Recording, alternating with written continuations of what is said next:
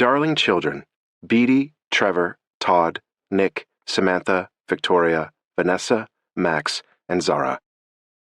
May you always have the strength and courage to stand for what you believe, and may life be gentle and kind, and open the way for you to shine. Wherever you are, whatever you do, you have my faith in you, and my love and support for who you are and who you want to be. I love you so much. Mom. D.S. Chapter 1. Alexandra Victoria Peterson Bouvier was born in Paris in 1900, the last year of the reign of Queen Victoria of Great Britain.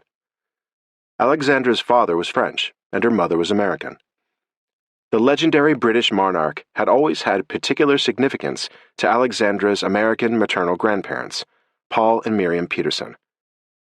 They were born 29 and 31 years after the famous queen, and had shared a great admiration for her strength, her values, and the role model she represented for young, independent women. Queen Victoria was 18 when she ascended the throne, and she ruled an empire for 63 years. Both Miriam and Paul felt that she was a shining example of womanhood at its best. She ruled wisely and well, had been a devoted wife, and had 9 children, who eventually sat on nearly every throne in Europe. She was both a modern woman and a traditionalist, and combined these traits effectively. Widowed at 42, bereft over the early death of her beloved consort, Prince Albert, she ruled alone thereafter. She was the longest reigning sovereign of her day. Paul and Miriam Peterson named their only child Victoria, after the British Queen. Victoria Peterson, Alexandra's American mother, was born in Illinois in 1875, when Queen Victoria was still on the throne, and had been for nearly 40 years.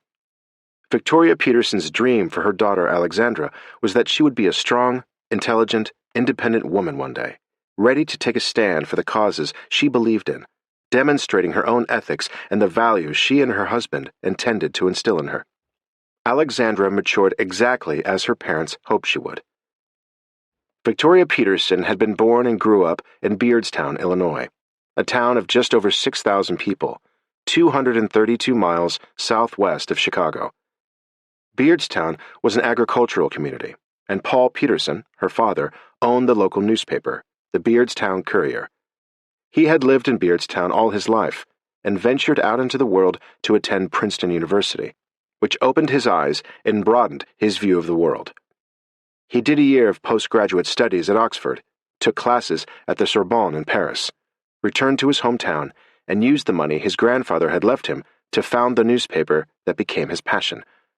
No matter how remote Beardstown was, or how distant from Chicago, he wanted to bring its citizens a deeper, more complex view of the world, and keep them fully informed of what was happening around the globe. The Beardstown Courier was his pride and joy. It covered local, national, and international politics, world events, anything of major interest happening in Chicago, important agricultural news and innovative developments, and whatever that widened the perspective of the locals, some of whom had never been as far as Chicago and rarely left their farms. Paul Peterson made it possible for them to be up to date on a variety of subjects, no matter how small and remote their town was.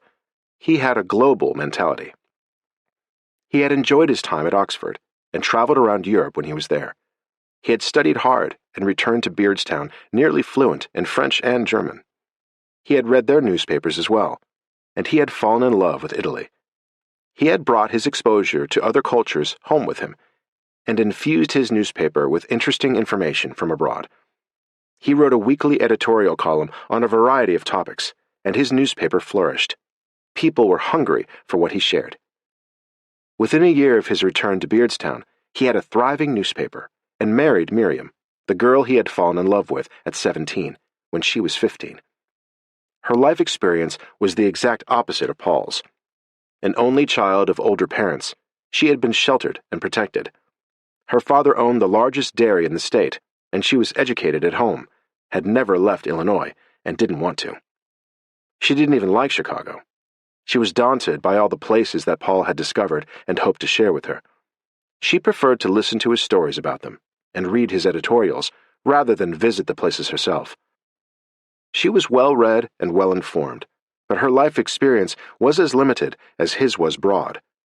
He never succeeded in making a world traveler of her, but he loved and accepted her as she was. Paul's own family had a thirst for knowledge and education. His mother ran the local school. His father was an attorney, and both had shared their curiosity about foreign cultures with him. They focused all their attention and hopes on Paul, their only child. Paul strongly believed that higher education was as important for women as it was for men. He wanted his daughter Victoria to go to a good university. Miriam didn't like the idea of her leaving home, but Paul convinced her that Victoria deserved to go to at least as far as Chicago, and Miriam reluctantly agreed, to please him. Victoria attended the University of Chicago and was in the first class of women to be accepted in 1892. She was more like her father than her mother, and thrived on the experience of attending university in Chicago. She loved science the way her father loved journalism, and seriously considered becoming a doctor. She wasn't sure she wanted to invest as many years in medical school as she would have had to, and she let her mother convince her to become a nurse instead. She got her degree in 1896 and followed in her father's footsteps, doing graduate work in Europe. She attended Oxford, as her father had. Women weren't allowed to receive degrees or have full status as students at Oxford then, but they had been allowed to take classes there for the past 20 years. Victoria thrived during the year she spent in England, and she followed it the next year by becoming one of the first women to attend the Sorbonne in 1897. She spent the year studying there and learning to speak fluent French. Her parents loved reading her letters and her reports of traveling in France with some other fellow female students. Her eyes had been opened to greater academic and cultural thrills than Beardstown could offer her, and she begged them to let her stay in France for another year. Her father was more than willing to allow it, but her mother balked. She missed her only daughter and wanted her to come home. She was afraid that she might meet someone and fall in love and never want to return to Beardstown.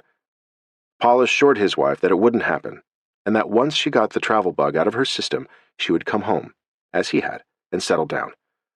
But in Victoria's case, he was wrong, and Miriam's fears proved accurate.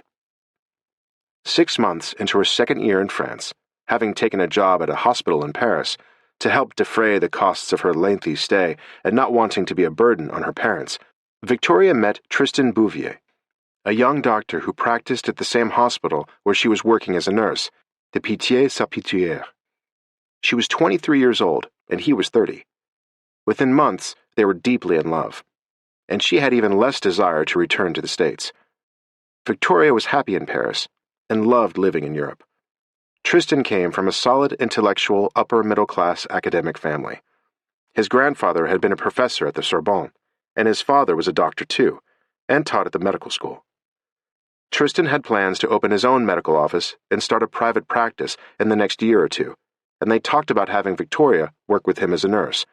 They had dreams and made plans, none of which included going back to Beardstown to work at the small rural hospital there. Victoria had seen too much of the world by then, and her mother had been right.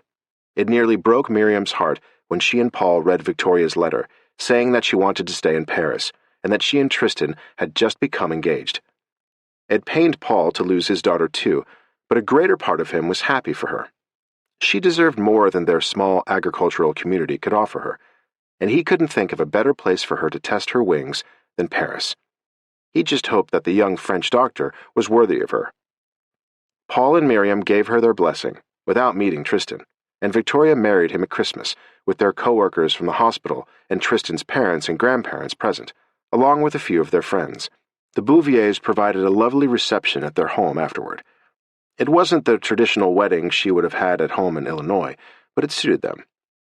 Victoria was sad that her parents didn't come for the wedding, but Miriam was in frail health.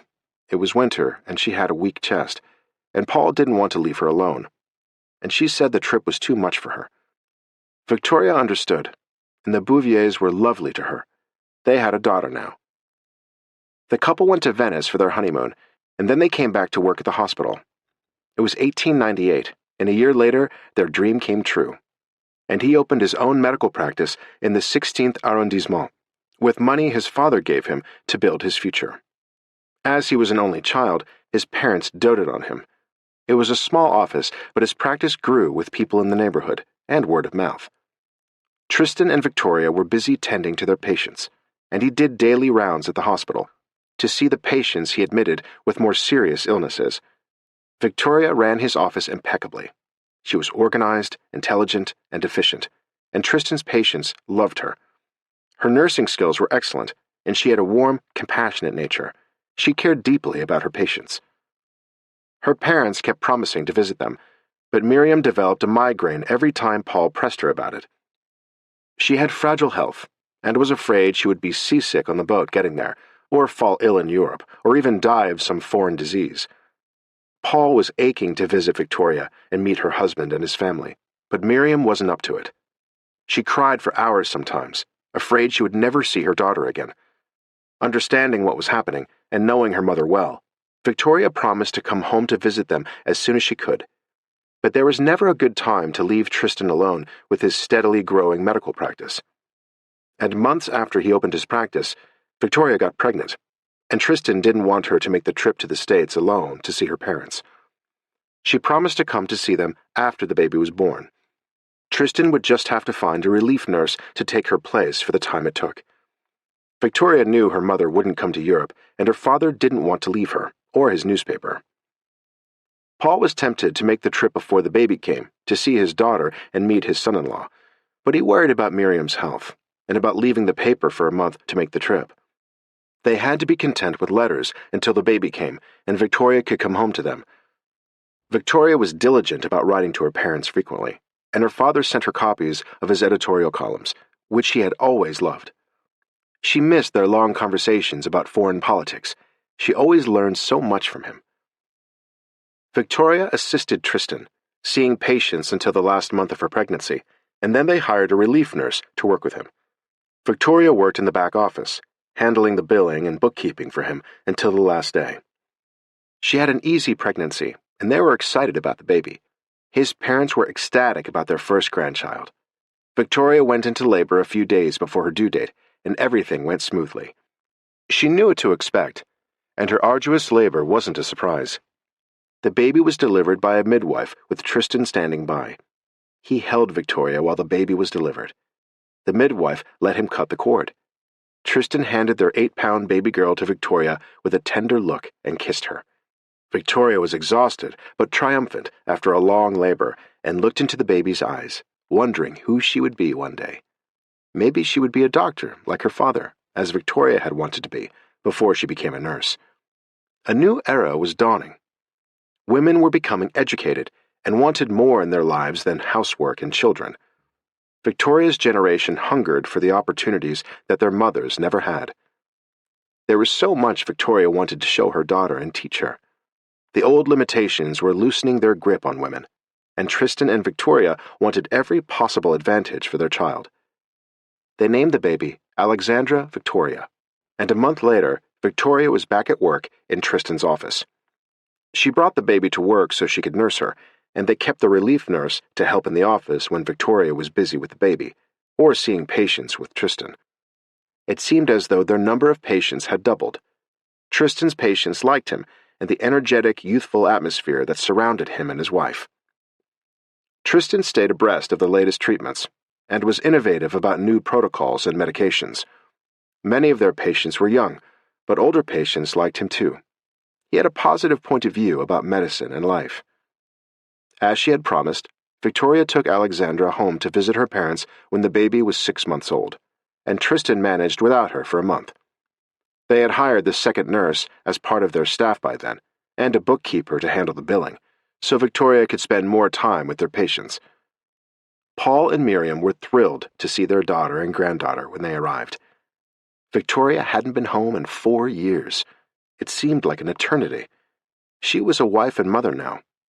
The crossing took a week, and Victoria spent 2 weeks with her parents. Her mother held the baby, and Victoria spent time at the newspaper with her father. It had grown impressively since Victoria left home.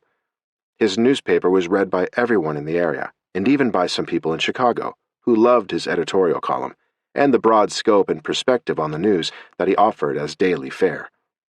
People who read the Beardstown Courier were well informed about world news, and the paper had won several awards for its presentation of international politics and events.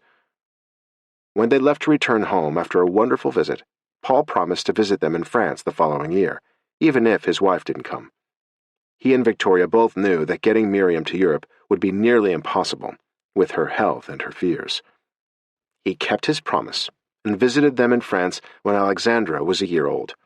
She was a chubby toddler then, with a mass of blonde curls and big blue eyes, and Tristan and his father-in-law hit it off immediately. The trip brought back warm memories for Paul of his own time at the Sorbonne and the year he had spent in England before going home to marry Miriam and start his newspaper. Being in Paris with his daughter and son-in-law made him feel young again. They all had lunch together at Victoria and Tristan's home every day, before the couple went back to work seeing patients, and Paul took long walks around Paris and visited all his old haunts. He even looked up two of the men he had gone to school with at the Sorbonne. One was a banker, and the other was working at his family firm, which made exquisite furniture. Paul bought a beautiful inlaid dressing table for Miriam and had it shipped home. He enjoyed meeting Tristan's parents and had lively conversations with them. Tristan and Victoria were sorry to see Paul go when he left. It had been a wonderful trip. It had been complicated for him leaving the newspaper, but he had left it in competent hands. There had been no problems while he was gone. When they had urgent questions, they exchanged telegrams. But when he got home, he found Miriam unwell. She had been in bed, feeling weak and dizzy for most of the time he was gone. She hadn't told him in the letters she'd written to him while he was away. The doctor said it was her heart. She'd always had fragile health. Paul was worried about her and wanted to take her to see a doctor in Chicago, but she felt too weak to make the trip. A week after he got home, Miriam had a massive heart attack and died. She was 51 years old, and Paul was widowed at 53. He had fallen in love with her at 17, and she was the only woman he had ever loved. Victoria was devastated when she got the telegram from her father about her mother's death, and there was no way she could get home for the funeral. It broke her heart that her mother would never see her granddaughter grow up, and had only seen her once as an infant. Victoria hadn't seen her mother since her trip to Beardstown the year before. Her mother's health had deteriorated in that time. But even then, it had struck Victoria how much older her mother seemed than her mother-in-law, who was 10 years older than Miriam. She was doubly glad she had gone home and seen her mother one last time, and she was sorry not to be able to be there to comfort her father when she died. Paul sounded strong in his letters, but Victoria knew how deeply he had loved Miriam and understood the immensity of the loss for him. She promised herself she would go home again in the coming months, but they were always busy. Tristan's medical practice continued to grow. She and his other nurse were constantly running. Their housekeeper took care of Alexandra every day while her parents were at work, and they put her in school at 3. Victoria taught Alexandra to read at 4, and her father came to visit them again that year. It was 1904. He had been busy at the paper, and so had Victoria, helping Tristan. Paul stayed for a month and loved every minute of it. Victoria took Alexandra to Illinois for a visit again when she was 6. Tristan couldn't get away. She took Alex to some of the farms, so she could see the colts and calves and lambs, and the child loved visiting the newspaper with her grandfather. Victoria was stunned by how big the paper had grown. The number of employees had tripled. Paul's mane of hair and beard were snow white by then. He was 58 years old, vital and energetic, as fascinated by the world as ever, and filled his life with his newspaper and missed his wife fiercely. Time flew too quickly, and it was years between their visits, but they were both busy, she with Tristan's practice and he with the paper. On the boat on the way back to France, Alexandra said she wanted to live in Illinois one day. She loved the miles of green fields, the animals, and the farms. "I could work for Grandpa at the newspaper. I want to be a writer when I grow up," she said with a determined look, and her mother smiled at her. "And what will you write?" Victoria asked her. She and Tristan always encouraged her, although Victoria secretly hoped that Alexandra would be a doctor like her father. It was what Victoria would have done, if she could. But she enjoyed her nursing too, and comforting people. She was a nurturer by nature. "I'll write books," Alex said, smiling at her mother. Grown-up books, without pictures in them. At 6, she was bright and mature for her age, and her parents spoke to her like an adult. "That sounds very interesting," Victoria said. "And what will the books be about?" "I don't know yet," Alex said. "Grandpa says that I can do anything I want to when I grow up, if I work hard at it. I can be anything I want." "He used to say that to me too," Victoria said with a nostalgic look. It was even more true now than it had been when she was a child. More women were going to universities, even more so in the States than in France, but it was happening everywhere. Some women were embarking on careers that had only been open to men before. Doors were slowly opening that had been closed to women. And by the time Alex grew up, maybe her grandfather was right, and Alex would be able to do anything she wanted, be a lawyer or a doctor or work in a newspaper. "Will you get married and have babies?" Victoria asked her, curious about what she'd respond.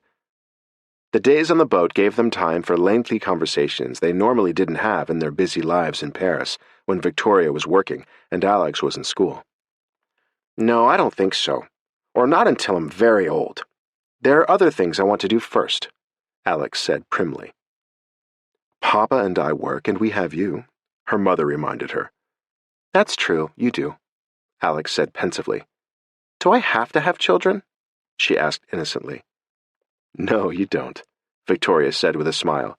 "You don't have to do anything you don't want to. And just like Grandpa said, you can be anything you want." She wanted to impress that on her early, to encourage her to follow her own path, as her father had done with her. "Maybe I'll work in the circus and dance on the horses and write books." Victoria smiled at her answer. Her father had taken Alex to the circus, and she had loved it. Despite her dream of becoming a writer, Alex was still a child. But they had encouraged all her dreams so far. She had wanted to be a firefighter the year before.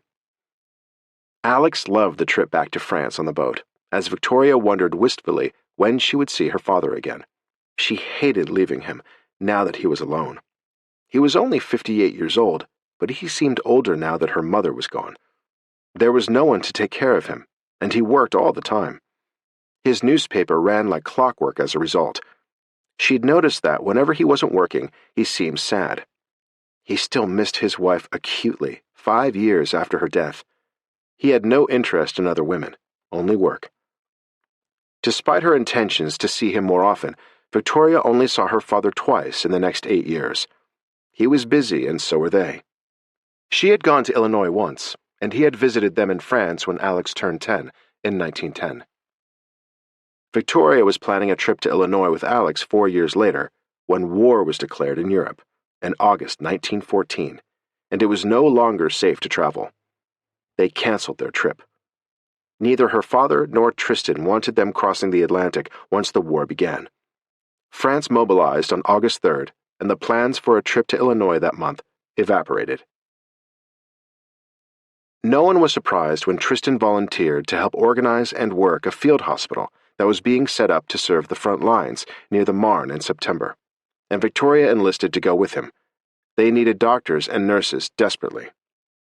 Alexandra was 14 then, and Victoria and Tristan had to make hasty arrangements for her before they left. Tristan's medical office closed in August, weeks after France entered the war, and both nurses enlisted in the Army Medical Corps. Their patients were sad to see them go, and the Bouviers acted quickly. The obvious place to leave Alex was with Tristan's widowed mother, Marie-Thérèse Bouvier, whom Alex called Mamie Thérèse. Tristan's father had died of cancer the year before, and his mother was happy to have Alex come and stay with her, for however long the war lasted, and her parents were at the front. Alex was worried about her parents, and her father assured her that the field hospitals would be set far enough back from the front lines to be safe. They would be caring for the wounded men brought to them. He and her mother wouldn't be on the front lines of the battles themselves, which reassured her. They said goodbye to Alex and Tristan's mother in early September, and left Paris on a glorious, sunny, warm day. Alex and her grandmother played cards after her parents left, to distract her, and they cooked dinner together that night. Mamie Thérèse was a great cook. She was 74 years old, impeccably turned out, and looked younger than her age. She was full of energy and loved having her granddaughter with her. Alex was a beautiful 14-year-old girl by then. She was passionate about writing and kept a journal. She still said she wanted to be a writer. She loved writing short stories, but she had a multitude of other interests, which her parents had encouraged, such as music and art. She knew a considerable amount about medicine from being around her parents, who talked about it all the time. But she had no desire to be a doctor or a nurse, even though she did well at science in school. She was a serious student and got good grades. There was never any doubt that she would attend university one day. The only question was where. She thought she would enroll at the Sorbonne, but she was interested in England too, since her mother and grandfather had studied there. And with an American mother, her options were broader, and she spoke fluent English and French. Her parents had opened every door to her they could, and encouraged her to think widely of her choices and not to limit herself. She got along with her parents, and for now, she liked the idea of studying in Paris, close to home. But she wasn't entirely sure, and was open to all the possibilities. All she wanted was for her parents to come home safely from the war. When Mamie Thérèse and Alex were cooking dinner on the day Victoria and Tristan left, they were still on the road to where the field hospital was being set up, near the Battle of the Marne and Saint-Gond.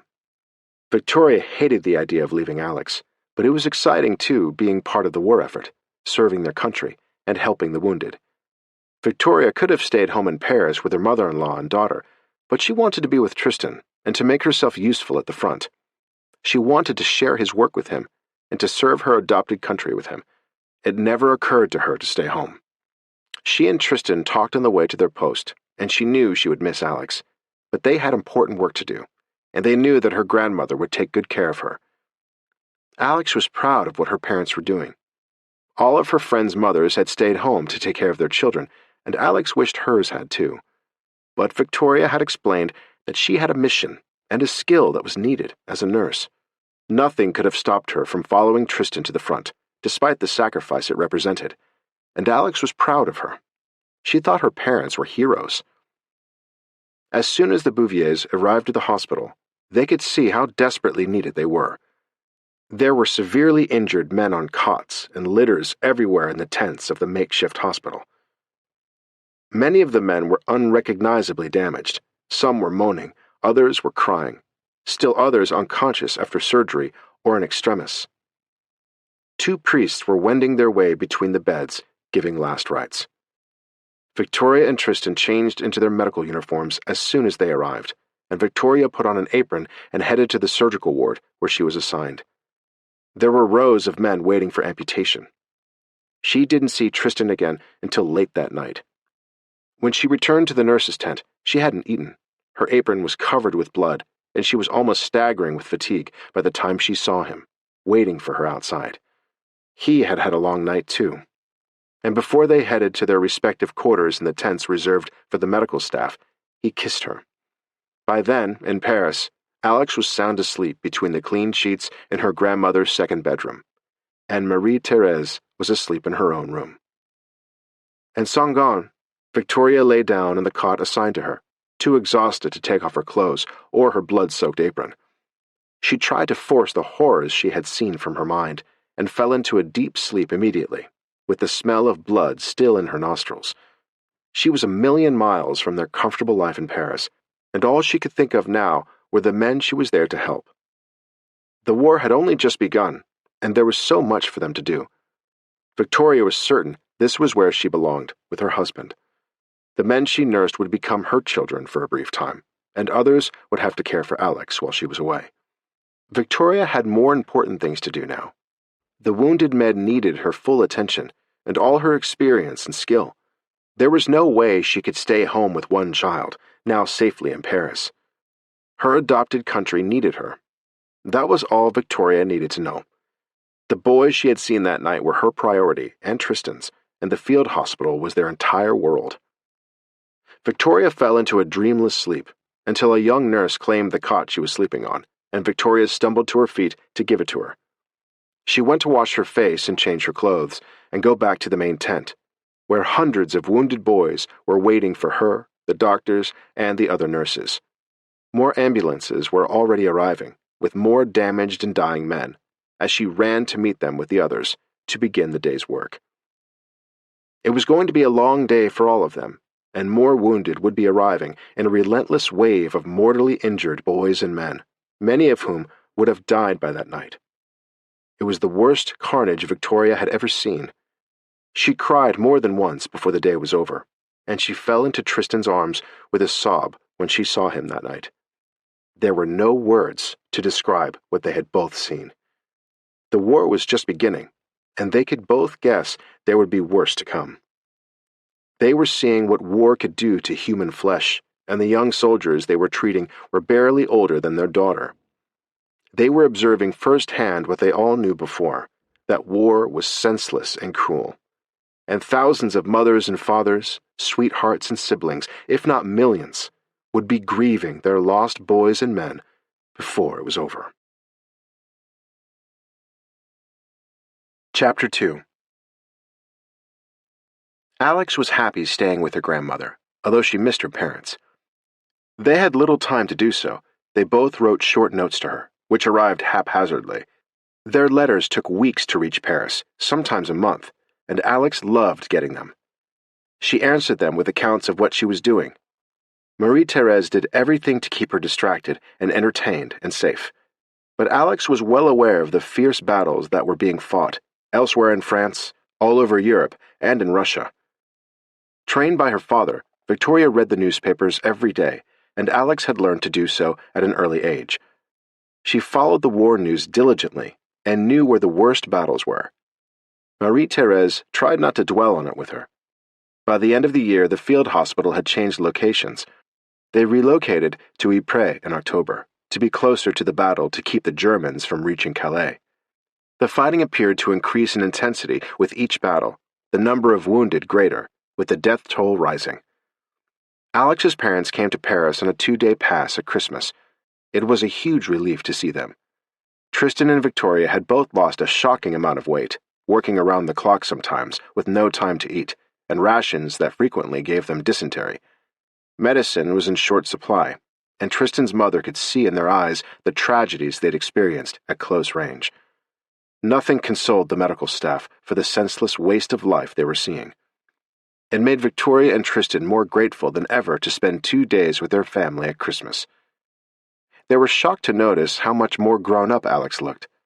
She had lost weight too, and her face was serious when she wasn't hugging and kissing them. She missed being able to confide in her mother. They had always been so close. Mamie Thérèse knew she couldn't replace Victoria and didn't try, but she was a staunch support for her granddaughter and a protector. She had no problems with Alexandra. She was well-behaved and respectful and followed the rules. She had shown no great interest in boys so far and spent all her spare time writing in her journal or deep in a book. She enjoyed reading in both French and English. Victoria had taught her to speak English, and Alex spoke it with hardly a trace of a French accent. She was comfortable in both languages and informed her grandmother of the war news she read in the newspapers. The news made Marie-Thérèse worry even more about her son. She was afraid that at some point the Germans would either bomb or overtake the field hospital while Tristan and Victoria were working, and take them prisoner. But she didn't share her worst fears with Alex, and maintained a cheerful outward appearance. On New Year's Day, they went to a restaurant for lunch, although rationing had impacted the quality of food all over France. The night before, Marie-Thérèse had opened a bottle of champagne and given Alex a glass. She was almost 15, old enough to have a glass of wine. Marie-Thérèse was conservative in most of her views, and a traditionalist. She didn't have Victoria and Tristan's advanced modern views about women, and she shared with Alex another view of the role of women in France in the past, to serve and obey their husbands with respect and tenderness. She had been deeply in love with her husband, married to him for more than 40 years, and still missed him. She had taken care of him herself once he got sick, and held him in her arms when he took his last breath. Marie-Thérèse admired some of her son's ideas, though not all of them, and she agreed that Alex should attend university when she finished her education with the nuns at a private girls' school in Paris. Alex was too bright not to go further.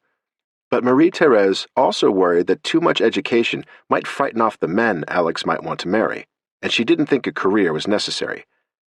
She accepted her daughter-in-law as the exception, admired her courage and independent spirit, and forgave her an excess of liberal ideas because she was American. The American women she had read about always seemed particularly bold to her. Victoria never seemed offensive, but Marie-Thérèse tried to add some balance to Alex's upbringing while she was with her. Her parents had allowed her to express her most independent views as freely as she wanted, and she occasionally shocked the nuns and the lay teachers at school. Alex's American grandfather had written to her all about the demonstrations and parades on the National Woman's Party in New York, whose goal was to obtain the vote for women. He thought it a worthy cause, even when the demonstrations occasionally turned violent. Alexandra and her mother agreed with him about the vote for women, and Alex voiced her opinions freely at school and was sent home for the rest of the day by one of her teachers who found her point of view inappropriate and revolutionary for a well-brought-up young girl. Alex thought women should be college-educated, allowed to vote, and hold any job a man could, for equal pay. She was far ahead of the few freedoms enjoyed by women in France, who lived in the Dark Ages, according to Alex. She assured her grandmother that no man would ever tell her what to do, which was why she had no desire to marry. She had no intention of becoming anyone's slave. "That's a little extreme, don't you think, my dear?" her grandmother said gently, in the very polite, genteel way she had of speaking. She had strong ideas and opinions herself, even about politics, but she was never aggressive in the way she expressed them. Alex occasionally spoke too strongly when she was passionate about a subject. "No, Mamie Thérèse, I don't think my ideas are extreme. It's unacceptable to turn your wife into a puppet and not let her have her own opinion. I wasn't a slave or a puppet to your grandfather. I took care of him because I loved him, and he loved me too." "Didn't you ever want to have a job, Mamie, or go to university?" Alex asked, curious about her grandmother. Now that they were living together, she was getting to know her at a deeper, more adult level. Alex loved her, but she didn't agree with everything she said, and she thought some of her ideas old-fashioned, which wasn't surprising at her age. Her grandmother considered the question for a moment before she answered. "I took some classes at the Sorbonne while your father went to medical school. It was very interesting, and I might have enjoyed a longer education. I took a class in Italian literature of the 18th century. It was fascinating, but I never had a burning desire for a job. I wasn't brought up that way. And what work would I have done? I've never wanted to be a nurse like your mother. All that blood and dirt now. She thrives on that.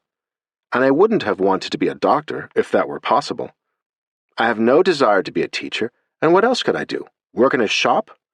I have no interest in that either. Women who work in shops always seem so envious and greedy. I was quite content to stay at home, take care of your father, run a beautiful home, and help your grandfather relax after a hard day at the hospital. And I believe he was quite satisfied with that too. He didn't expect more than that from me, and we loved and respected each other. He would have been amazed if I'd wanted a job. I didn't need to work. He took good care of me." It was an interesting view of marriage for Alexandra, and very different from the relationship her parents shared. They were more equals than Tristan's parents had been. Marie-Thérèse wasn't seeking equality with her husband when she was married, and he protected her. She was quite content to be the tranquil haven he came home to at night after a hard day. That was her role, as she saw it, with occasional special moments. She had no desire or need for glory or acclaim, and she preferred to stand behind her man in her gentle, bourgeois way. Marie-Thérèse wondered at times if she was having any impact on Alex, and if she would remember her grandmother's ways in the future, and discover that her grandmother was wiser than Alex knew at 14. She was almost sure that Alex's mother wouldn't approve of what she was saying, but she thought Alex should know both sides of the story, the doctrine of the ardent feminists of the day on the one hand, which was familiar to Alex because of her mother, and the less familiar, subtler role of a traditional woman in France. Alex knew many of them among her friends' mothers, aunts, and grandmothers, but she couldn't ask them the questions she could ask Mamie Thérèse. Alex still couldn't see why she would want to hide in the shadows and let her husband tell her what to think and do. Alex was much braver than that, and never wanted to be subservient to a man. If that were the case, she was sure she would prefer to be alone. She remembered her paternal grandfather, and he had always spoken to his wife as though he was smarter and knew better. He didn't want to hear what she had to say, and Alex didn't like it. It seemed demeaning to her. Her grandmother didn't seem to mind it, but Alex didn't want a marriage or a relationship like that. She preferred her parents' more modern model. "I don't want to marry," Alex informed her grandmother. "It seems too complicated to me." "Your parents are happy and it's not complicated," Mamie Therese reminded her, intrigued by her granddaughter's point of view, unusual for someone so young. "They're different," Alex said, and Mamie Therese didn't disagree with her. Her son and daughter-in-law were special. She had felt it from the first. They got along famously and viewed each other as equals, which was unheard of between a man and a woman. Alexandra and Mamie Therese had many discussions like it, and Alex's grandfather in Illinois wrote to her from time to time. He was very intelligent and more modern in his views than her grandmother, although they were of the same generation. Alex had only seen him a handful of times in her life. She had told him about the journal she wrote in faithfully, and he said he thought it was an excellent idea. And whatever their divergence of views and cultures, both her grandparents and parents were proud of her. She was allowed to speak her mind, and she wasn't afraid to express her views, and had clear justifications for them that were coherent and lucid, even if Mamie Therese didn't understand them all or concur. A wide range of opinions was acceptable in Alexandra's family, which was different from the girls she knew. In April, at the front, the damage to the men Victoria and Tristan were seeing was worse than ever. The injuries were atrocious at the Second Battle of Ypres, where the Germans were using poison gas for the first time, with horrifying results for its victims. Many of them would never recover from the damage it inflicted. They were blinded and suffered agonizing internal injuries and horrendous deaths. In some cases, it seemed almost worse to Victoria when they survived, and death was a blessing. The doctors and nurses tried to save as many as they could, but the death toll was shocking. The condition of the men they treated demoralized the medical personnel as they made careful notes of what they were seeing in the men. And along with appalling injuries, the psychological consequences were intense. Alex was 15 by then, and noticed that her mother's letters were shorter and less frequent. She hadn't seen her in several months, since Christmas. The entire world was shocked by the news of the sinking of the Lusitania in May, torpedoed by a German U-boat. 1,959 passengers and crew were on board, and 1,198 lives were lost: British, French, American, and 15 other nationalities. It was a civilian ship, and the Germans claimed that it was carrying military supplies, which the Americans denied. They had managed to stay neutral so far. The photographs of dead children lying on the dock, retrieved from the waters of the Atlantic, were heartbreaking. Alex was deeply affected by them. 3 weeks later, in June, her world caved in when she and Marie Therese received the news of her mother's death from tuberculosis. Nothing had prepared her for it. She didn't even know her mother had been sick. Her parents hadn't warned her. Tristan came home with her body in a simple pine casket. She had been ill for several months, and the doctors had been unable to save her. And she refused to leave the front. She wanted to be near her husband. Tristan was devastated, as was their daughter. When he was able to, once on leave, he had sent his father-in-law a telegram, who was equally crushed by the news. Victoria was 40 years old, and her body was ravaged by the time she died. She was barely more than flesh and bones. Victoria had never mentioned being ill in her letters, and had tried to sound cheerful for Alex's sake. They buried her at Père Lachaise Cemetery in Paris, at a simple service Marie Therese arranged, and Tristan left for the front again 3 days later. He barely had time to comfort Alex, who was inconsolable. Her mother had been her hero, and the role model she tried to live up to. She worried even more about her father now. He looked tired and worn when he went back. It was a summer of deep grief for Alex, as she mourned her mother, and there was little her grandmother could do to cheer her up. The war news got steadily worse for the next several months. The Germans sank the SS Arabic in August, with Americans on board. It was a grim Christmas for Alex, without her mother. Her father didn't come home on leave that year. After Christmas, the Battle of Verdun began in February, and the field hospital where he worked had relocated again. It was a bitter, cold winter, and the men were suffering in the trenches. His world had become very dark when he lost his wife 8 months before, and he hadn't recovered. His letters to Alex were short and infrequent. He had no good news to share with her. He felt dead himself. Alex had her first flirtation that winter with a boy who was the brother of a girl she knew at school. It was innocent and chaste, and raised her spirits. It was the first thing that had made her happy since her mother's death. She had only seen her father a few times since. He didn't come home on leave anymore and worked all the time. Marie-Thérèse was worried about him too. His eyes looked vacant when she saw him, from too much anguish he was seeing at the front, with the continuing use of nerve gas and its devastating effects. The men who were surviving would be impaired forever physically and emotionally. It was the most vicious fighting the world had seen thus far in wartime, with cruelty beyond belief in an allegedly civilized world. Disease was rampant among those who weren't wounded: dysentery, typhus, tuberculosis. Men were dying from a multitude of causes the doctors had no resources to cure. Their medicinal supplies were limited to aspirin, quinine, arsenic, strychnine, and iodine, and were inadequate to combat the diseases they were up against. They had lost several nurses, and some of the doctors too. Julien Marceau, the boy that Alex liked, took her for walks in the Bois de Boulogne and the Jardin du Luxembourg. He was 17 and Alex 16, and he was the first boy who had ever kissed her. He was serious and shy and kind to her. His sister, Vivienne, Alex's classmate, joined them sometimes, and they went out for ice cream. He visited Alex at her grandmother's apartment and brought her small bouquets of flowers. He was polite and from a nice family and seemed harmless to her grandmother. He was a sweet boy. He turned 18 in August and was drafted a month later and sent to the Battle of the Somme after a brief training period. Before he left for the front in October, he told her he loved her.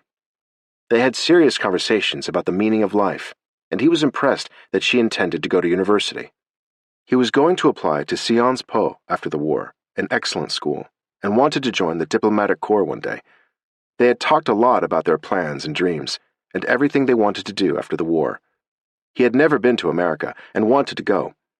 She had told him about her grandfather in Illinois.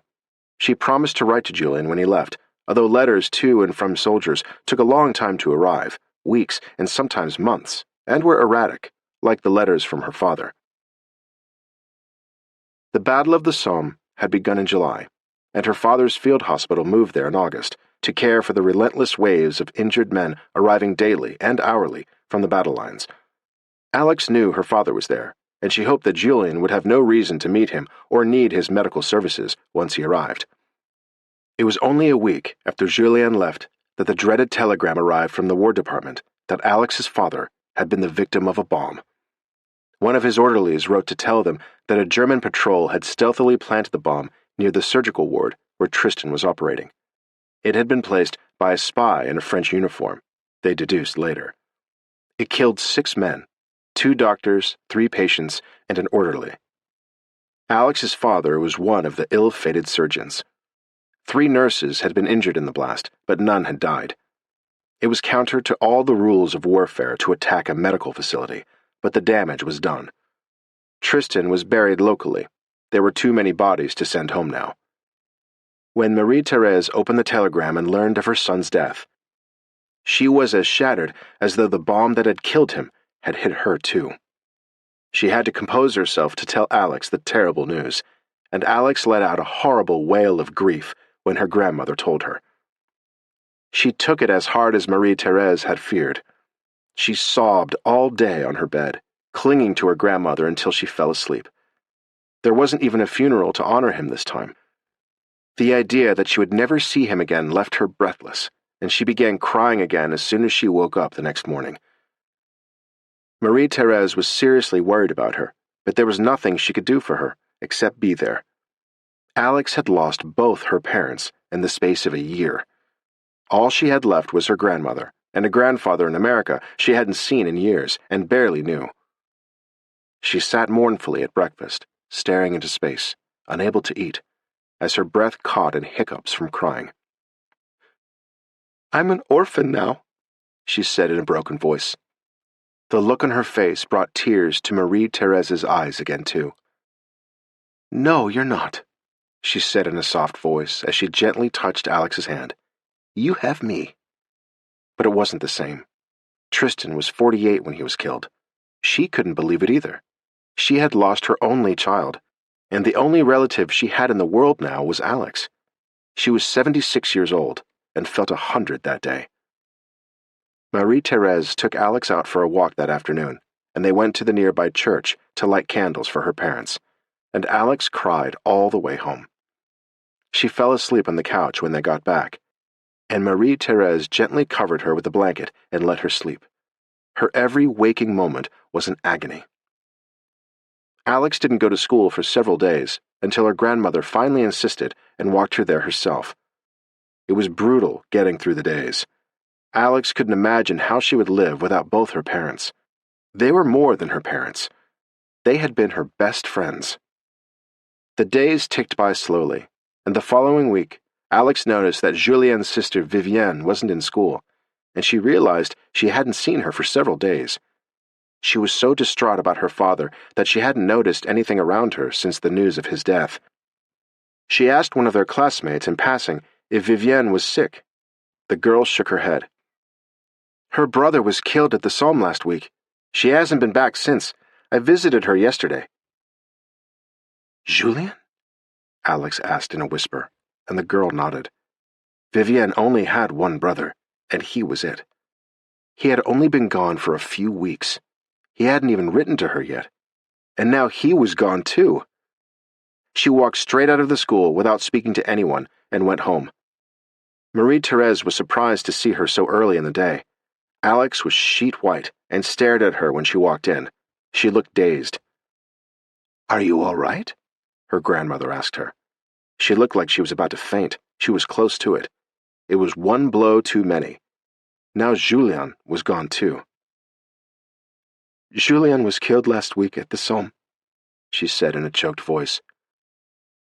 Marie-Thérèse shook her head, speechless for a minute, and began to cry as she took Alex in her arms and held her, as they both sobbed for Alex's first beau. It was a cruel way for the budding romance to end, and he was such a sweet boy, barely more than a child. They sat down on the couch together, holding hands, and were silent for a long time, as Marie-Thérèse dabbed at her eyes with a handkerchief, and Alex stared straight ahead, as though seeing ghosts. She was still deathly pale. Alex felt as though she was moving underwater for the weeks after her father's death.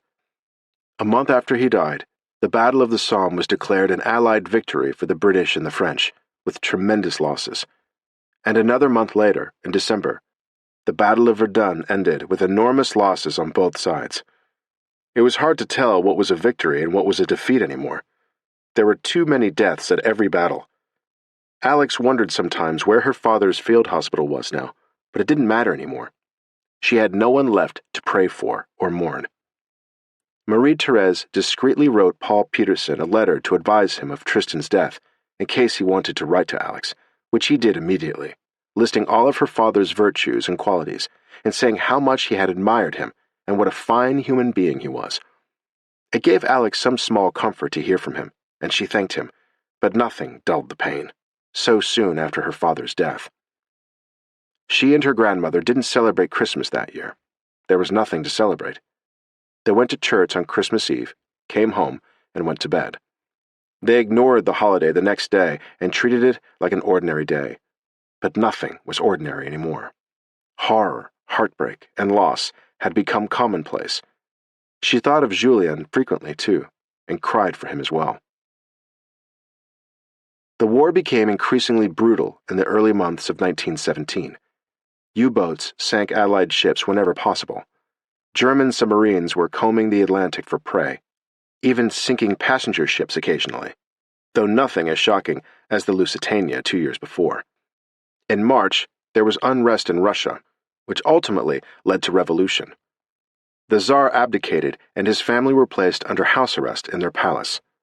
China severed relations with Germany in March, and in April, the United States declared war on Germany, followed by Cuba and Panama. All the European countries had entered the war 3 years before, But finally, despite President Wilson's attempts to remain neutral, at last, America was in the war too. American troops were drafted, trained, and readied to be sent to the front in Europe.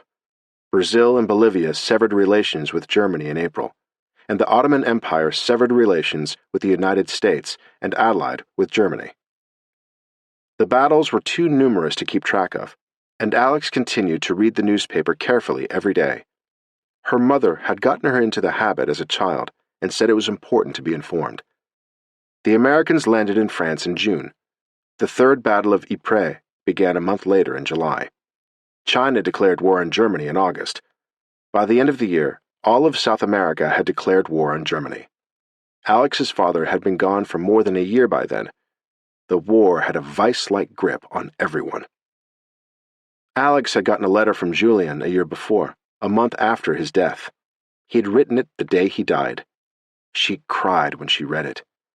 He told her he loved her and couldn't wait to see her again, and hoped that they one day could visit the United States together. The world as they knew it had continued to fall apart after that. Somewhere in the vicinity of 17 million men and women had died by the end of 1917. Among them, 3 people Alex loved, and 20 million had been wounded. She couldn't imagine ever being happy again. The whole world and her world had become a very sad place, with no end of the war in sight. Alex could not imagine the world ever being normal again. And her dreams had died with her parents and Julien.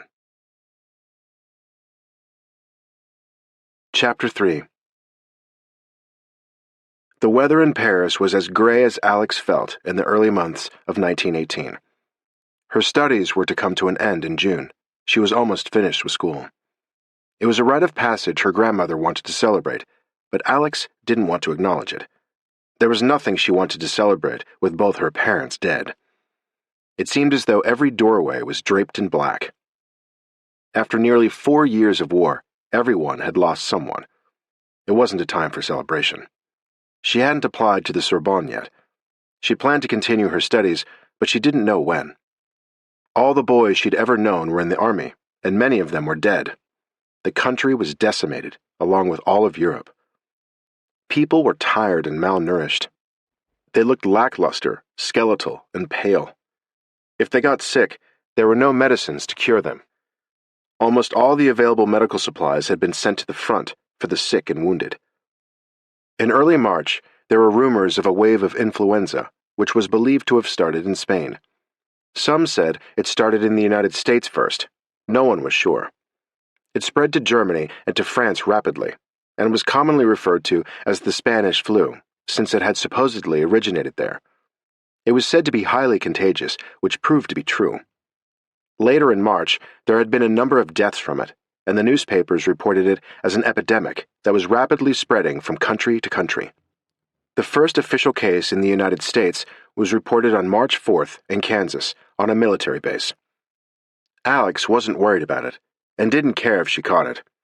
Her life had been so grim since her father's death that dying of the flu would have seemed like a blessing. She awoke from her stupor and depression in mid-March when she heard her grandmother coughing late one night and went to check on her. Her eyes were bright and her cheeks flushed, and when Alex touched her, her skin was blazing with fever. "Are you all right, Mummy?" she asked her, worried. "Do you want me to call a doctor?" Alex felt a ripple of fear run up her spine. Marie-Thérèse didn't look her age, but she was 78 years old. "There are no doctors," she said in a raspy voice between fits of coughing.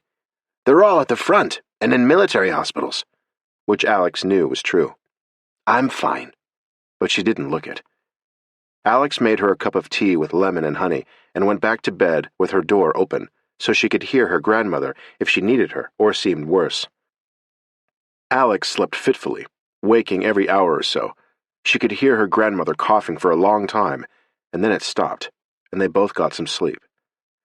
When she checked on her early in the morning, Marie-Thérèse seemed sicker. She went to the bathroom, holding on to the furniture as she went, and she said she was dizzy and had a headache.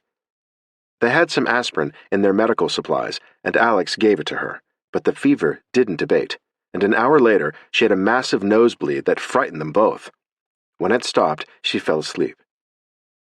Alex was in and out of her room all day, but there was no noticeable improvement by nightfall or the next day. Alex had read warnings in the press that the Spanish flu was particularly dangerous for young people and the elderly. She didn't think of her grandmother as elderly, since she was so energetic and youthful for her age, but she hadn't looked well recently. Neither of them had, ever since Tristan's death. It had hit them both hard and demoralized them, but Alex had youth on her side. She didn't try to protect herself from her grandmother's flu. There was nothing she could do. The newspaper had said to wear a face covering in public, but hadn't suggested wearing one at home. And living together in close quarters, if she was going to catch it, she would. She had already been exposed. By the third day, Marie-Thérèse couldn't get to the bathroom without Alex's help, and her cough was worse. Her fever remained the same. Not knowing what else to do, Alex went to find a doctor whose office she had seen in the next street. She knocked on the door, and a nurse let her in. She said the doctor was away and would be back in a week. Alex offered to take Marie-Thérèse to the hospital, but she said she didn't feel well enough to go. "Should I get an ambulance, Mummy?" Alex asked her, feeling like a child again. She was scared. If her parents had been there, they would have known what to do, but Alex had no idea how to help her. None of the usual remedies were working to bring the fever down. "Don't be silly. I don't need an ambulance. I'm not dying." Alex hoped it was true, but she looked awful, and she had 2 nosebleeds that day. On the 4th day, Marie-Thérèse seemed confused and mistook Alex for her mother and asked her when Tristan was coming home from the office. Alex ran to the pharmacy then and explained to the pharmacist what was happening. He confirmed that it sounded like the Spanish flu. He told her to be careful, wash her hands frequently, and not to touch her grandmother or kiss her, but she already had. She wasn't worried about herself, only Marie-Thérèse. The pharmacist confirmed that there was nothing she could do. She bought another bottle of aspirin, but it had had no effect so far, and it was the only medicine they had. On the 5th day, Marie-Thérèse slept between coughing fits, and there was a rattle in her chest that Alex could hear plainly. She went back to the pharmacy, and he said it was almost certainly pneumonia. Marie-Thérèse hadn't eaten all day, and wouldn't drink the broth Alex warmed for her. She finally sipped a cup of tea, but she was rambling and vague, asked for Tristan again, and called Alex Victoria. She was clearly getting worse. Alex wanted to take her to the hospital, but Marie-Thérèse wouldn't go. She felt too ill to go anywhere. Alex sat up with her that night and never slept. She watched her grandmother diligently, and she could almost see her fading away. After a particularly bad coughing fit, the rattle in her chest was markedly worse. Her breathing became labored then, and she slipped into unconsciousness as Alex watched in terror, sat next to her on the bed, and gently stroked her brow and her face, with tears running down her own cheeks. "Mommy, don't leave me. Please. You're all I have. I love you." She gently kissed her cheek as Marie-Thérèse gave a soft sigh and exhaled her last breath. Alex sat staring at her, sobbing uncontrollably. She felt for a pulse, and there was none. Her grandmother was dead. Alex sat in the room with her for an hour and knew what she had to do. She felt dazed and numb as she put on a black dress and a black coat and walked to the embalmers that were a dozen blocks away. She told them what had happened and filled out some papers. They had a doctor who worked with them, and they said he would come to fill out the death certificate when they took her away. The idea of her grandmother being taken away to be buried was terrifying. Alex had never felt so alone in her life. She sat in the living room and waited for the embalmers to arrive. They came in an hour, and she went to kiss her grandmother for the last time, and then they covered her and took her out on a litter carried by 2 men. The doctor signed the death certificate and gave Alex a copy. She was going to bury her grandmother at Père Lachaise with her mother. The mortician had told her that the new rule in the growing flu epidemic was that funeral services could last no longer than 15 minutes and could be attended by no more than 4 people. Her grandmother was well liked and had many friends, but there was no time to notify anyone. And she never thought to put a notice in the newspaper. It was all happening so quickly. Marie-Thérèse was to be buried the next day. It was like a nightmare from which Alex couldn't wake. Alex sat up all that night in the empty apartment thinking about her grandmother. She had no idea what to do now. She didn't go to school. She didn't tell anyone what had happened, except the parish priest, who agreed to perform the brief service at the cemetery the next day. He would barely have time to say the prayer for the dead, and then they would have to leave.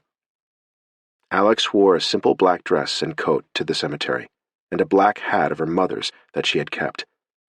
The priest was there when she got to Père Lachaise. It was all over so quickly, there was no time for emotion.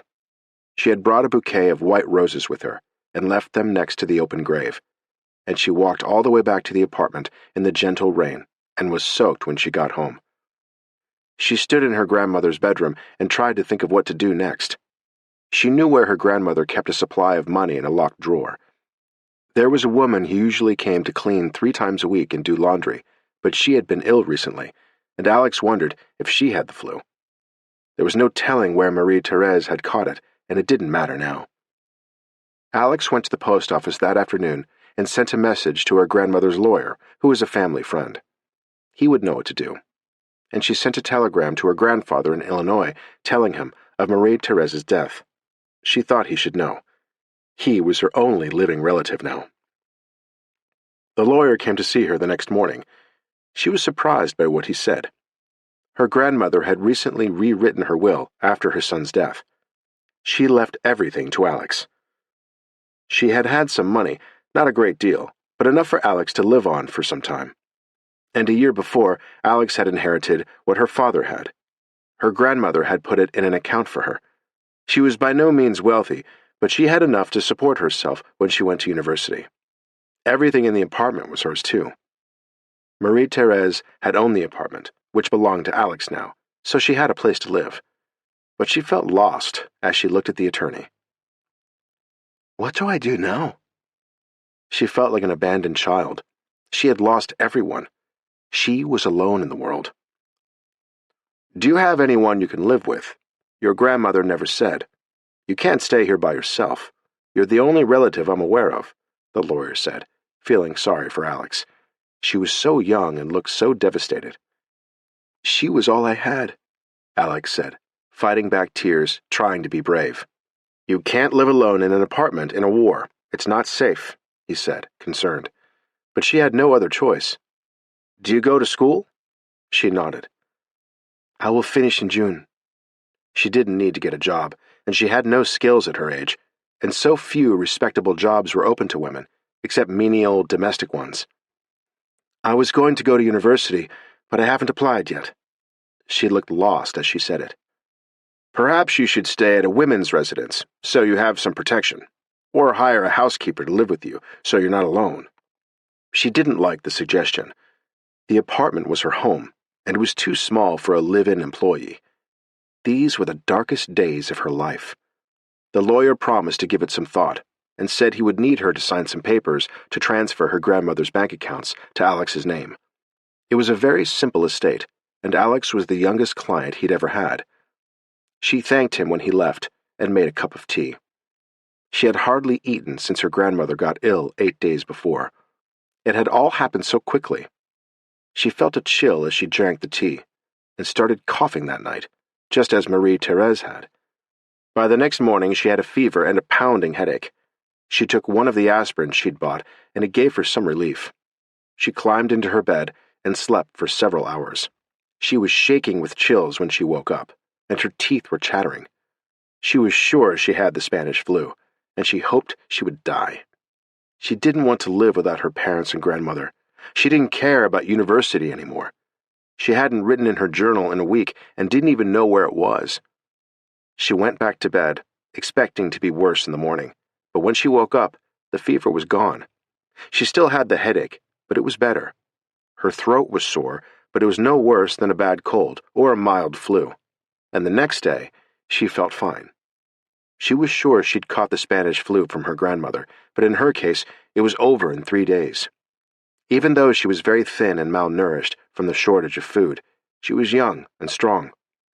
She sent a message to her school then, explaining that her grandmother had died, and she had been ill herself and would be back in classes the following week. A long telegram from her grandfather arrived that afternoon. He was very decisive, took charge of the situation, and told her what to do. He told her that she couldn't stay in Paris alone, that it wasn't safe for a young girl her age to be living on her own in a war-torn country. He advised her to put the apartment up for sale, or rent it if she could, and to get an estate agent to help her. Her attorney would know one. He said to bring all the things that had sentimental value to her and to come as soon as she could to Illinois. There was more than enough room in his house for her. He said they would discuss her academic plans when she arrived. She was to get a certificate from her school, explaining what academic level she had achieved in France, and a summary of her grades for the past year. She was to take a ship to New York, and from there a train to Chicago, where he would meet her. He emphasized what he said by telling her mother would want her to stay with him, and not remain in France alone, and he was sure her father would too. Her grandfather expressed his sympathy for the loss of her grandmother, who was a charming woman he had enjoyed meeting on his visits to Paris. He told her to be careful not to catch the dreaded flu and to observe all recommended cautionary measures. He assured her that he was eager for her to arrive and to advise him of what ship she would be taking, so he could tell her what train she should take and make the reservation. He asked if she needed him to wire her some money in order to pay for her passage and live on in the meantime. He assured her that she would be safe once she got to Illinois, and he would take care of her. He touched on all the necessary arrangements in the same practical, straightforward way her mother had done when she was alive. He reminded her of her mother, which made her smile. But Alex was capable too. She looked around the apartment after she read the telegram, wondering what she should take with her. She was going to follow his advice. There were so many of her grandmother's possessions that she loved. She and Marie-Thérèse had emptied her parents' apartment when her father died, but neither Victoria nor Tristan had been collectors of sentimental objects and had put all their attention and funds on their medical practice. There were 3 small paintings of her grandmother's that she loved, and a silver tea service that Marie-Thérèse used daily and which had belonged to her own grandmother. There were a number of things Alex wanted to keep, including her grandmother's jewelry. Marie-Thérèse didn't have many pieces, but what she had was elegant and fine. And Alex had her mother's string of pearls and her wedding band, which was all the jewelry Victoria had. Her mind was racing as she thought of everything she had to do. She sent a message to the attorney about an estate agent and went to her school the next day to ask for the certificate her grandfather had requested and a list of her grades for the year so far. She told the headmistress what she was doing, and the woman assured Alex that they would give her the necessary files for her next school. She only had a few months to finish in an advanced curriculum, and she was at the top of her class. She said goodbye to her friends, and they cried when they hugged. She didn't have many close friends. America seemed like it was a part of another universe, and she wondered if she would ever see them again. It seemed unlikely if she stayed in Illinois. She remembered how much Julien wanted to go there one day, and now she was. She and his sister both cried when she left. It took a week to pack everything she wanted in a dozen big boxes and 2 trunks.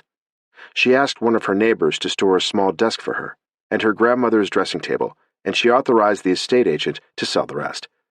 He said he would sell it at auction and wire her the money when it sold.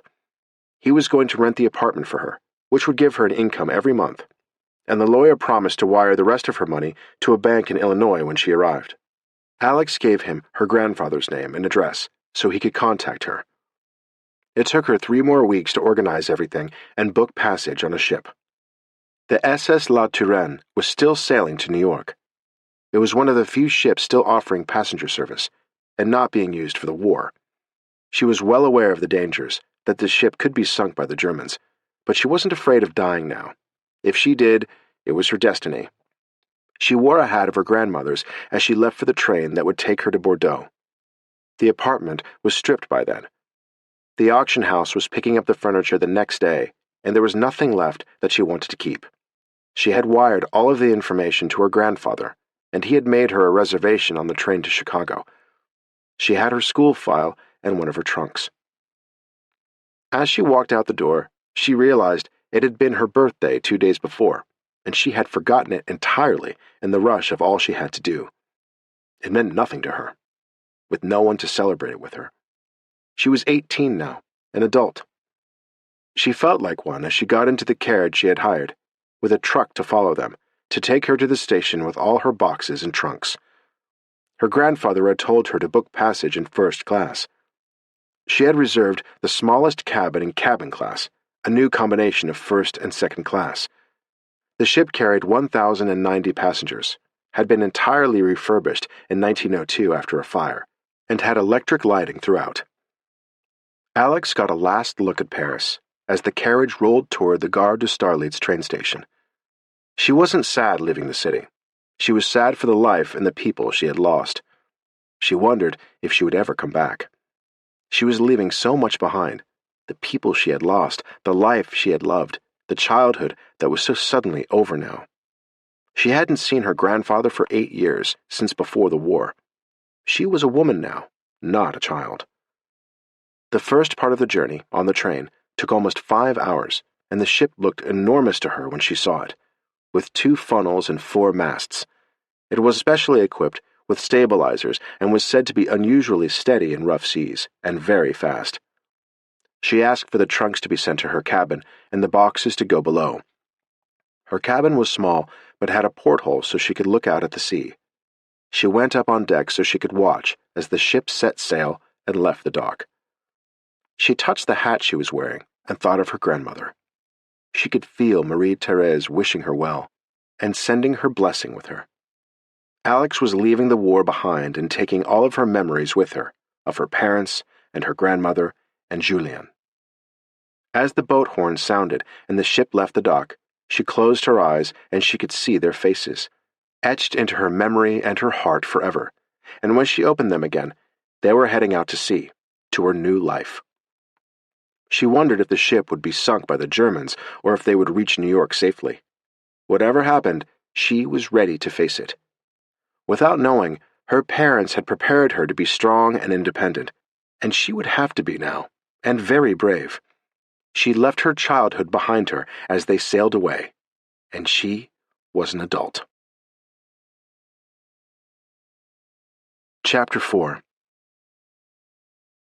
After they were well out to sea, and she could hardly see the distant outline of the shore, she went to her cabin to hang up her clothes for the trip.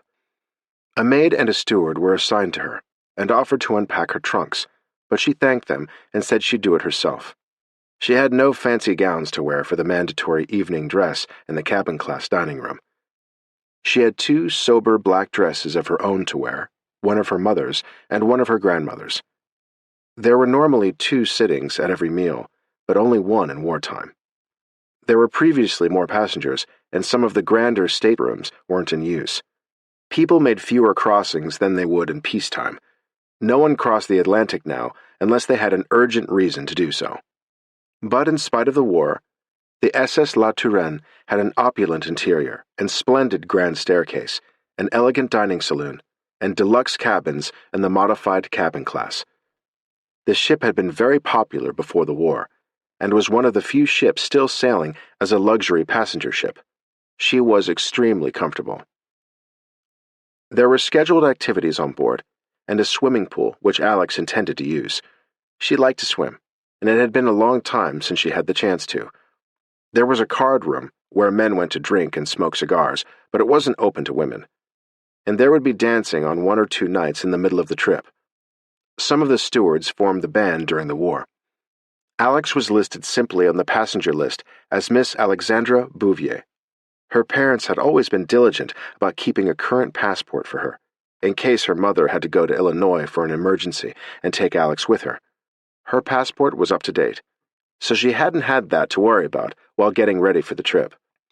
She didn't have dual nationality, since her mother had taken French citizenship when she married Tristan. But since France and America were allies in the war, she would have no problem entering the United States in New York. She noticed several American names on the passenger list, one of them a family of 5. She hadn't noticed any young children on the deck when they set sail. She had packed the only 2 formal dresses she had, and one of her grandmother's from before the war. It almost fit her, although Marie-Thérèse was taller than she was. but she had tried it, and if she tucked it up a bit under the belt, it worked. It was a pale gray satin and looked serious and elegant. Her grandmother had worn it to the opera when her husband was alive, and Alex would have to wear her own evening dresses more than once. She didn't have the wardrobe for a luxurious trip, but it mattered less during the war. No one was worried about their clothes, only their safety on the ship. They all knew what the risks were from German warships and U-boats they might encounter on the way. The captain had been artful at averting disaster before, and had a stellar reputation for speed as well as safety. Alex was well aware that travel by sea could be dangerous even in peacetime. It was almost exactly 6 years since the Titanic had sunk on her maiden voyage, but the risks were far more acute in wartime. At 5 o'clock that afternoon, an hour after tea was served in the main saloon, there was a lifeboat drill, and it was mandatory for all passengers to participate. There was a notice in Alex's cabin about it, with the number and location of her lifeboat station. It wasn't far from her room. She appeared in a long gray wool skirt to her ankles and a beaver jacket of her grandmother's, wearing her life jacket over it as directed, and a black beret she used to wear to school. Her blonde curls peeked out from under it, and she had pulled her hair back loosely to avoid having it blow around in the brisk wind at sea. There were about 40 people already waiting at her lifeboat station when she arrived. Most of them were men traveling alone, and a few couples, one of them with 2 teenage girls who looked similar and were obviously sisters, and a tall young man in his suit and topcoat who was talking to the couple. He looked exactly like the older man, and was obviously their son, and she realized they were the family of 5 she had seen on the roster. They were assigned to the same lifeboat she was. Each lifeboat held 50 people. Most of the men were speaking French to each other, except for 2 Americans, and the family were speaking English with an American accent. The 2 girls looked nervous, standing near the lifeboat, and Alex thought their mother was very pretty, with dark hair and a sleek bun, with an enormous hat and veil and a fur coat, although it was April. They were very well dressed, and the girls were well behaved. Their older brother noticed Alex as soon as she joined the group, and he smiled at her. She looked serious during the brief drill, as they were told what to do if the alarm sounded. They were to make their way to their lifeboat station immediately, wearing their life jackets, as they were now. Everyone listened carefully, and were well aware of the dangers they could face on the journey. One of the young girls said she hoped they didn't hit an iceberg like the Titanic. The officer assigned to their station reassured her, and said that there would be none on the route they were taking, and that the La Touraine was a very sound ship. But they all knew there would be U-boats, and didn't say it. After the drill, Alex didn't linger to talk to the other passengers. She went directly back to her cabin to dress for dinner. She had brought her journal with her. She hadn't had time to write in it for weeks, and her entries had been sporadic since the death of her father. But she would have time during the trip, and intended to write daily again, as she had before. She lay on her bed for half an hour, making an entry to describe the ship and the lifeboat drill, and then she put it on the bed table and ran a bath. The maid appeared at her door to offer assistance, and Alex said she was fine and didn't need help. The maid reminded her to ring the bell if she needed her, and Alex relaxed in the bath for a little while, thinking of all the changes that had occurred in her life in the past few weeks. She still couldn't believe that her grandmother was gone. It would have been fun to take the trip with her, instead of alone. Before the war, they had taken short trips together, to Rome and Venice, Madrid, the Alps and Switzerland, and London. They had a wonderful time seeing the sights and staying at good hotels, going to the theater and the opera and museums, exploring the cities they visited. The ship had prided itself on its fine cuisine before the war, and had simplified the menus since the war began, but the food was still excellent. Alex's dress was black and very plain, and she had worn her mother's pearls with it. The simplicity of the gown enhanced her natural beauty, and several male heads turned when she walked into the room and sat down at her table. She was by far the youngest woman traveling. Alex ate dinner at a table alone in the elegant dining saloon, and glanced at the other passengers, wondering who they were and why they were traveling. She saw the American family at a table on the other side of the room. They were laughing and talking, and it reminded her of her dinners with her parents before the war. It seemed like an eternity ago. It was hard to believe it was only 4 years since the war had begun. Everything in her life had changed. After dinner, she took a walk on the deck, her hair flying in the breeze. She stood on the aft deck for a moment, watching the wake behind them. It was peaceful being on the ship and looking out to sea. There were blackout shades on all the portholes so as not to attract the attention of enemy ships. All the important art had been removed from the ship to prevent its loss if the ship went down. Alex enjoyed standing alone in the dark, thinking. She felt peaceful for the first time in a long time. She hadn't been on a ship since her last trip to Illinois with her mother when she was 6. After that, her grandfather had visited them. She barely remembered that trip now, 12 years ago. She had loved the trip and all the activities that were for children. She had gone to visit the kennel and played with the dogs. She didn't know if there were any on board now. She smiled thinking about it, remembering her mother. She stood there for a long time and then went back to her cabin, got ready for bed, and wrote in her journal. It was nice having this time and space between two worlds, her old life and her new one, without having to adjust to anything just yet. The boat trip gave her breathing space before she did. She was sure that life with her grandfather was going to be very different from her familiar cocoon with her grandmother. She had felt so safe there and wondered if she ever would again. She went swimming on the second day of the crossing, and afterward explored the boat some more. She had lunch in her cabin and dinner at the same table in her other evening gown, which was pale pink satin and molded her figure. It made her look almost luminous and was far more flattering than the sober black one she'd worn the night before. She noticed the American family watching her as she left the dining room, and she smiled. The young man smiled back, and his sisters laughed at him. Alex stood at the railing on the darkened deck again after dinner, lost in thought, and was startled by a male voice behind her. She had been a million miles away, thinking of her parents. "I'm sorry, I didn't mean to frighten you. My sisters and I were wondering if you'd like to play cards with us." When she turned around, he was smiling. It was the older son from the family of 5. He was even more handsome close up, in a dinner jacket. He was tall, with dark hair and broad shoulders and blue eyes, and neither of them realized it as they stood next to each other, but they made a handsome couple. They were a striking example of beautiful young people. "That sounds very nice," she smiled at him. "I saw all of you at the lifeboat drill yesterday," and he had been watching her ever since. "I saw you too. You're brave to be traveling alone." She had no other choice. "It's not as scary as I thought it would be," she said honestly, and suddenly seemed very young. It made him want to protect her. "Everything seems very well organized, if something happens." He nodded agreement.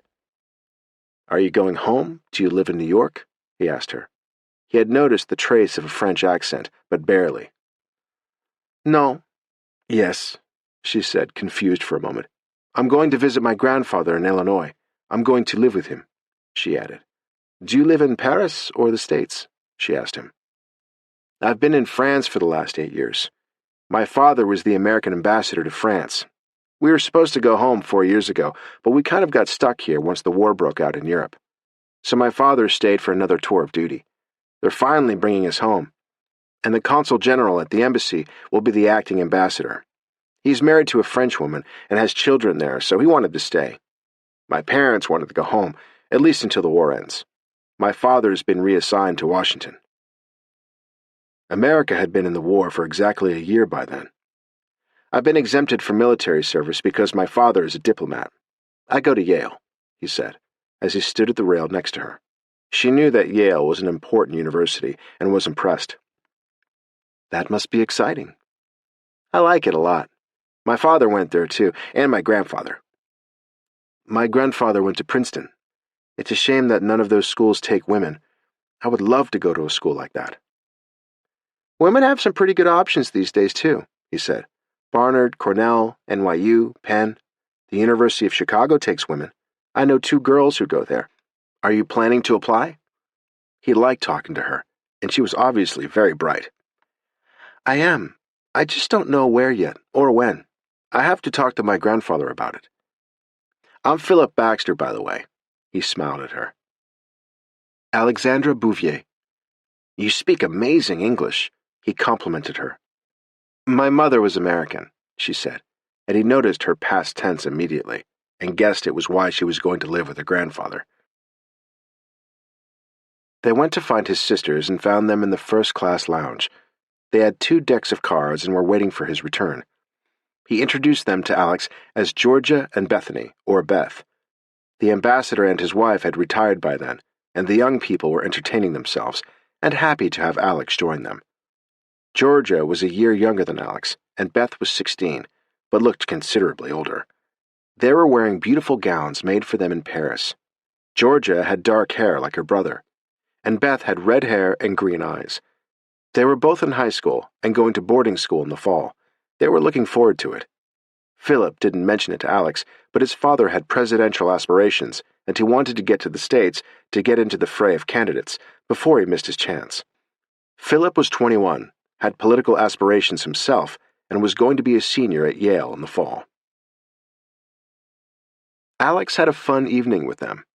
The 3 Baxters teased each other mercilessly and obviously got along, and Alex won 3 hands of gin. They played for a nickel a game, and she won 15 cents, amidst the gales of laughter from the girls and protests from their brother. They invited her to join them for lunch the next day, and they agreed to meet at the pool in the morning. The following morning, the 4 of them swam until nearly lunchtime, and then went to dress for lunch. Philip walked Alex back to her cabin. "Thank you for putting up with my sisters. They get a little crazy sometimes." Beth had pushed Alex into the pool several times, but she was a willing victim and a good swimmer. "I had fun with them." And she wasn't much older, but they seemed more carefree and exuberant. Alex was more subdued now than she had been before she lost her parents and grandmother. "It's going to be weird living in the States again," he said to her. "I was 13 when we moved to Paris." She knew he was 21 now, and he seemed very sophisticated for his age. "It's been nice having both since I started Yale, and my father doesn't think he'll be reassigned until after the war. I hope he gets sent back to Europe." "It's going to be strange for me too in Illinois. I haven't been there since I was 6. I don't know when I'll come back to France." "Are your parents still there?" he asked her gently. He had a feeling they weren't, from her reference to her mother the night before. "No, they died in the war," she said quietly. "My mother 3 years ago, and my father a year and a half ago. My grandmother just died of the Spanish flu, so my mother's father invited me to come to Illinois. He owns a newspaper in a tiny town. I liked it there when I was a little kid. I don't know what it will be like now." Philip nodded. The war had caused changes in everyone's life, but he was sorry about hers. He couldn't imagine losing his whole family. "I'm sorry about your parents and grandmother." "Me too. But I'm lucky I have somewhere to go. My grandfather thought it was too dangerous for me to stay in Paris alone with the war on." "He's right. My father was worried about my mother and the girls being there too. And now with the Spanish flu, although it's in the States now too. I caught it from my grandmother, but I only had it for a few days, and it wasn't too bad. My grandmother got pneumonia from it, and it killed her in 6 days." Philip looked serious as he listened to her. "I'm glad I met you, Alex." "Me too," she said with a smile. The trip was going to be a lot more fun because of the Baxters, having young people her age on board. Lunch with Philip and his sisters was lively and playful. Their parents were good-natured and warm. The ambassador was very dignified, and Philip's mother was very kind to Alex. He had explained her circumstances to his parents before lunch, and they felt deep compassion for her, to have lost almost her entire family at such a young age. After lunch, Alex spent the afternoon reading. She had taken an American novel out of the ship's library. She had dinner alone and joined Philip and his sisters again after dinner. Georgia was winning when an alarm sounded, and Alex tried to remember which of the alarms it was. Philip's sisters looked instantly panicked. "Is that lifeboat stations?" Alex asked Philip, as she set down her cards. "No, it's the alert, which means they've seen something, though they aren't sure what it is, but we need to be ready for action once they know. We should probably change into warmer clothes," he said sensibly and calmly. All 3 girls were wearing evening gowns, which would be chilly and impractical if they had to get into the lifeboats. They headed rapidly toward their cabins, which were on the same deck as Alex's, and met the older Baxters on the way. They regrouped on deck after they changed, and stood looking at the water and the horizon, and saw nothing, and an hour later, the all clear sounded. It had been unnerving, and the captain and crew were still watching the ocean closely. They had a message from a British ship that they thought there was a U-boat in the area, but it never materialized. Georgia and Beth went back to their cabin then, as it was late, and Philip and Alex stayed on deck and sat in 2 deck chairs with blankets over them, talking. He was impressed by how calm she was. Unlike his sisters, she had never panicked.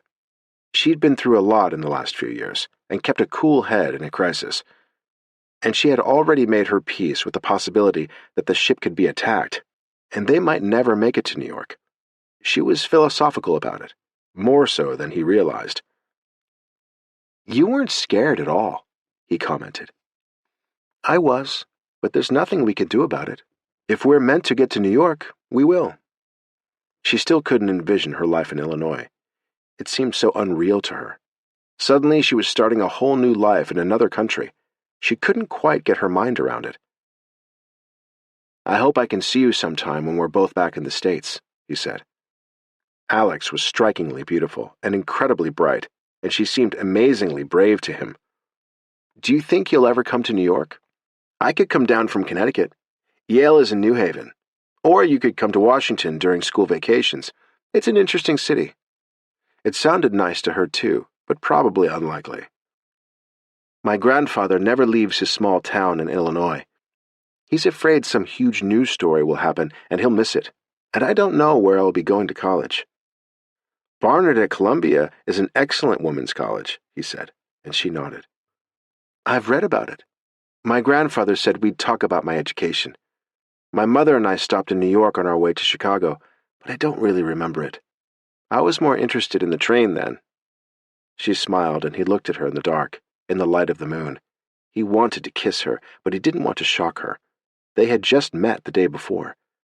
But they had another 5 days of the trip left. He had never met anyone like her. She was so strong and direct and gentle at the same time. She had very definite ideas about all the opportunities women should have, but she wasn't angry or bitter about the fact that they didn't. Unlike some other girls he had met, who were strident and even hostile about the liberties they wanted to fight for. He liked the way Alex presented her ideas, which was far more convincing than anger or insults. She just stated facts and suggested ways it could be different. They sat and talked for over an hour, and then he walked her back to her cabin.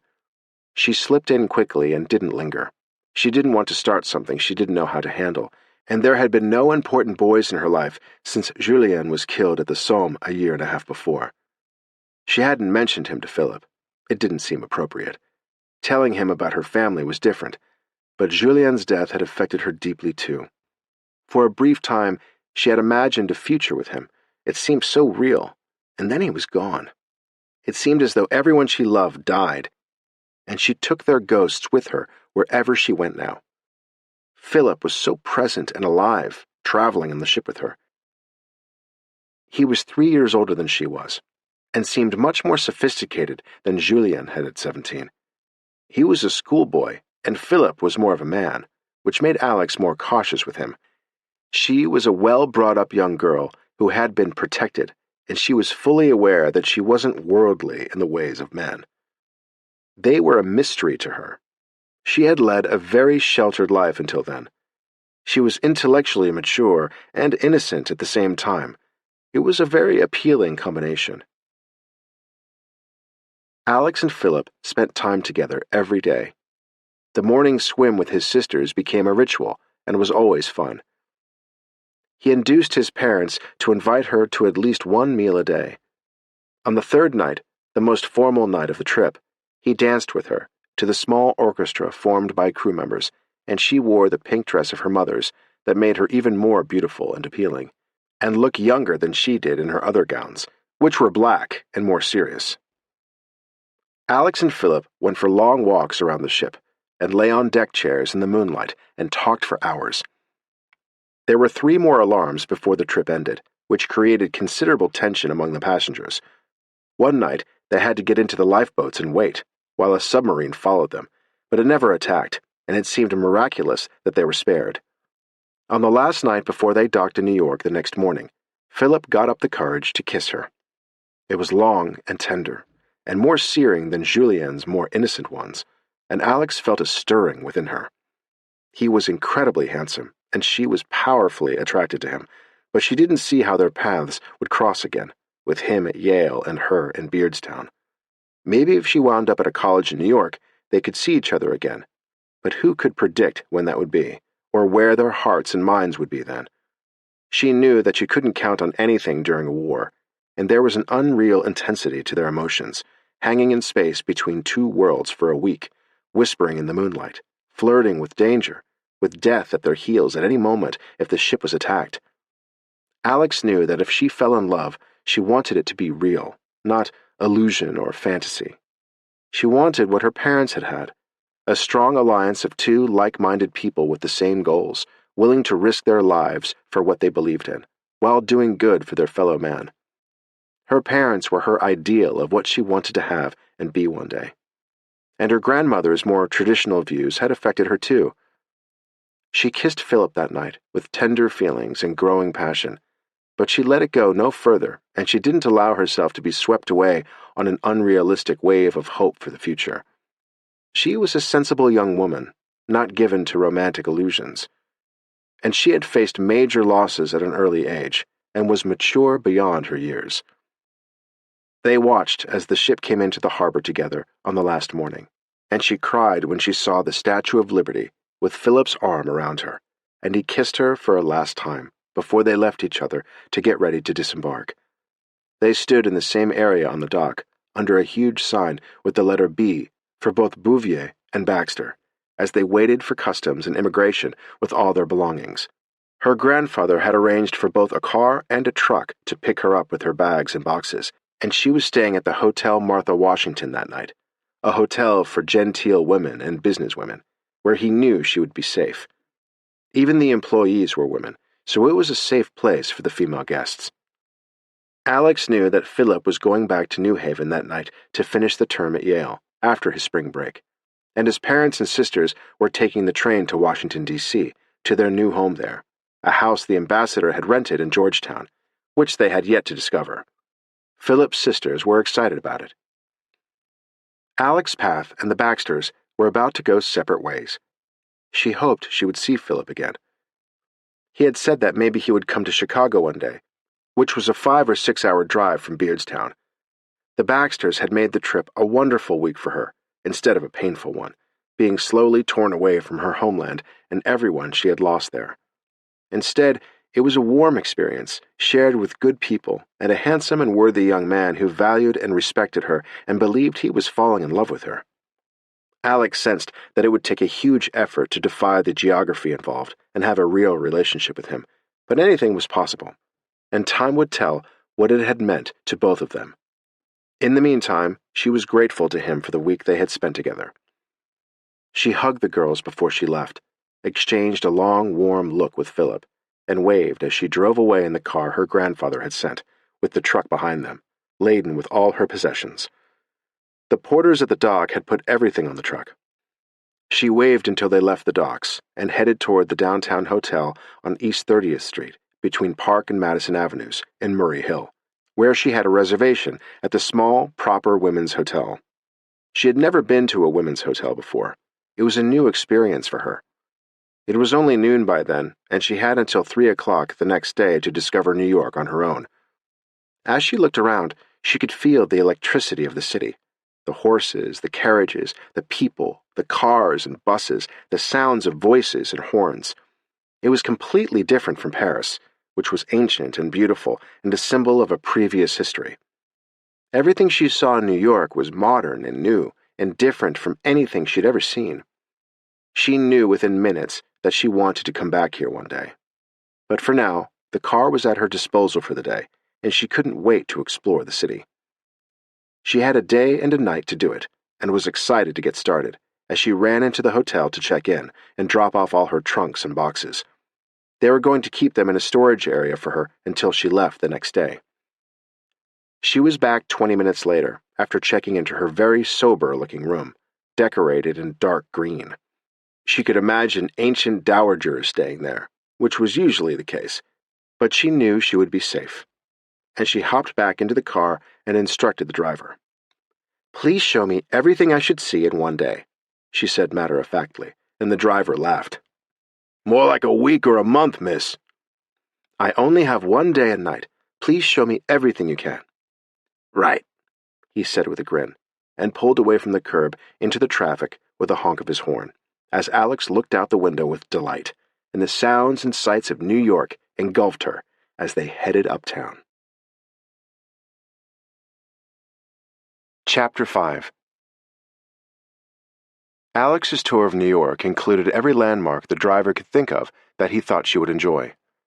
Tucked away, hidden gardens, tall buildings, statues, views. They drove past beautiful homes and around Washington Square and up Fifth Avenue. She walked into St. Patrick's Cathedral to say a prayer and light candles for her parents, her grandmother, and Julien. The driver took her to two beautiful stores where she bought a handbag, a silk blouse, and a pair of very stylish shoes that she wasn't sure would go over well in Beardstown, but she loved them and she had fun. She went back to the hotel at the end of the day to change, and the driver took her to P.J. Clark's for dinner, where they gave her a table at the back of the restaurant on her own. It was the first time she ever had a meal in a restaurant alone. The next morning, he took her to a church in Brooklyn, where he said they had the best gospel choir in New York. It was the most exciting 24 hours of her life, and she made the train just in time, after lunch at the Grand Central Oyster Bar. It was an adventure from beginning to end. She gave her driver a very large tip with the fare for all his kindness to her, and he was touched, and told her to be sure to get in touch with him if she came back to New York. He wished her luck in Illinois. In the course of their day together, she had told him she had lost her family to the war and the Spanish flu. It took 3 porters to get all her boxes and trunks onto the train, and she settled into the compartment her grandfather had reserved for her on the 20th Century Limited. It was an overnight trip to Chicago, and there was a bed the porter would drop down for her. She remembered a compartment like it when she went to Illinois with her mother when she was 6. But the 20th Century Limited was far more luxurious, and she was in awe of how her grandfather had spoiled her. It was an express passenger train. She had walked down a red carpet to board the train, where a conductor had handed her and all female passengers a bouquet of flowers and a bottle of perfume as a gift. The men got carnations for their lapels. The train had its own post office, barber shop, manicurists, masseuses, secretaries, typists, and stenographers for businessmen. It was pure luxury in every way. Once she was in her compartment, she watched the countryside slide by during the afternoon, eventually becoming more wide-open spaces and farms. She had dinner in the dining cart, and then went back to her compartment, wrote in her journal about the experience, and went to sleep. She felt like a baby being rocked by the movement of the train. The conductor woke her at the time she had requested, so she could look presentable when her grandfather met her at LaSalle Street Station in Chicago to take her home. She was excited to see him after so long. Her memory was a little vague after 8 years, when he last visited them in Paris, when she was 10 years old.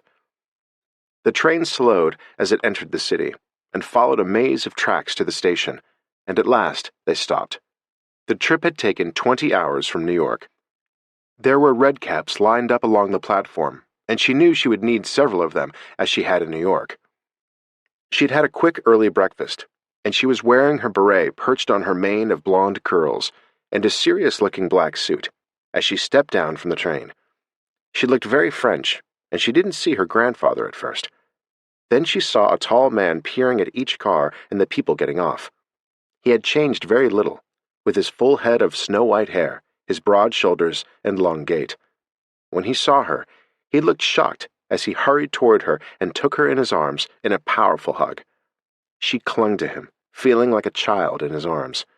He was the only family she had now. He was her whole world. "You're all grown up," he said in a choked voice. He was stunned by how much she looked like her mother, but he didn't say it. He loved her for herself, not just because she was his late daughter's child. He thought she looked very stylish as they left the station, 3 porters following them with all of her belongings piled on their carts. He had driven to Chicago in his own car and had one of the newspaper trucks, a driver, and extra men to follow them. They filled the truck with her boxes and trunks, and a little while later, they were ready to take off. "Are you hungry?" he asked her, as they drove away from the station. "No, thank you. I had breakfast on the train," she said politely. She felt faintly uncomfortable with him after his exuberant greeting. She hadn't seen him in so long, and he had already done so much for her before she had even arrived. She thanked him profusely for the train and told him all about her day in New York, and he was delighted she'd had so much fun. He thought she richly deserved it after everything she'd been through. He wanted to make up to her for all of her losses and the pain she'd had. It wasn't fair for someone so young to have suffered so much loss. He had had his own losses, both his daughter and his wife, but he was older and could withstand it. Alex was barely more than a child when she lost her parents, and now her grandmother. But she was a strong young woman and had the resilience of youth. The drive to Beardstown took almost 6 hours, with the newspaper truck following them. They stopped at one of the farms that had a small restaurant for sandwiches and tall glasses of cold milk. She felt out of place in her black suit and her beret. She was going to have to figure out what to wear, probably some of her old school clothes, although the skirts were too short now that she was grown up. Respectable women's hems were worn a few inches above the ankle in Paris and no shorter, but she had no idea what women wore in rural Illinois. Her mother had always said that women in Chicago were stylish, as much so as they were in New York, but in the farmland around Beardstown, Alex had no idea what to wear, and she had no woman to advise her. It was late afternoon when they got to her grandfather's house, and 2 men from his newspaper came to help unload the truck. They stacked the boxes in the hall so she could go through them when she wanted to, and set her trunks down in her bedroom. Paul had put her in her mother's bedroom, which was still beautiful years after she'd left. It was all done in pale pink silks, and was surprisingly sophisticated for a young girl. Their grandmother Miriam had decorated it with the inspiration of homes she'd seen in Vogue, and Victoria had loved it. Her mother had made a beautiful home for them, which was still lovely now. Miriam had been gone for nearly 20 years, and Paul hadn't changed a thing in their home. Their bedroom still looked like a shrine to her, and her dressing gown was still on the back of the bathroom door, which Alex wasn't aware of as she settled into her room. She loved it, and Paul wanted her to be happy there. There was a housekeeper who cooked dinner for them, chicken fresh from a neighboring farm, some early vegetables from his own garden, and apple pie for dessert, with homemade ice cream. There were orchards on his property that provided fruit in the spring and summer. There was land all around their home, with orchards, trees, and gardens. It was an idyllic setting. He told her some of the history of the town during dinner, and she listened raptly. After dinner, he looked at Alex, and his eyes lit up. "Do you want to come and see the paper?" He usually went back to his office after dinner and stayed until they put the paper to bed. He had no reason to rush home at night, since he lived alone. She knew from his letters how proud of the paper he was, and she readily agreed to see it with him. Her last memory of the paper was from when she was 6 years old on her last visit, and the memories were vague. It was a short walk down the road to the building which housed the Courier. It was concealed by trees now, so she hadn't noticed it when she drove in. As they drove behind the trees, she was shocked. The Beardstown Courier was housed in a large building now. There were ramps where they loaded the papers into trucks. There was a row of them behind the building. When Alex stepped inside, it was all modern efficiency, state-of-the-art printing machines, the most up-to-date equipment. It was almost futuristic, it was so contemporary. Paul had bought the most efficient machines from anywhere in the world, and everything in the building was impeccable. There were still people in their offices, and the building was teeming with activity as they put the finishing touches on the paper. He grabbed a copy and handed it to Alex. She glanced at the front-page stories and saw that they were all interesting. He had a knack for choosing the right topics that fascinated his readers. She continued reading, engrossed in the stories, and he laughed. "You can take it home if you like. Introductory offer. First one free," he said, and she laughed. "You always pick such great stories to write, Grandpa," she said admiringly. He was truly talented at what he did. He made the paper exciting and inspired people to want to read it. He was still writing his editorial column, which was a huge success, and got great reader reaction and comments. His newspaper was a jewel, and he nurtured it like a child. "You can come and work for me this summer if you like," he said warmly as they walked back to the house. "But first, we need to talk about your plans for school," he said seriously. "Did you bring the information I asked you to get?" "I did," she said, still impressed by what she'd seen. It was an impressive operation and had grown exponentially from what she remembered a dozen years before. The paper had been in operation for 45 years. Alex slept in her mother's childhood bed that night. It was an odd feeling, knowing that when she looked up at the molding on the ceiling, her mother had seen it too, long ago. And when she looked out the window in the morning, it was the same view her mother had seen every day when she got up, before she went to school. She felt as though she was following in her mother's footsteps in reverse. Her mother had left from here for her studies in Europe, and Alex had come here from Europe to have a new life, wherever it would lead her. But the school was the first step for her, and her grandfather got down to business after breakfast. He had already spoken to the headmistress of the local school and the head of the school district. They were going to treat her as a casualty of war, a war orphan, in fact. With the papers her grandfather had told her to bring with her, they were going to submit her to an exit exam on all the subjects they covered in order to graduate. And if she passed the exam, they would give her a diploma, which would allow her to attend college in the United States. She could go anywhere she wanted that accepted women. The choices were limited, but some of the colleges that accepted women were excellent. "I picked up the books they used this year in school for the high school seniors, so you can review what they've been doing. They'll administer the exam in a week. You don't have to go to class here, Alex. I'm sure you'll do fine at the exam and get your diploma, and then you can decide where you want to apply for college." She was stunned by how much he had already done for her. He really was like her mother, who had been the most organized, productive person she knew. Her mother had learned it all from him. It was in her genes. Victoria's mother had never had that same energy. Victoria had inherited it all from her father, Paul, and Alex had it in her blood too. She just hadn't had a chance to use it yet, but Paul knew she would at the right time. He could see that she was an enterprising girl with a mind of her own. She glanced at the school books he had picked up for her when she went to bed that night. Two of them, science and geography, were almost identical to what she had studied in France that year. The history book was American, not French, which was unfamiliar to her. But in literature, she was far, far ahead. In addition, she had studied philosophy and had taken 5 years of Latin, was fluent in 2 languages, and spoke 2 more adequately. Math was not her strongest subject, but in her school in Paris, they were further advanced too. Her conclusion after looking through the books was that she had to work on her math skills and learn the American history, and the rest would be a piece of cake. Classes were more advanced in her French school. She reported that to her grandfather at breakfast, and he said he wasn't surprised.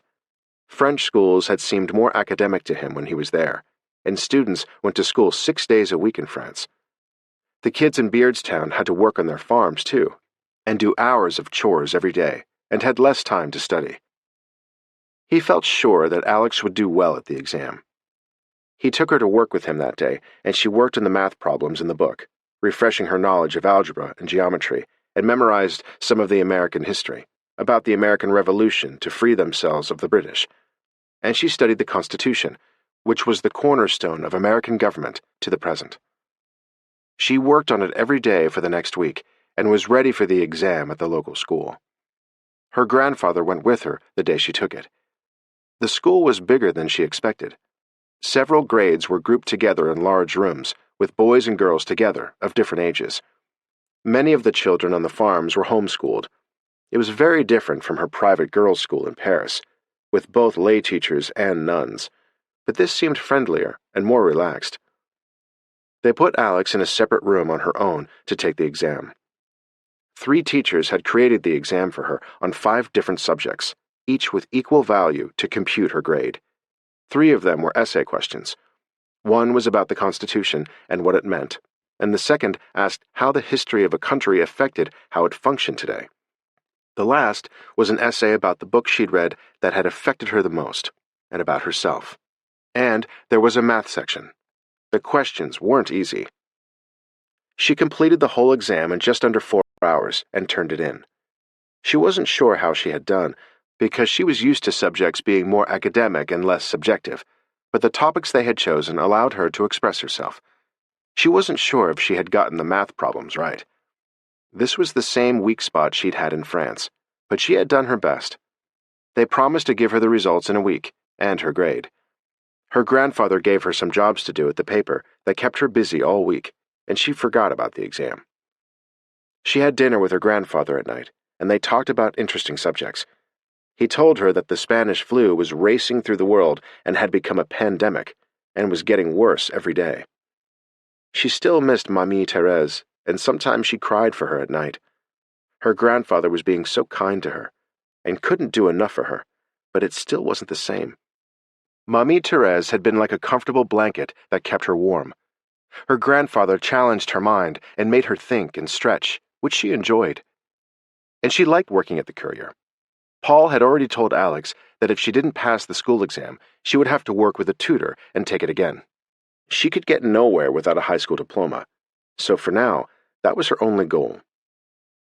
The director of the school district called Paul at the Courier and asked them both to come in. Paul asked how Alex had done, and the director said coolly that she preferred to discuss it in person. Paul was concerned that Alex hadn't done well, which surprised him because she was so intelligent and adult to talk to. He was finding her to be great company in their nightly discussions. She was well informed about current events in Europe and well read in the French classics, which weren't part of the exam. 2 days later, they met the headmistress and the district supervisor at the school, in the head's office. They smiled when Paul and Alex walked in. They said she had the highest grade of any student in the school. She had scored 98 overall in the exam and 100 on the personal essay, which had everyone who read it in tears. They praised her for her writing. Her lowest grade was in math, an 89. Due to the circumstances of her arrival in Beardstown as a war orphan and her academic excellence, they were giving her the diploma with honorable mention. They assured Paul that she would have no problem getting into any university with that exam result to add to her application, and her file of grades from France. And they said that with her history of why she was there, Alex would have the pick of any school she wanted that included women in their student body. They shook hands all around, and Paul and Alex were both beaming when they left the school. He looked at her when he put the truck in gear. "Now we have to get serious, Alex. You have to pick the colleges you want and apply. We're a little late, but under the circumstances, I think they'll give you a break on the timing. I have a list of schools for you to pick from." "Near here?" she asked, looking worried. She had just gotten there and wasn't ready to leave yet. "Some are near here and some aren't. Some colleges still won't accept women, which is stupid of them. We had the same problem for your mother. She loved the University of Chicago," he said noncommittally. He liked the idea of keeping her close to him now that she was here. He didn't want to lose her so soon, and she didn't want to lose him either. He was all she had now. "She went to nursing school," Alex reminded him. "I want to study journalism." He looked pleased when she said it. "Then I can work for you." "You can work for me anyway," he said gruffly, with a lump in his throat. He was very proud of her for the exam. She reminded him so much of her mother. They got down to serious business that night after dinner. He had been researching appropriate schools ever since she arrived. He had wanted to see her first and get a sense of what she was capable of. In women's schools, he had Barnard College in New York City on his list, as well as Connecticut College and St. Joseph's College for Women in Brooklyn, which had opened 2 years before. Rutgers University had just opened the New Jersey College for Women, and their first class would be open in the fall. St. Clara's College in River Forest, Illinois, was well established, had existed for 17 years, and was the closest. Their other options were men's colleges that had become co-ed, which was an interesting possibility. Syracuse, Cornell, and the University of Pennsylvania, all great schools. and New York University had allowed 2 women to receive BA degrees in the last 3 years. The University of Chicago was the closest to what was now home on that list. "I really liked New York when I was there, Grandpa. It's exciting," she said, her eyes dancing, and he frowned. "You might want to save exciting for after you graduate," he said seriously. "New York can be very distracting, and I'm not crazy about a young woman alone in New York at your age. It can be a dangerous city. Maybe you should save that for a job after you graduate and you're a little older. I'm sure you can handle it, but I'd worry about you." She nodded and wondered if he was right. Visiting for a day with a car and driver was different than living there, even in a dormitory. They debated for several days and finally settled on 5 schools to apply to: the University of Chicago, St. Clara's College for its proximity, Barnard in New York, Cornell in Syracuse. Each of them had advantages and disadvantages, and they decided to wait and see where she got accepted and narrow it down after that. Academically, Barnard was her first choice, and Paul agreed. She liked the idea of the University of Chicago because it was a good school, close enough to come home when she wanted to.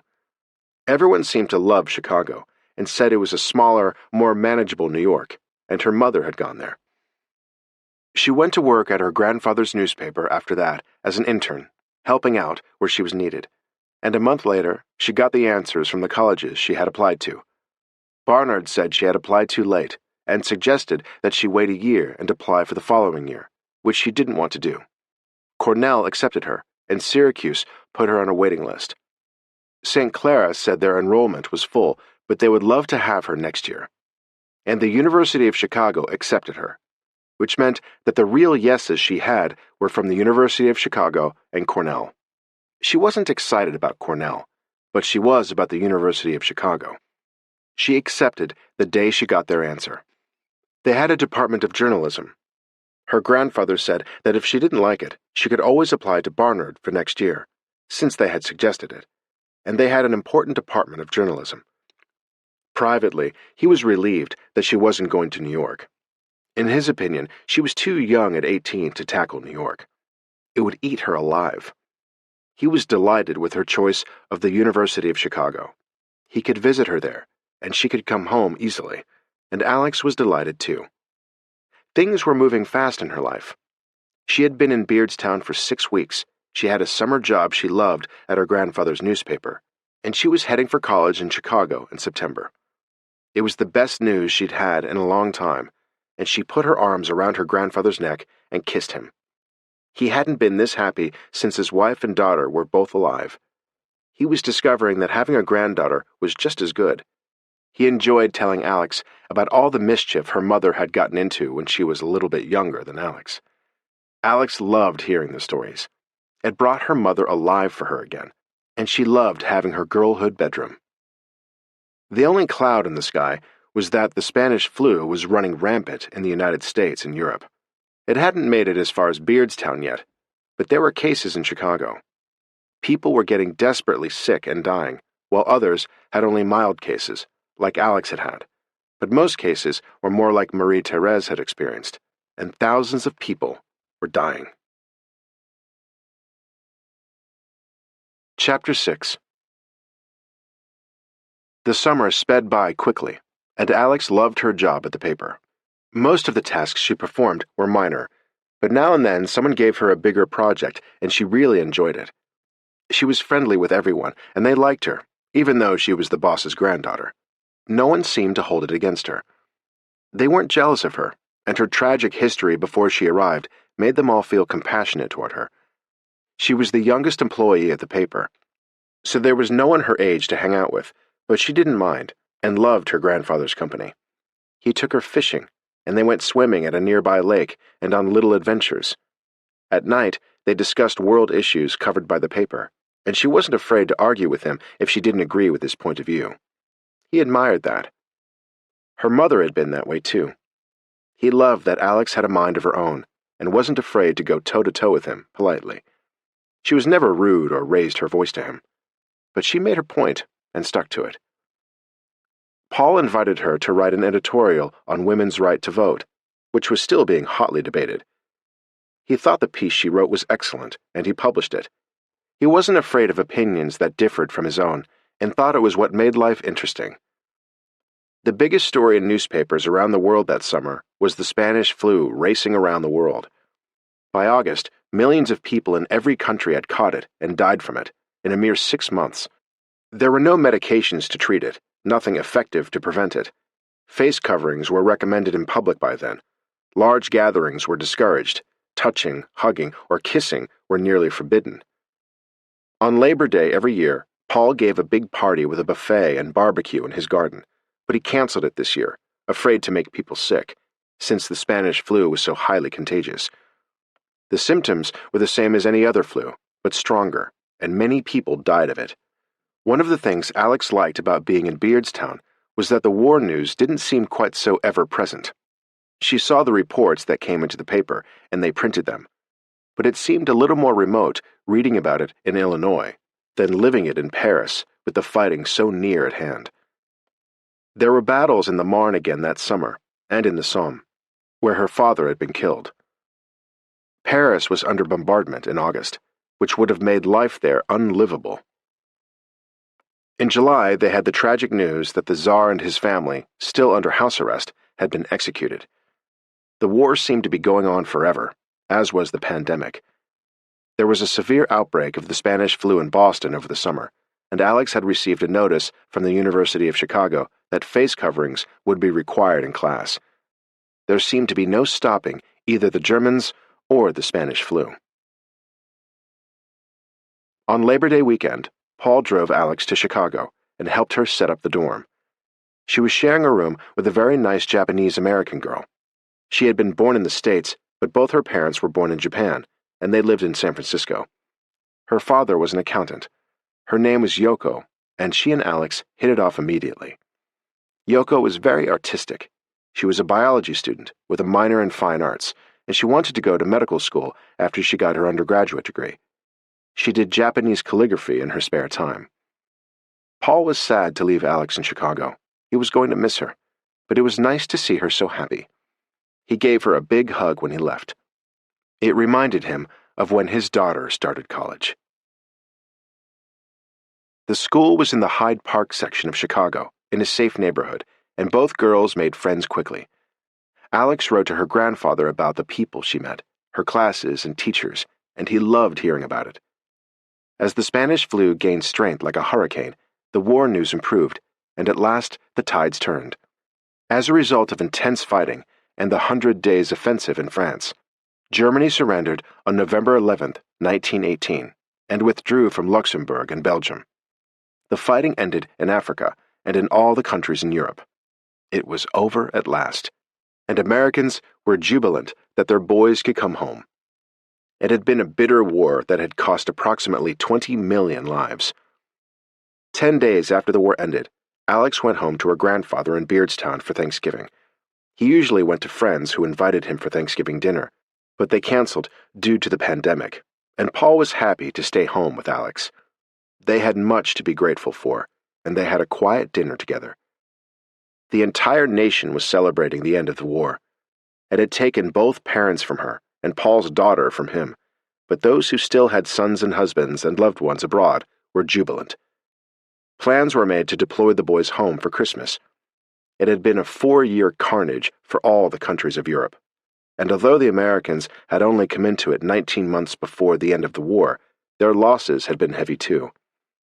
Paul and Alex talked that night about how senseless war was, and she hoped it would never happen again. Her parents were heavy on her mind that night when she went to bed. She wished they had lived to see the war end. She was homesick and missed them, thinking about it, and Paul could see it on her face the next day. There were times when she was haunted by the heavy losses they had sustained, and probably always would be. She had a letter from Philip Baxter that day, the young man she had met on the crossing from France in April. He was back at Yale for his senior year. She'd had a postcard from him that summer while he was on vacation in Maine at his grandparents' summer home. He said in his letter that he couldn't wait to graduate and get to work, and wondered where she was and if she had enrolled in college. He had no plans to come to the Midwest, but he hoped to see her in New York sometime. He was a sweet memory, but their paths didn't seem destined to cross anytime soon. She smiled as she read his letter, remembering when he had kissed her in the moonlight, sitting next to each other on the deck, and when they watched as the ship entered the New York harbor and glided past the Statue of Liberty. It was so beautiful it had made her cry, and now the war was over. He had escaped it thanks to his father's diplomatic connections. It seemed unpatriotic to her, but maybe they were right in the end. He was still alive, and so many others weren't, like Julien and millions of other men and women. It seemed particularly cruel now that the fighting was over. The pandemic was claiming millions more. It made her wonder when all the killing and dying would end. The peace they needed in their lives had been a long time coming. She spent a peaceful weekend with her grandfather. They went for a long walk in the orchards. He seemed stronger and more vital than ever. He was excited that she would be working for him at the Courier again next summer, and he was thinking of having her write her own editorial column eventually, maybe once a month, about women's issues and the problems that concerned young people that they felt no one was addressing. She could be the voice to speak for them. Alex loved the idea and could think of a number of important topics she wanted to write about. She was still deeply dedicated to the battle to obtain the vote for women. She believed in equality for all people, which Paul thought was a utopian ideal that wasn't realistic. But she was young, and it was normal that she should be idealistic and have a vision of a perfect world to strive for, even if achieving it was just a dream. "It will happen one day," he said to her quietly, as they walked back to the house on a crisp, cold day after Thanksgiving. "Not in my lifetime, but maybe in yours or your grandchildren's. The world is an imperfect, profoundly unequal place, and evening out those inequities is a life's work and a noble cause worth pursuing." "It's what you do with the Courier," she said, still deeply impressed by his ideals and how eloquently he expressed them.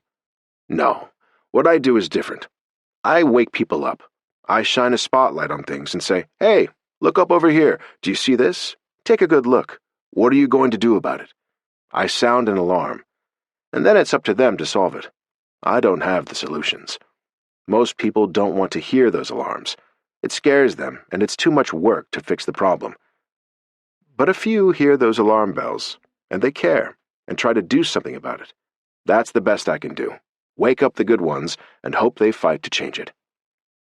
Alex thought it was an interesting way to view what he did. She loved that he was a humble person.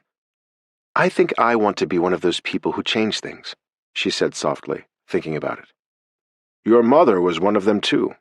The people who change things, who really make a difference in the world. So was your father. They were perfect for each other." "I thought so too, but I was just a kid. We had so much fun together when I was little. They had fun and made things fun for me." Her childhood had been warm and happy thanks to her parents. That's important. People forget to have fun. They get bogged down in lives they don't care about and don't enjoy, and they get used to being miserable.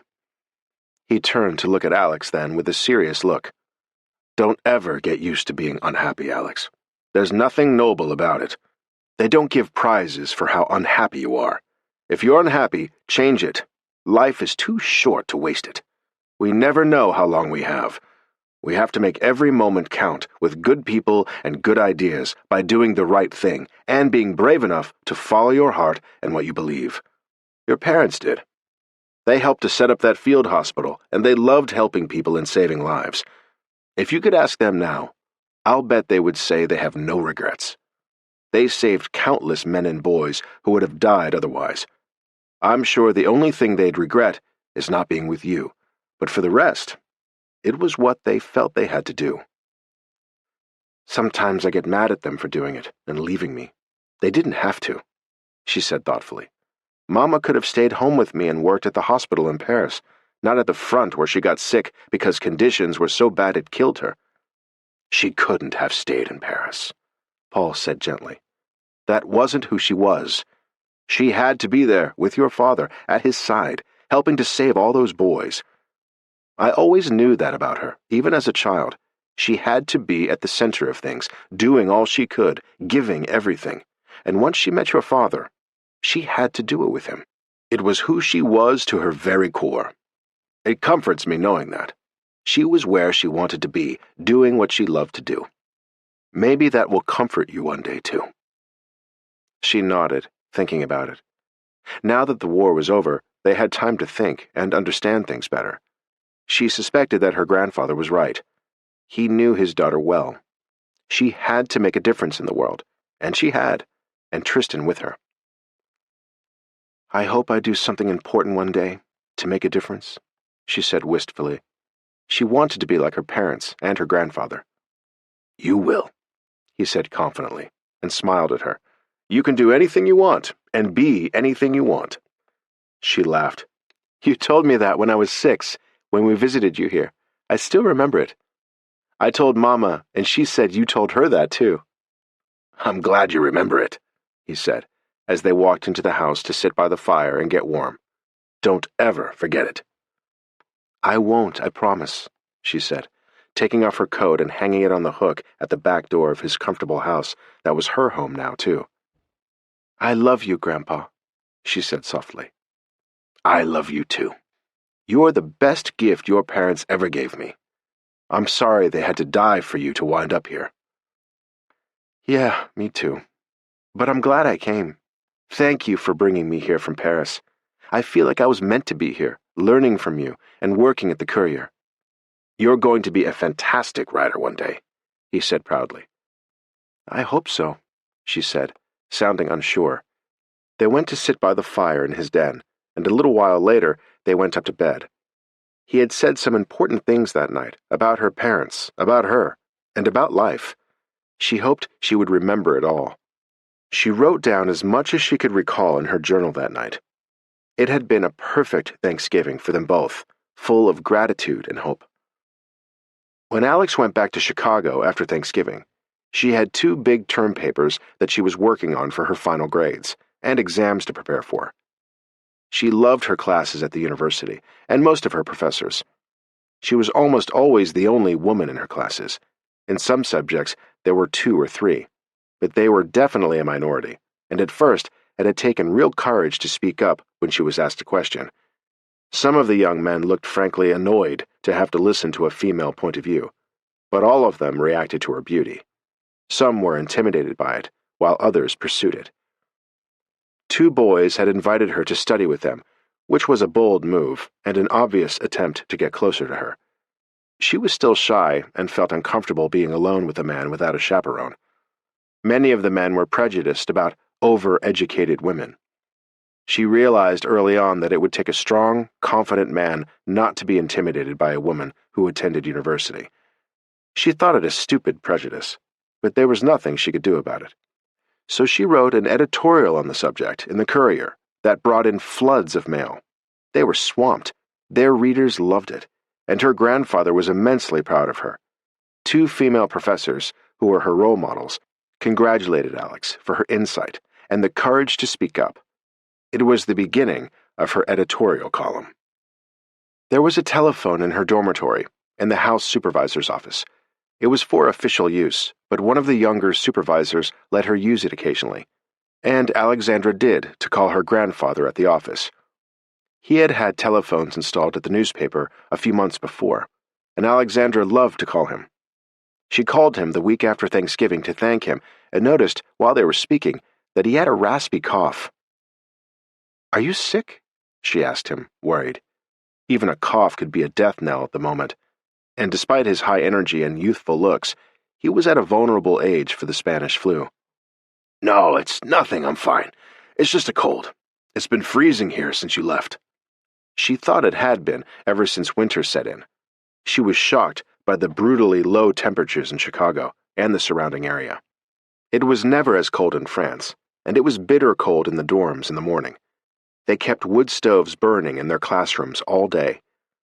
Paul sounded in good spirits during their conversation, and didn't seem sick, in spite of his cold. And she put it out of her mind as she worked on her papers and did research in the library. She was startled when Josiah Webster, the managing editor of the paper, left her a message later that week. She called him back immediately when she got the message at her dorm that evening. Use of the phone was unusual except for important calls. She called Josiah Webster back, and he hadn't left the office yet. Like her grandfather, she knew he often stayed late and was incredibly dedicated. The two men had been friends since their boyhood. "Is something wrong?" she asked him when he answered the phone on his desk. "Probably not," he said to reassure her. "But your grandfather didn't come to the office today or yesterday. He says it's just a cold, but he never stays home. He comes to work in all weather and states of health. I was concerned and thought you should know. It's just as well he didn't come out. It's been snowing all day. He's got a nasty cough," Webster said ominously, and with the Spanish flu rampant, he wasn't wrong to be concerned. "Do you think I should come home?" she asked him, instantly worried. He hesitated before he answered. "I suppose not. Not yet, anyway. But I just wanted to advise you. I told him to call a doctor, but he never does. He thinks doctors are for old ladies, not for men." They both smiled at that. It was true. She would have liked to call him herself, but he hadn't had a telephone installed at home, only the office. "Thank you, Mr. Webster. I'll talk to him at the office tomorrow, if he comes in." "I told him not to, but he never listens to me either." But when she called Josiah the next day, her grandfather hadn't come in. She had worried about him all night, and her concern increased when she found him absent again, and she made a decision that night. She called Josiah Webster the next morning and asked him to send a car for her. "It will take all day to get to you," he warned her. "We've had a lot of snow." "It's all right. I'd rather come home to see that my grandfather eats and takes care of his cold." He agreed to send a car and one of the courier employees. She wrote notes to the 3 professors she had classes with at the end of the week. She said she had to go home due to illness in the family. These days, it was a valid excuse anywhere in the world, and had an ominous ring to it. The driver the managing editor sent for her arrived at her dorm at 7:30 that night. She sent him to a nearby pub to get a bowl of soup before they took off. The snowstorm hadn't hit Chicago yet, and he was back half an hour later, after a bowl of soup, a cup of coffee, and a shot of brandy to prepare him for the trip back, and she was ready to leave when he returned to the dorm to pick her up. She had worn her heaviest coat, a thick wool skirt, wool leggings and boots, a fur hat to keep her head warm, and wool gloves. She had brought only one small bag and her briefcase with the papers she was working on, and they set off to Beardstown. He had put gas in the car, enough to get them home. Snow was falling when they were halfway there, but in small, delicate flakes that didn't stick, and the wind had died down. They hit icy patches on the road occasionally, and the car skidded, but the driver was an expert at controlling vehicles in bad weather conditions, and had been driving a tractor and heavy farm equipment since he was 12. Alex's grandfather had given her driving lessons the previous summer, and she was a reasonably good novice driver, but she wouldn't have been equal to the task in heavy weather with ice on the road. They arrived at Paul's home at 3 in the morning, tired and cold, and blinded by watching the snow and keeping their eyes on the road. She thanked the driver and carried her bags into the house. She left her coat in the front hall, and she could hear her grandfather coughing as she walked upstairs and stood outside his room, listening to him. She wondered if he was awake, and knocked softly on the door in case he was. His voice called out immediately. "Who is that?" She cautiously opened the door a few inches and could see him in the distance, in his big bed, with the carved headboard. He recognized her immediately, and she couldn't see much from the doorway, but he sounded ill. "What are you doing here?" he asked in a sharp voice. "Don't come in," he said, stopping her. "I don't want you to catch my cold." Or anything worse, if that was the case. He wasn't sure. "Did you get kicked out of school?" he teased her, and coughed fiercely for a few minutes after he spoke. "No, I have 2 papers due for school. I thought it would be more peaceful to write them here," she said quietly. His cough made her wince. "You're a terrible liar," he responded when he stopped coughing. "Who called you? Webster? He's such an old woman. I'm fine." "You don't sound it, Grandpa," she said gently from a safe distance, glad that she had come. "I'll be fine in a day or 2. I get bronchitis every winter. It won't kill me. Now go to bed so you don't catch a cold yourself. I'll see you in the morning." He sounded gruff, but he was weak and ill, and secretly He was happy to see her. She closed the door softly and went to her own room, which was bitter cold, since no one knew she was coming and they hadn't lit the fire. She lit it herself, with the kindling and logs neatly stacked next to the fireplace, and got ready for bed. She lay thinking about her grandfather, wondering if she should call the doctor herself in the morning. Her grandfather would have a fit, but she thought he needed one to make sure he didn't have pneumonia. She fell asleep, dreaming of Mamie. She didn't want anything like that to happen to Paul. Her grandfather's lawyer arrived the next morning while Alex was having breakfast and pondering whether to call the doctor or not. She didn't interrupt while the lawyer was there. It was so like her grandfather to go on conducting business from bed while he was sick. He hated giving in to illness. And when she saw him after the lawyer left 2 hours later, it was an easy decision for her. He was sheet white, with 2 bright scarlet spots on his cheeks from the fever. But he sounded strong and in control, despite the deep cough. She sent the housekeeper to the office to call the doctor, and he came before lunch, and reassured Alex that Paul didn't have pneumonia. "Is it bronchitis?" The doctor looked grim and shook his head. "He has all the symptoms of Spanish flu, including the loss of his sense of smell. But he's a strong man and in good health. He should come through it." Alex was praying he would. He was younger than Marie-Thérèse had been, and in much better health than anyone in France after years of starvation and war. "Call me if anything changes," the doctor said before he left. Alex only saw her grandfather from the doorway, wearing a face mask so as not to catch it again, if that was possible, which no one knew for sure. She was encouraged to see him looking better, although he was perspiring from the fever and his hair was damp. He ate very little for lunch when she checked, and he slept all afternoon. When she stood in the doorway again at dinner time, the red cheeks were gone, and he looked uniformly pale and sounded much weaker than he had only hours before. She'd been hoping that sleep would cure him, but it didn't, and his cough was the same. Alex stayed up all night and listened at his door at regular intervals, but nothing seemed different. The cough was ugly, but no worse. The room got quieter as the sun came up, and she went to her room to get some sleep herself for a few hours. Paul was with his lawyer again when she woke. She wore her mask and walked into the room, where he was at his desk signing papers, and she scolded him. His attorney was wearing a mask too, as was Paul, not to spread germs.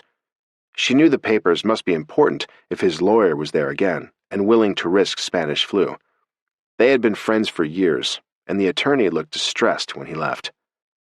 Paul looked exhausted when he got back to bed after his lawyer left, and Alex wanted to sit quietly next to him, but he wouldn't let her.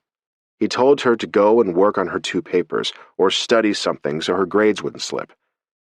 They'd never had before, even in France, with much worse things happening, although her grandfather having the Spanish flu was pretty bad. She was frightened. He refused dinner that night, and when she checked on him at midnight, he was rambling and imagined he was talking to his wife about their daughter Victoria staying in Europe to work longer in Paris.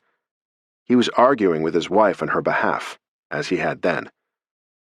Alex retreated to a chair in the far corner of the room where he couldn't see her, and he was too delirious to notice, but she wanted to watch him through the night. He fell asleep finally, coughing in his sleep, and she sent for the doctor the next morning before he woke up. The doctor confirmed her fears immediately when he listened to Paul's chest while he was still asleep. He had pneumonia. All the doctor could suggest was aspirin. He said that the poisons some people had tried, arsenic and strychnine, would do him no good, and it might kill him. And the nearest hospital was too far away to risk the journey in freezing weather. They had no magic remedies for the flu either. All they could do was wait. Paul didn't wake until that afternoon, and only briefly. Alex had a vice on her heart as she watched him. She had seen this scene 9 months before with her grandmother. That evening, he woke up and seemed coherent at last. He recognized Alex immediately, thanked her for taking care of him, and his voice sounded stronger. He sat up in bed and drank a mug of broth. He lamented all the news he was missing, and he said he'd write his editorial in the morning. He was engaged in life again, and she thought he was better.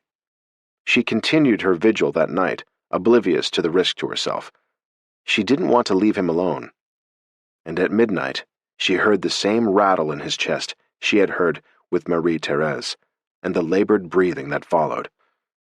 He was asleep and didn't wake up, as she sat closer to him to watch him. And an hour later, there was no sound at all. He lay perfectly still and looked peaceful, as Alex stared at him with rivers of tears running down her cheeks. Her last relative on earth, her beloved grandfather, was dead. Chapter 7. The undertakers took Paul Peterson's body from his home the morning he died. Alex sat with him for a little while before they came, with the terrible déjà vu of her grandmother's death. She didn't know her grandfather as well, but she loved him and had come to know him better since she arrived 8 months before. She'd had a chance to hear his philosophies of life and enjoy his company after she came to live with him. It made his passing all the more painful for her. At 18, she had lost everyone she had ever loved due to the war, her mother's illness as a result, and the Spanish flu. The ground was too frozen for him to be buried, so the undertakers would keep his body until the weather allowed them to put him in the ground, at the family plot in the Beardstown Cemetery. He would be buried next to his wife and near his parents. There was a small memorial marker for his daughter and son-in-law, who were buried in France. Following the rules born of the pandemic, only 10 people were allowed to attend the church service at the local Presbyterian church, which he hadn't attended in years, though the minister knew him well.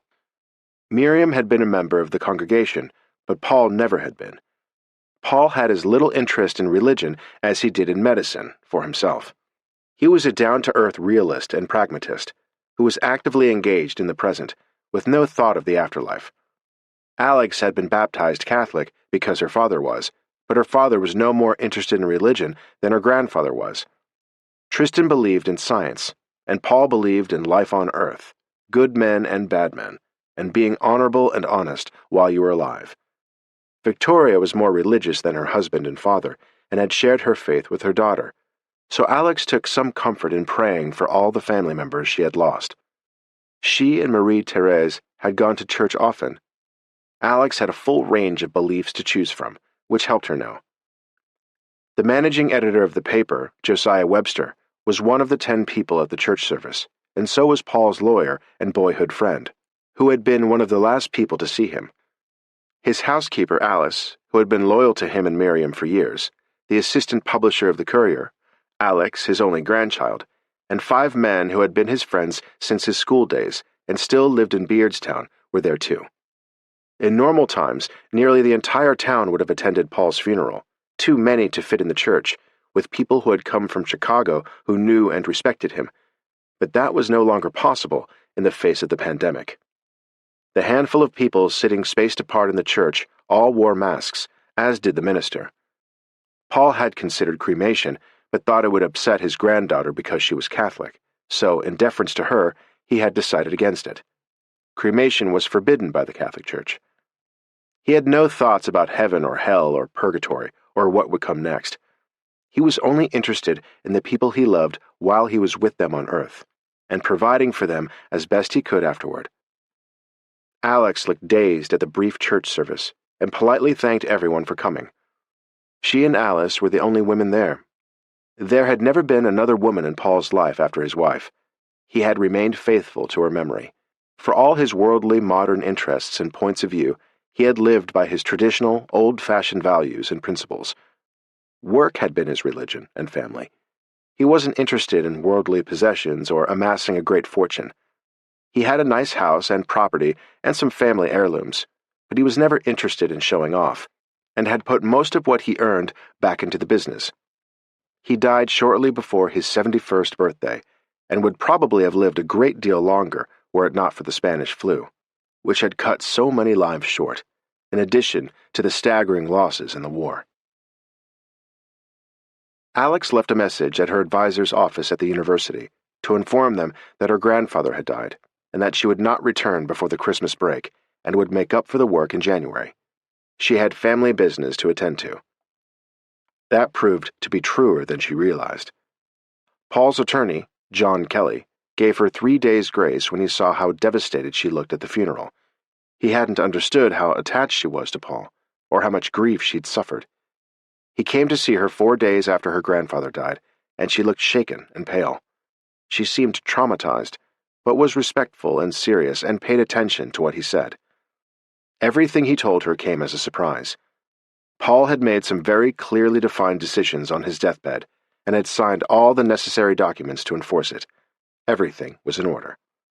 Paul wasn't a man who left important things to chance or open to interpretation. He had been crystal clear with his attorney and entirely lucid when he altered his will.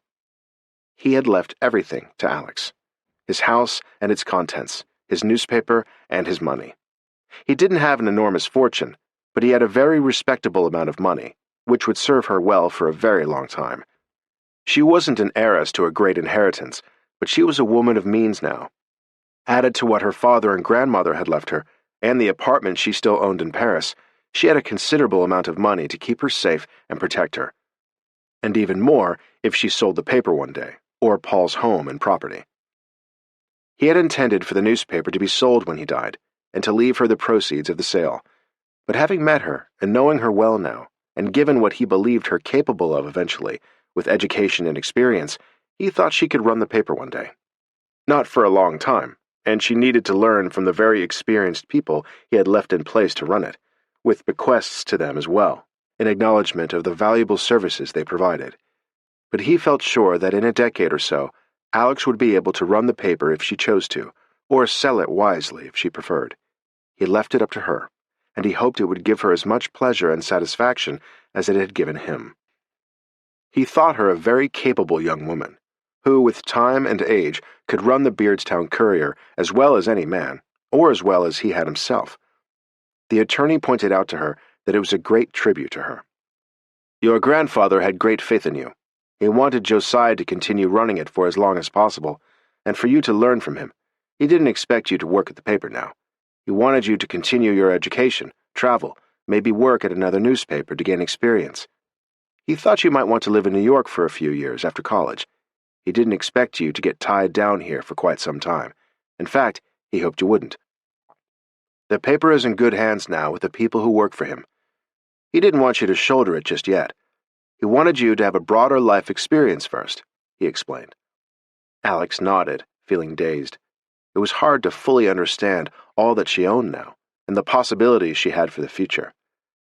Her grandfather had left her room to make her own decisions. Nothing he had given her was conditional. If she wanted to, she could sell everything at any time, and never see Beardstown again. It was not only a generous legacy, but he had thought it all out carefully, and addressed it in detail in his will. "I'm very grateful," Alex said in a choked voice. She was also stunned and confused. She owned a newspaper now, which she didn't have to run, but could one day. And she owned a home, if she wanted to live there, now or later. He had protected and provided for her in every possible way. She couldn't have wished for more, except that she would have preferred to have him alive and own none of it herself, and have him enjoying the fruit of his labors for many years. She had wanted nothing from him except his love. "Nothing will change for now," John Kelly added. "He very strongly wanted you to continue your education. At her age, she could very easily have decided to go crazy, indulge herself, and spend it all, and the lawyer had been afraid of that, as someone so young, but her grandfather knew her better. The attorney could see now that she was a solid young woman, with a good head on her shoulders, and Paul had said proudly, with a smile, that Alex had a mind of her own. Her mind was racing, considering what she should do now. "Can I still work at the paper in the summer?" she asked in an awestruck voice. "You can do whatever you like, Miss Bouvier," the lawyer said respectfully. "You own the Beardstown Courier. You can work there whenever you want. He just didn't want you to try running it too soon, until you're ready. He said you're a very talented writer," John Kelly said admiringly. He had grown up in Beardstown, too. He had studied in Chicago, gone to law school at Princeton, and came back to his hometown. It wasn't just a town of backward farmers. There were educated people there. "I'd like to work at the paper in the summer like I did last year," she said softly. She seemed very meek to John, but she was shaken to her core by what she had just inherited. It was a lot to deal with for a girl of 18, but her grandfather had left it to her in the best possible way. He had great faith in her and trusted her completely, more than she felt she deserved. And he was so clear in his thinking that he had been able to set it up quickly and efficiently before he died, according to his wishes. The minute he realized how sick he was and what could happen, he called Kelly. The attorney left her to think about it after he had explained it all to her, and gave her a copy of the will that she could examine on her own. Alex wasn't able to do any studying during the Christmas break. She was too distracted by everything that had happened, and by trying to figure out her future. She wasn't as sure as her grandfather that she would be capable of running the paper one day, but she did want to learn in detail from the people running it now, what she'd need to know to take it over one day. It would be a mammoth task, and she didn't know how a man would feel if she married about having a wife who owned a newspaper and ran it. A husband might make her sell it, and she didn't want to, and hoped she would never have to. She didn't celebrate Christmas at all. Her heart wasn't in it. Before the holidays, she had a meeting with Josiah Webster and the associate editor, Walter Strong, to assure them that she didn't intend to make any changes now, nor to work there for a long, long time. They were grateful for the reassurance, and that she didn't want to sell the paper. They loved it. Not quite as much as Paul had, but nearly. Josiah couldn't imagine a woman running it, and thought it would be too much for her. He was the same age as Paul, but not as modern in his thinking. Paul thought she could do a good job of it one day, as long as she didn't try to take it over too quickly. He had made that clear in his will. "I'd like to work at the paper next summer," she said simply. "Like last year, as an intern." Josiah smiled at the thought that their new owner was a teenager who would be their errand girl, but it was all she wanted for now, and to continue to write the column she had started, the way her grandfather had suggested, on women's issues. Paul had wanted more fresh blood in their management, and Alex was certainly that. She was barely out of the schoolroom. Josiah hoped she wouldn't rush it, but she didn't seem inclined to. The men left the meeting with a lot to think about, and so did Alex. She finished her papers for school 3 days before she went back to Chicago. It had been a brutally sad, lonely holiday for her without her grandfather. She had come to love him so much, and they had made such wonderful plans that would never happen now. She was grateful for the months she had had with him, and felt his absence acutely. She looked thinner and very serious when she went back to Chicago. She said that her grandfather had died, to explain her absence, but she said nothing about the inheritance to anyone. The contents of the will were confidential, and no one at the newspaper knew about them either, only the 2 men who ran it, and would continue to do so. There were no visible changes, except in ownership, and future changes would depend on what Alex did and decided. She turned in her papers at the university and was given a makeup exam for the test she had missed. Everything was being disrupted due to the Spanish flu. Schools, offices, businesses, colleges, everyone's social lives and plans. And families, as the main breadwinners died and women were faced with figuring out how to support their families, or men were faced with bringing up children as widowers. Between the impact of the pandemic and broken men returning from the war, traumatized by their experiences and most without jobs, it was a sober time for the country. In contrast, the economy had been boosted by the war. Men were combing the country for jobs, and some women were as well. They had been forced to function without the help of men for 4 years of war in Europe, and a year and a half in the States. So many of the men were so damaged from what they had seen and done, and what had been done to them in battle, the male population was greatly reduced and seemed dangerously unstable, and millions of people were dying from the Spanish flu, which impacted the economy. Many businesses were closed or understaffed and failing. Alex struggled every day with her grief over losing her grandfather, and in February, 2 months after his death, she had an unexpected opportunity.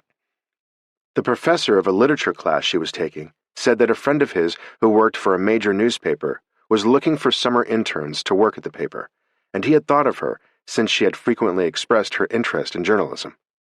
She was surprised when he asked her. "In Chicago?" she inquired, and he shook his head. That was the hitch. "In New York. It was at the New York World, a very popular newspaper with a strong voice. Her grandfather had read it often, just to keep abreast of the competition. It had a circulation of 1 million readers. "I don't know anyone in New York," she said, about to thank him and say no. "You can always stay at a women's hotel. You'd be safe there." He knew it wouldn't be inexpensive, but there were many such hotels, so women could travel and visit the city safely, as she had when she arrived from Europe alone, and had spent a night in New York. They were safer than ordinary hotels, with no men staying there. "It's not a paid position. Internships usually aren't, but it would be a great experience if you're serious about working for a newspaper one day." He had no idea that she already owned one, but it sounded like the kind of job her grandfather had wanted her to have, to broaden her exposure, and she'd loved New York when she was there. "It sounds interesting. Can I think about it? I already have a summer internship lined up, but this sounds better and more exciting." "It's a great paper," he said, which she knew. "I can wait a few days to tell him," he said easily, and she thanked him for considering her and suggesting it. She wrestled with the idea for 2 days and finally couldn't resist it. It could be a lot of fun and hard work, and she had a feeling her grandfather would think it a good idea and would want her to go. She could have a summer internship at her own paper anytime, but a chance to have one at a New York paper with such a high circulation might not come again. She thanked her professor for the opportunity and told him she would be open to it, and he replied that he would give her name to his friend and a strong recommendation. A week later, the New York World offered her the summer internship, and she accepted. She booked a room for 2 months at the Martha Washington, where she had stayed before. It was even conveniently located for her job, which was from the 1st of July to the 1st of September. It even gave her a month at home in June before she had to report for work. Josiah Webster said they would be sorry not to see her at the Courier that summer, but hoped she would enjoy a brief stint in New York. He didn't say that he wouldn't have wanted his own daughter alone in New York for a summer, but Alex was an independent young woman, and her circumstances were different. She had no family supervision now. Alex was excited at the prospect of her summer internship. They had 2 openings, the one they had given her and another for a male student, and had chosen a young man from Harvard. Their accepting her for the summer job was a distinct honor for her. She could hardly wait for July, and it gave her something to look forward to, as she recovered slowly from the loss of her grandfather and completed her first year at the University of Chicago with excellent grades. She missed being able to share her thoughts and observations with her grandfather, and she had valued his advice. She was going to have to figure things out for herself now. The summer internship in New York was the first step into the future that lay ahead of her. Alex was startled in May when a fellow student, a boy from her English Lit class, congratulated her on the internship in New York.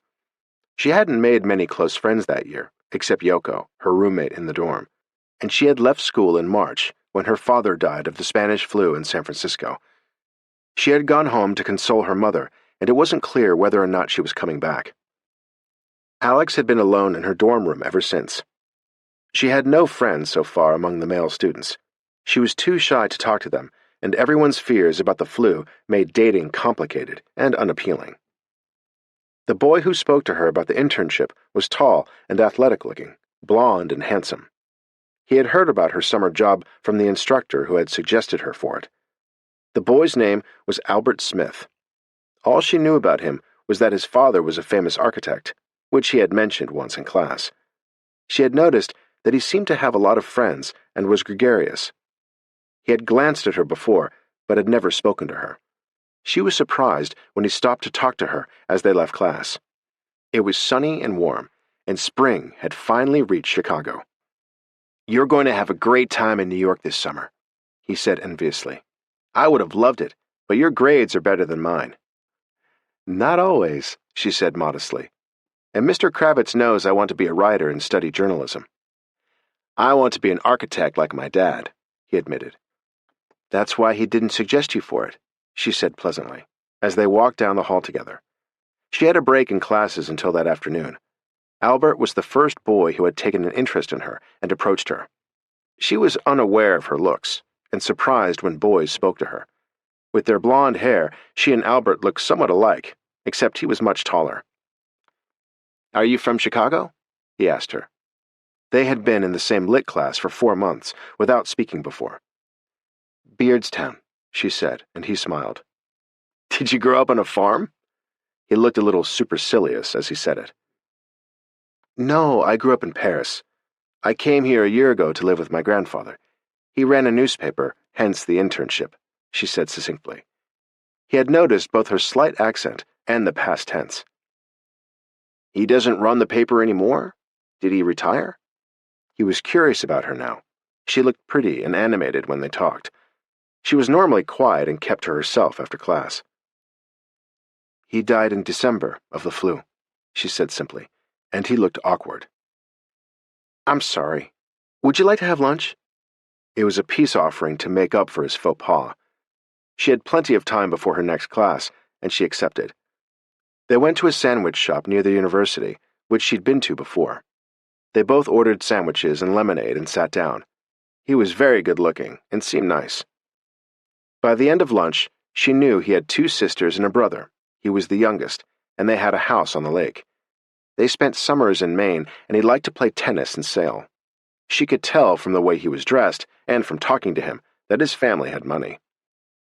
He said they had been to Europe several times before the war. He was 20, and both his sisters were married. His brother was in law school at Columbia. His pedigree was clearly above reproach. She didn't find him exciting, just handsome, and he was having trouble figuring her out. She lived in a hick town in an agricultural community, but had grown up in Paris. Her grandfather ran a newspaper. She didn't talk about her debut or give any of the clear signals that would have suggested a fancy, aristocratic background, and yet she seemed very dignified and sophisticated and very bright. And she had gotten a prize internship in New York.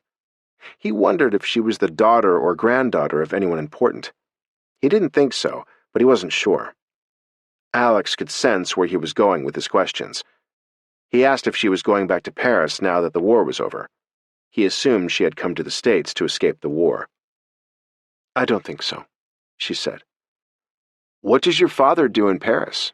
He asked more bluntly. He was a doctor, and my mother was a nurse. She worked for him. They died in the war. My mother grew up in Beardstown. That's why I came here to live with her father. I'm sorry, that's awful about your parents. I got drafted, but I had scarlet fever when I was 5, and I have a heart murmur. It doesn't bother me, but it kept me out of the war. I'm glad. I didn't want to go to war. My brother got drafted too, but my father talked to some people he knew, and he got sent to Washington to work for a congressman. He loved it, and after that, he went to law school when the war ended. It was obvious that he was well-connected, very smooth, and seemed to have led a charmed life compared to her experience during the war. My parents worked at a field hospital at the front lines. She really didn't want to talk about the war, but she had nothing else in common with him. More than anything, he seemed spoiled and boring. He was intrigued by her, and the little he knew about her. Most of all, he was taken with her looks, but her life story sounded intriguing and unfortunate, given the parents and grandfather she'd lost to the flu and the war. They had run out of things to say to each other by the end of lunch. She wished him a good summer, and he wished her a good time in New York. She thought about him afterward. There had been no important boy in her life since Julien 3 years before. She was only 19 now, and she knew that other girls her age were desperate to get married. And some already were, in the rural communities like Beardstown. And some even had children by the time they were her age.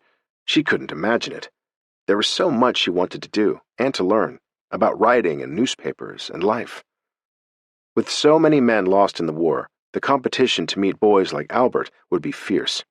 He was healthy, whole, handsome, and undamaged. He hadn't lost his sight to nerve gas, nor would he be screaming in the night from nightmares about what he'd seen in the trenches and on the battlefields.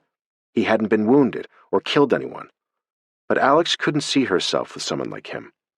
She'd rather be alone, and with everything her grandfather had left her, she didn't have to marry if she didn't want to. He had given her freedom, protection, and independence for as long as she wanted it. Maybe forever. Forever sounded perfect to her for now. She had never been in love, despite kissing Julien at 16 and Philip Baxter at 18 on the ship. They were boys. For the moment, There was so much she wanted to do, and she didn't want a man who would interfere or disapprove or tell her what to do. She was free, and she liked it that way. Her grandfather had given her the greatest gift, the freedom to live the life she wanted, whenever she figured out what that was. Chapter 8. Alex got a month to relax in Beardstown at the end of her freshman year at the University of Chicago. She planned to take the walks on her grandfather's property that she had taken with him the year before. The weather was warm and balmy, and she wanted to visit the offices of the Courier and see the people she knew and had worked with the previous summer. Word had leaked out that she owned the paper now, which was remarkable for a girl of 19, but she had no involvement on a daily working basis, and Josiah Webster was still running the Courier with the same iron hand. If anything, he was tougher now that Paul Peterson was no longer alive. Paul had had a warmer, more humane, collegial style than Josiah, and was always open to new ideas. Josiah was more traditional than Paul had been, and was more determined than ever to keep the Courier appealing, successful, and profitable, and he was less of a risk-taker than Paul. Alex missed her grandfather's editorial columns, as did all of their readers. He had his own personal style. She still wanted to work on her editorial columns once a month, as her grandfather had hoped, but hadn't found her distinctive voice yet. She wanted to have a unique signature style like her grandfather one day. When she got home to Beardstown from Chicago at the end of May, the ongoing page 1 top story was still the Spanish flu. The number of deaths had dropped slightly for no reason anyone could determine. The winter before, as the troops returned from abroad, they brought the virus with them from Europe, and innocently infected Americans they came in contact with in every walk of life as they rejoined their families and friends, returned to their businesses and jobs, and infected the workplace and every aspect of American life. Other countries were experiencing the same thing. It was beginning to abate now, 7 months later. After Paul Peterson died of the Spanish flu, the paper printed a black border around the front page for a month in honor of him. The second day of Alex's month-long stay there in June was a landmark day for American women. After being defeated twice in the last year, the 19th Amendment passed the Senate, giving women the right to vote, on June 4, 1919.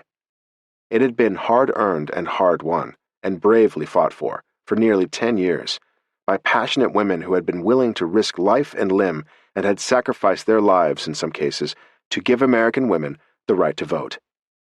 Alex was delighted, and the Courier ran a banner headline the next day, as did most newspapers in the nation.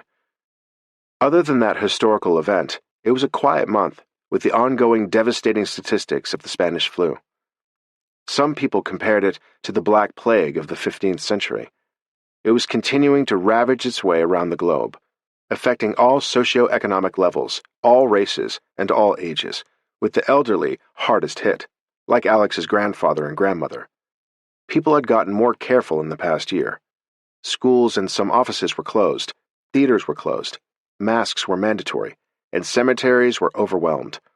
It was hard to believe, as Alex looked out at the peaceful countryside surrounding her grandfather's home. Farms were affected too. She knew she'd have to be even more careful in New York. Alex took the Broadway Limited from Union Station in Chicago on Friday, the 27th of June, having spent a day shopping at Marshall Field's in Chicago before she left, to make sure she had the appropriate clothes to wear in the office, with gloves and hats.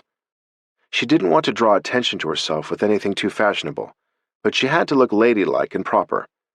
She enjoyed the observation car on the train, and arrived in New York at Penn Station the morning of Saturday, June 28th, and checked into the Martha Washington Hotel again, with a bigger room this time, since she would be there for 2 months. The 1st of July was a Tuesday, and Alex arrived at the newspaper precisely on time, in a gray linen suit with mid-calf hemline, a matching hat, and white gloves. She was wearing a thin white silk blouse under her jacket. She looked beautiful and older than her 19 years in the elegant suit, which she'd bought in Chicago. It wasn't showy, and it fit her slim figure perfectly. She reported to the woman she'd been assigned to in personnel, Monica Gonzalez. She was older, with dark hair pulled back in a tight bun, and she was wearing a black summer suit. It was a warm day. "You've been assigned to our society pages," she told Alex with a business-like demeanor. It felt like a dream to Alex just being there. The building was huge, with newspaper delivery trucks parked outside that would travel the city all night with the last edition. Her assignment sounded like fun.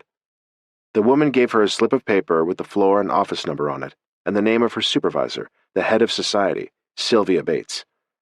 Monica sent Alex on her way within minutes, and she put on her mask and went back to the elevators.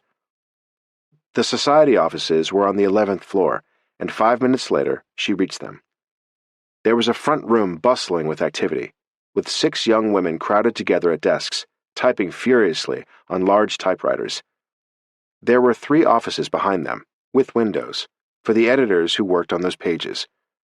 One was in charge of weddings, the second one parties, and the third was for encounters, celebrities and socialites seen at various events. And there was a long wall with an enormous bulletin board with photographs pinned to it. Everyone looked busy, and all the women at desks were wearing masks because of the flu. Alex was wearing hers when she arrived. The women in the front room glanced at Alex with interest. The one nearest her took her mask off and smiled. She looked stressed, and it was only 9:20 in the morning. "Can I help you?" She thought Alex was dropping off news of an engagement or impending wedding. "I'm the summer intern," Alex said, trying not to sound as terrified as she was. She had no experience at all with a society column, and had never seen one. The Courier didn't have one, and Beardstown didn't need one. "I'm Melanie Pratt," the young woman said in a friendly voice. She pointed to an empty desk behind them with a typewriter on it. "Grab a desk, take off your hat, and wait for someone to ask you for something. You can ask me if you need directions. What's your name?" "Alexandra Bouvier. Alex." "I thought you were a bride." Melanie laughed at her mistake and put her mask back on, as Alex made her way to the back desk, put her purse underneath, her jacket on the back of the chair, and her hat on the desk. She was ready for action. 10 minutes later, a tall, elegant woman with a blonde chignon, around 50, exploded out of her office and addressed the front room. "The Patterson-Argyle wedding was just cancelled. Pull all the pictures we've got, and we need to change the layout pronto. We're saving space for the reception. We've got to kill it." Everyone began scurrying, and Melanie whispered to Alex that the tall blonde was Sylvia Bates, the chief editor of the department. "Try to stay out of her way," Melanie whispered, and 5 minutes later the woman emerged from her office again and pointed at Alex. "You, go downstairs and get me the layout I sent down yesterday. We have to figure out what to run instead. I hate to use it, but I think the LaRocca-Genovese wedding might work. The LaRoccas are spending $1 million on it. It will be vulgar but spectacular." Alex nodded, feeling dazed, and as soon as Sylvia went back to her office, Alex rushed to Melanie's desk and spoke in a whisper. "Where do I go, and who do I see?" Melanie scribbled instructions on a piece of paper and handed it to Alex. "It's in the basement. Ask for Joey, and tell them to give you all the photographs for the wedding they just canceled. And don't panic. You'll be fine. You'll get used to it here." Alex nodded, speechless with fear, clung to the piece of paper, and hurried out of the room. She found the basement filing room easily, and Joey turned out to be a big bear of a man who gave her an armload of photographs of the bride to return to Miss Bates. She thanked Joey, rushed back to the elevator, and completed her mission. For the next 3 hours, she handed out typing paper and carbons, carried photographs from one office to another, delivered mail, poured coffee, sharpened and distributed pencils, tried to stay out of everyone's way and keep their requests and instructions straight, and answered the phone in between. She was an errand girl for the department, and the tasks she accomplished were a blur when she tried to remember them, and she didn't know anyone's name yet except Sylvia Bates and Melanie, who was a godsend, and translated all the mission directions for Alex.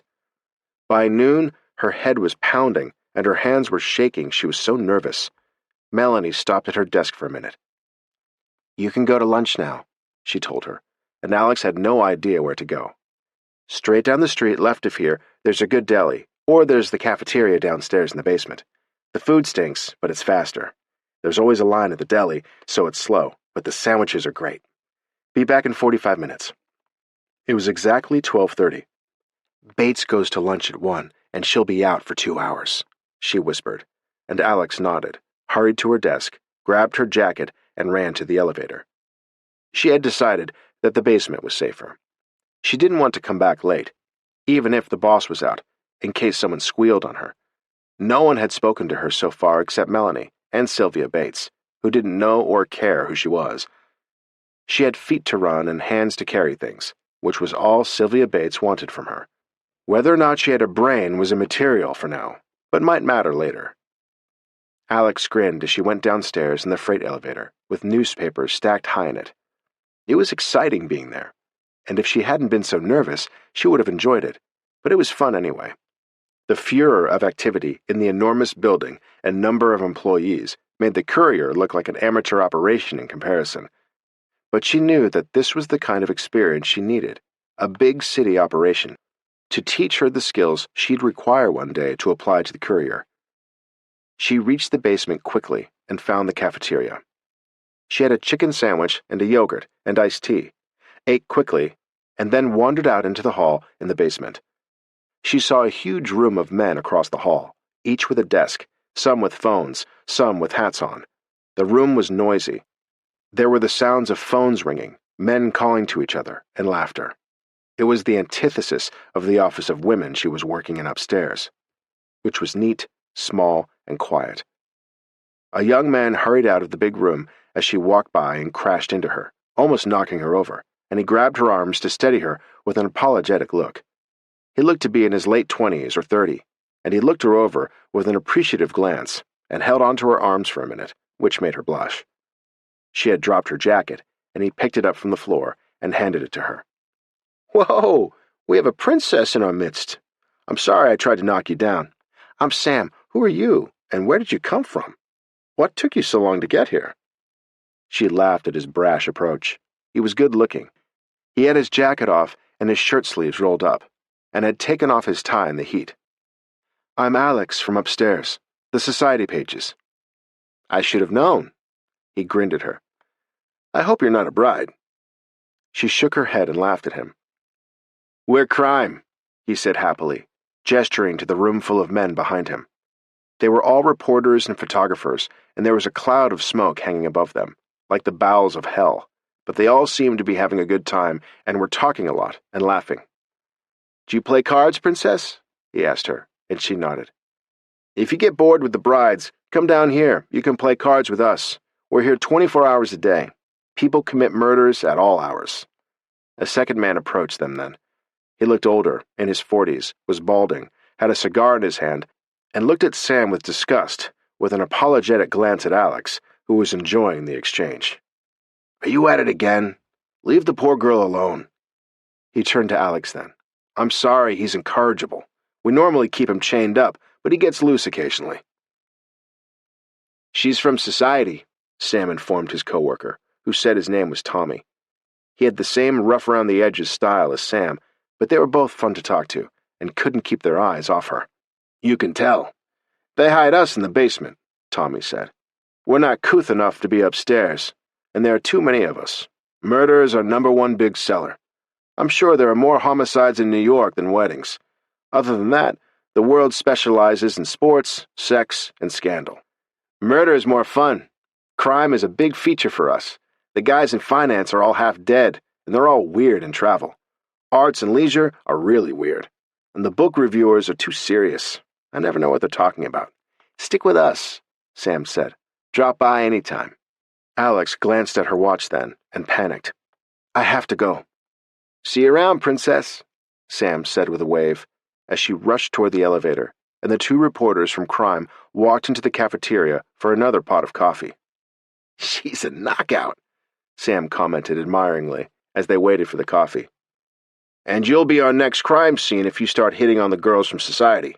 They're all debutantes and some rich guy's daughter. They work here for free as summer interns. The women we know can't afford to do that. You mess with the girls from society and their fathers will kill you, trust me. And by next year, they will all be married, and not to guys like us." "She's gorgeous," Sam said with a grin, and Tommy pointed an imaginary gun at him. "Bang, you're dead. Stay away from the debutantes," he said, as they collected their coffee pot and went back to the smoke-filled room of reporters. Alex was back in the society office by then, and Melanie asked her where she ate. "The cafeteria. I didn't want to be late getting back." "I forgot to warn you about the crime boys. They're right across the hall, and they're all nuts, and go after anything in a skirt." Alex smiled at the description. "I met 2 of them. They're all the same. They're the randiest guys in the building. They act like they haven't seen a woman in years. Some of them are fun. They report on the worst crime scenes in the city. I think it makes them a little nuts." Alex had experienced it firsthand and didn't mind. Melanie showed her where everything was then, since they had a little time before the 3 editors came back from lunch. When they did, the big news that afternoon was a major film star who had been caught at a hotel for a weekend tryst with a famous socialite, who happened to be married, and his wife was filing for divorce. It was the hot story of the hour, and the canceled Patterson-Argyle wedding instantly became old news, sank beneath the waters of the society column, and vanished. The heartbroken bride was no longer of interest. Alex heard later that the groom had dumped the bride to go back to his ex-girlfriend, whose father was offering him $1 million to marry her, and he needed the money. There were no secrets in the offices of the society column, and all the juiciest social news in the city was grist for their mill. All the women in the society office left at 5. The girls at the front of the office were single, and of the 3 editors, 2 were divorced, and 1 had never married. Sylvia, Melanie said, was the mistress of a very wealthy married man, and she kept him by knowing all of his secrets. Alex's head was spinning as she walked back to her hotel. She had been running all day. None of it was serious journalism, but it was fascinating. The society column was the spice that women loved in the newspaper. Sports and finance kept the men happy, and Alex wondered if anyone really cared about the news. It was very different from her grandfather's thorough, deep, and at times philosophical reports of world news. His was a high-quality brand of journalism, whereas this was fair for everyone, whatever their tastes or interests.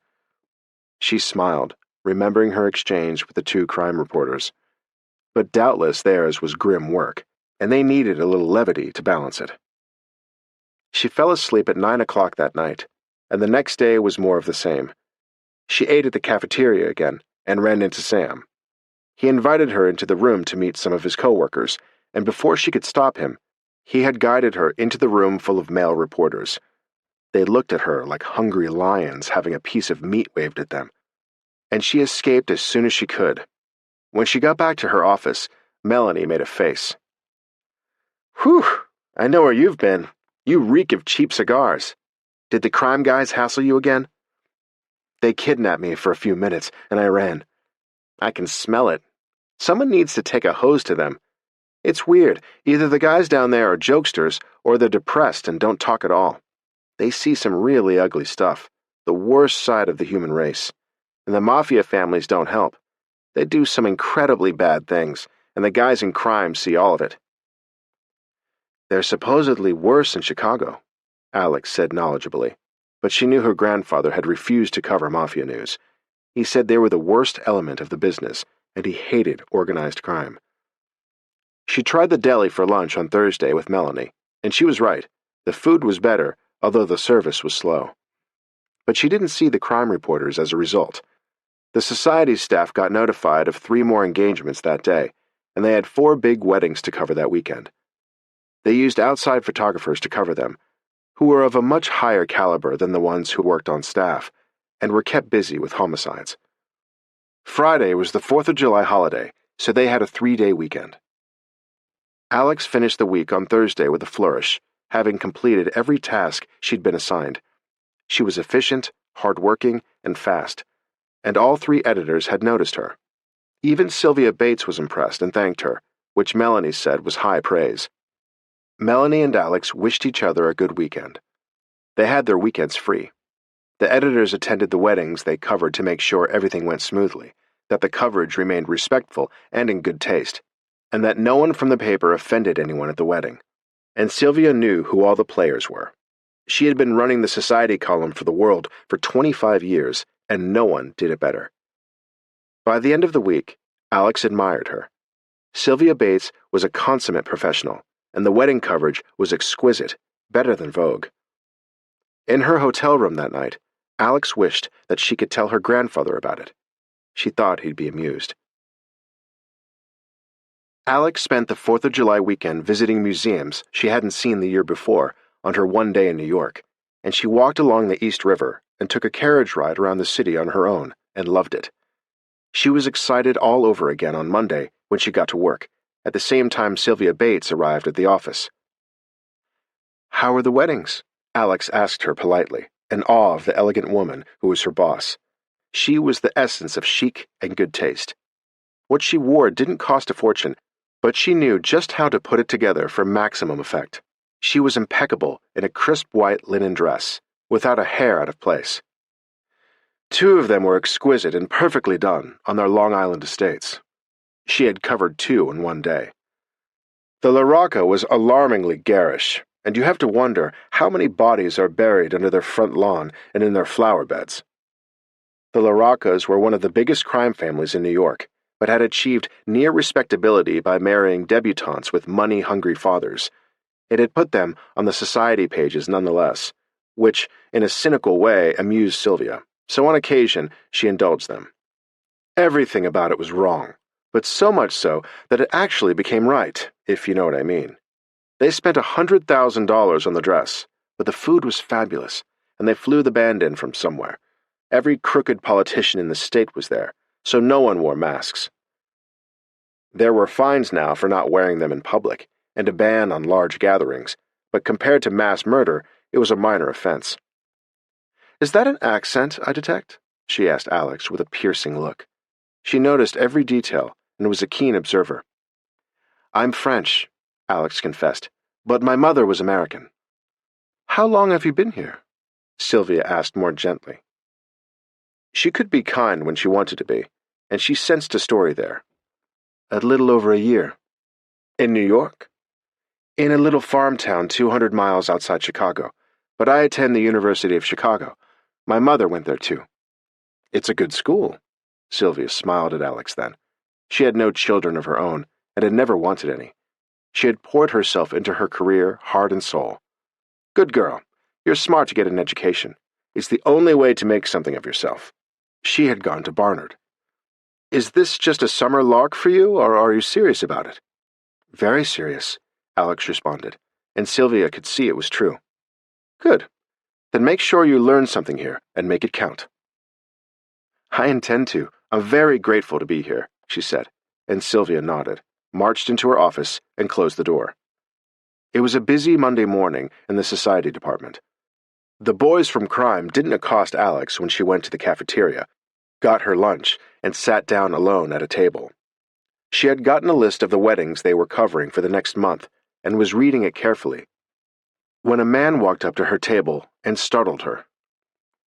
"Mind if I sit down here? There are no free seats anywhere else." She glanced around and saw it was true, and nodded. "Sure, of course." She took her purse off the other chair, put it on the floor next to her, and went on reading, while he went to get his food. She paid no attention to him when he came back with a full tray of his lunch. She looked up at him. He was stern-looking and serious, with dark eyes and very dark hair. He was wearing a suit and tie, and he stared at her for a minute, and spoke before she could start reading again. He was handsome, and looked to be in his mid to late 30s. He didn't seem friendly, and was very intense. She could almost feel the electricity flowing from him as he sat down across from her. "You're the girl from society all my colleagues are talking about, aren't you?" He said it like an accusation, and she was sorry she'd agreed to let him sit with her. He looked respectable, but not friendly. "I hope not. What are they saying?" "What you'd expect. That you're beautiful. What they say about the Deb of the hour every year." "I'm not a Deb," she said coolly, on the verge of deciding she didn't like him, and he was a jerk. "I'm a summer intern," she said with dignity. "Same thing. You're not getting paid, so it's safe to assume your father is supporting you, unless you're married. But if you were, you wouldn't be working here." She didn't like his assumptions about her. "You're correct. I'm not married, but my father is not supporting me. I'm supporting myself." On her inheritance from her grandfather, so he wasn't entirely wrong. He appeared to have a chip on his shoulder the size of a mountain. "Sorry," he said, softening a little, and she hated to admit he was movie star handsome, but his scowl didn't improve his looks. "We working stiffs are jealous of people with rich fathers." "I don't have a rich father," she said simply. Or any father, she didn't say. "You're in crime?" It was her turn to guess, and he nodded, amused. "How can you tell? By my charming personality or my ill humor? Looking at dead bodies every day doesn't improve my mood or my faith in human nature." "Then why don't you report on something else?"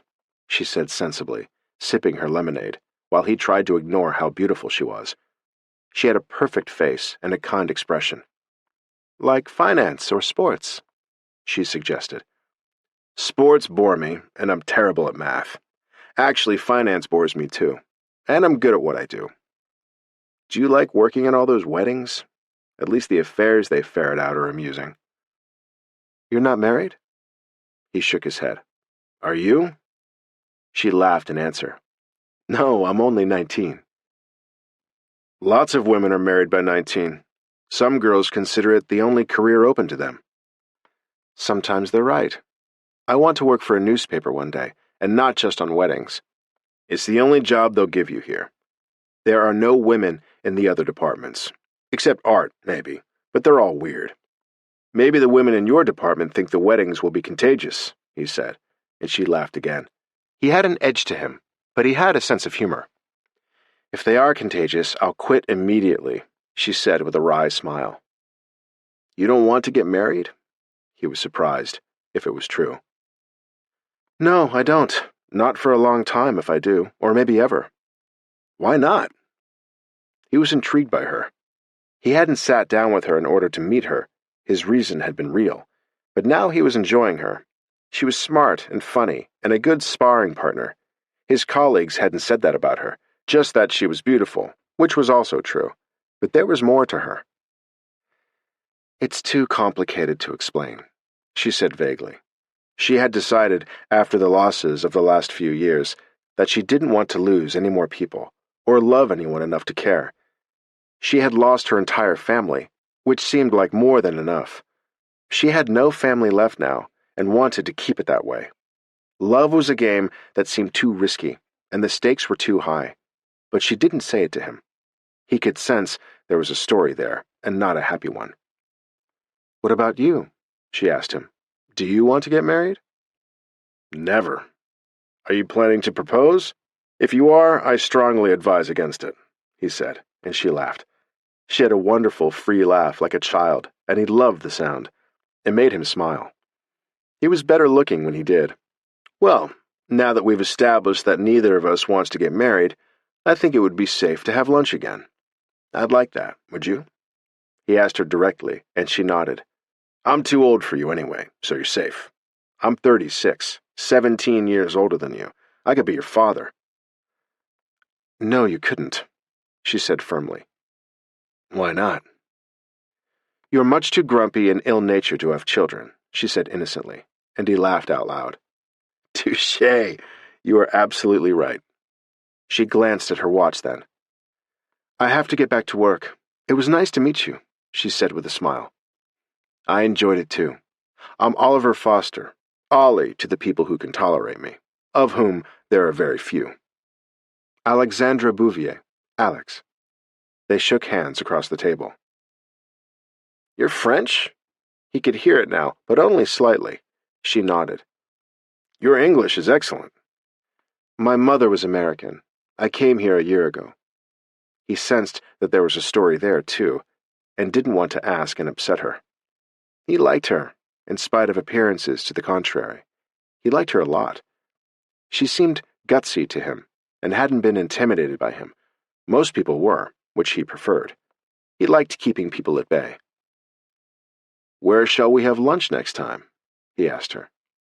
"Here is fine," she said. She wasn't looking for a fancy lunch. "You have very modest tastes," he said as they stood up. "Wednesday, 1 o'clock? I'm off tomorrow. I work on weekends. People love to murder each other on Saturdays." She was curious what he had done in the war, but didn't want to ask. He seemed to accept killing as commonplace and to be hardened to it.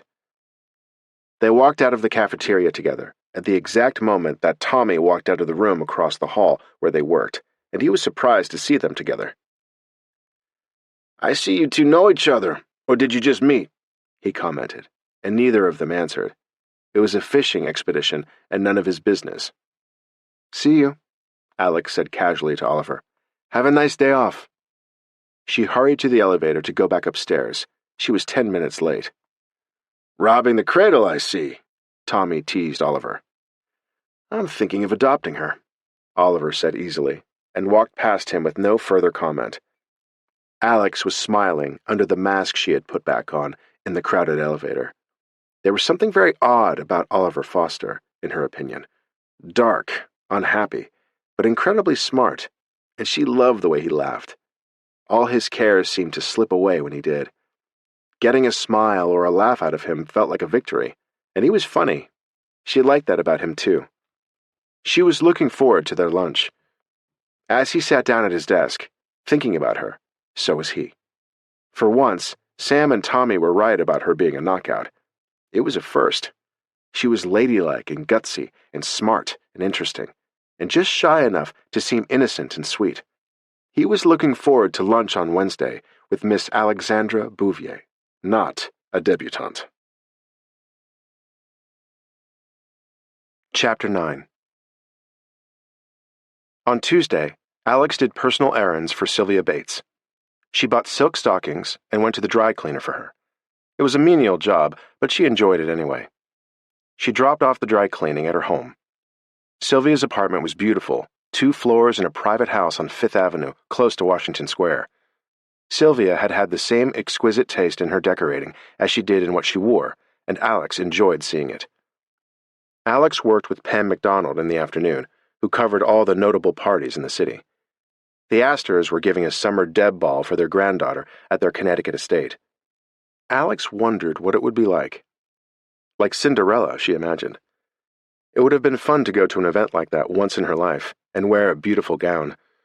She loved the fantasy of it, but wasn't sure if the reality would measure up to her girlish dreams. Her parents never went to important social events. All they did was work. Her grandfather had no social life at all.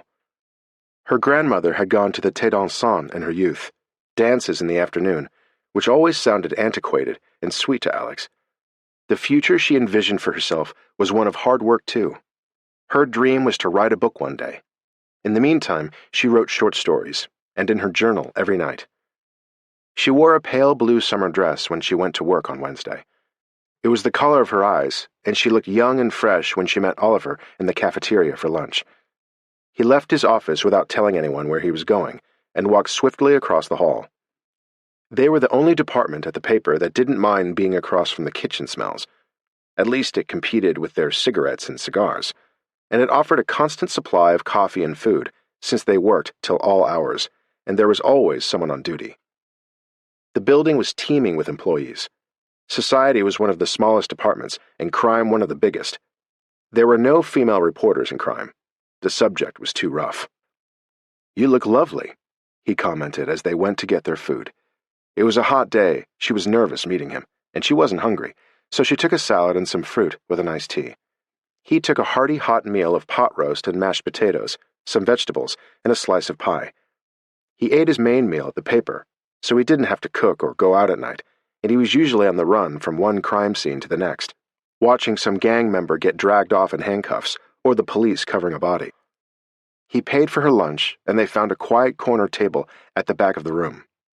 The cafeteria wasn't busy yet, and the weather was so fine that most people wanted to leave the building, so there was no one around them, which was rare.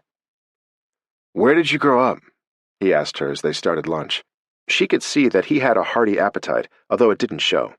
He was fit and thin and athletic-looking. "Paris until last year," she said, picking at her salad. She'd never gotten used to big meals again since the years of rationing in Paris, and she was still very slim. "And where do you live now, when you're not a summer intern?" He was curious about her.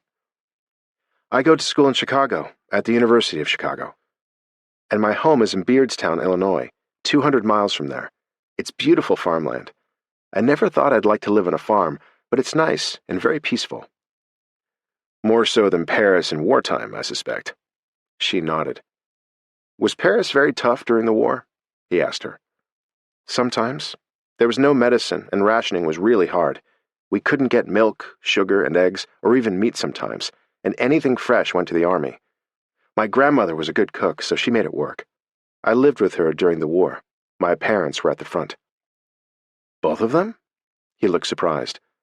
"My mother was a nurse." "And your father?" "He was a doctor."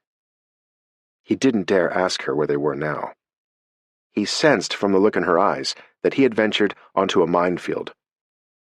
She answered his silent question before he could ask. "They were killed in the war."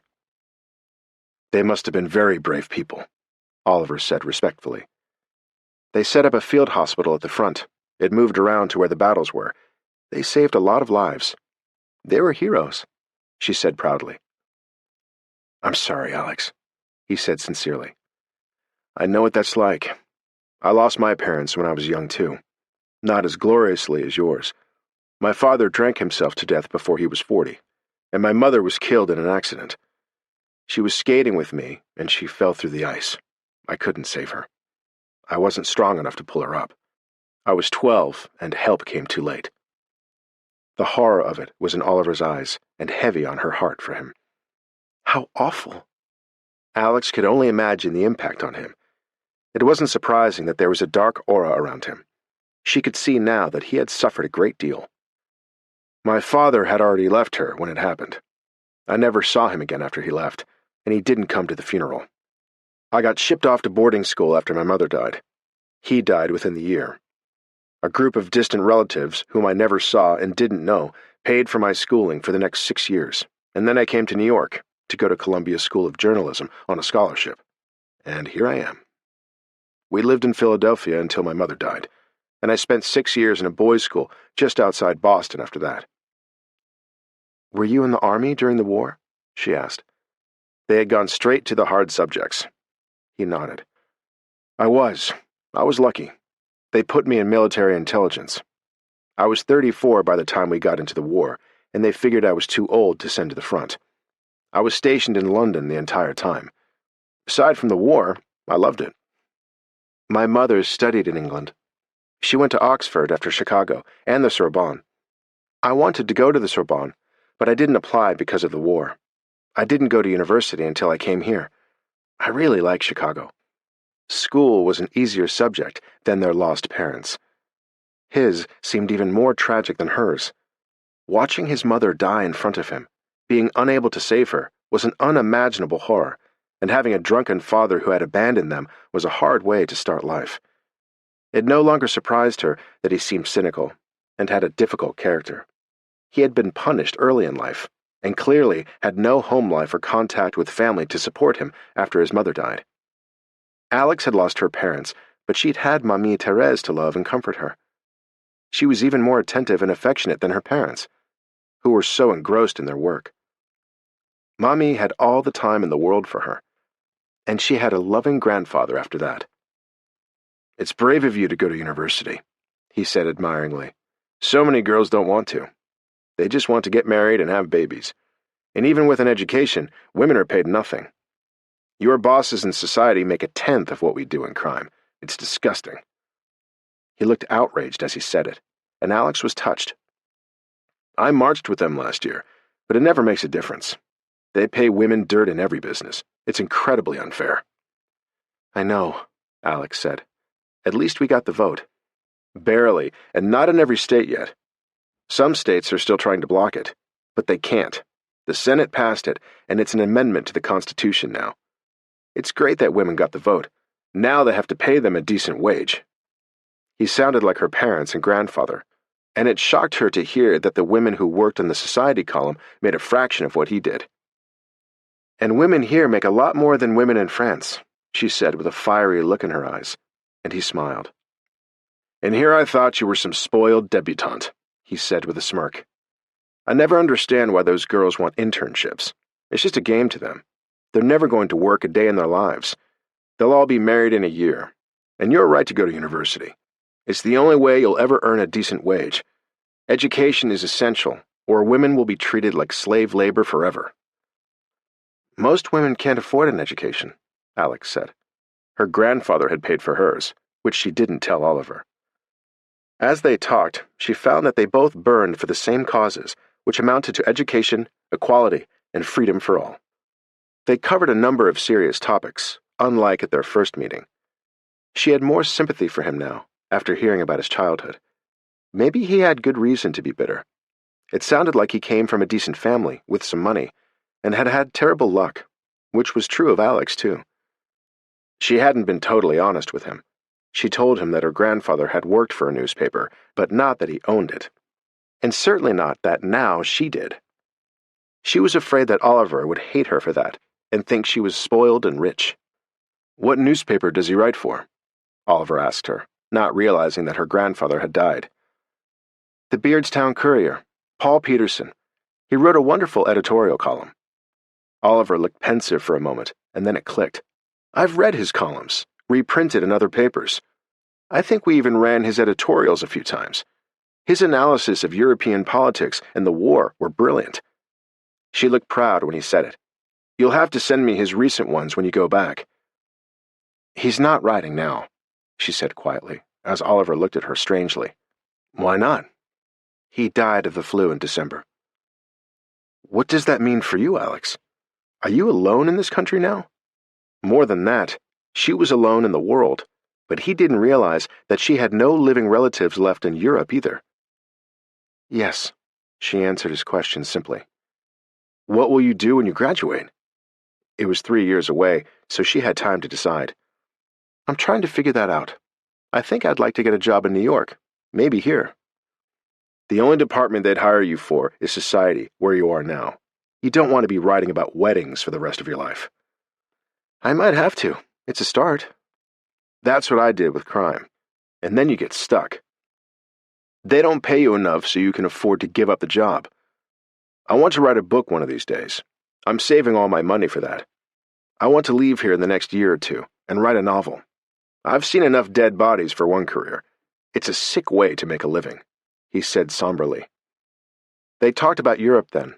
He had loved his time in England, and he had been to France with his mother as a child, which made her think that his family had had money then. Alex and Oliver were in somewhat similar circumstances, with no family and only burning ambitions. But she guessed that her financial circumstances were far better than his. She owned a newspaper, which she couldn't tell him.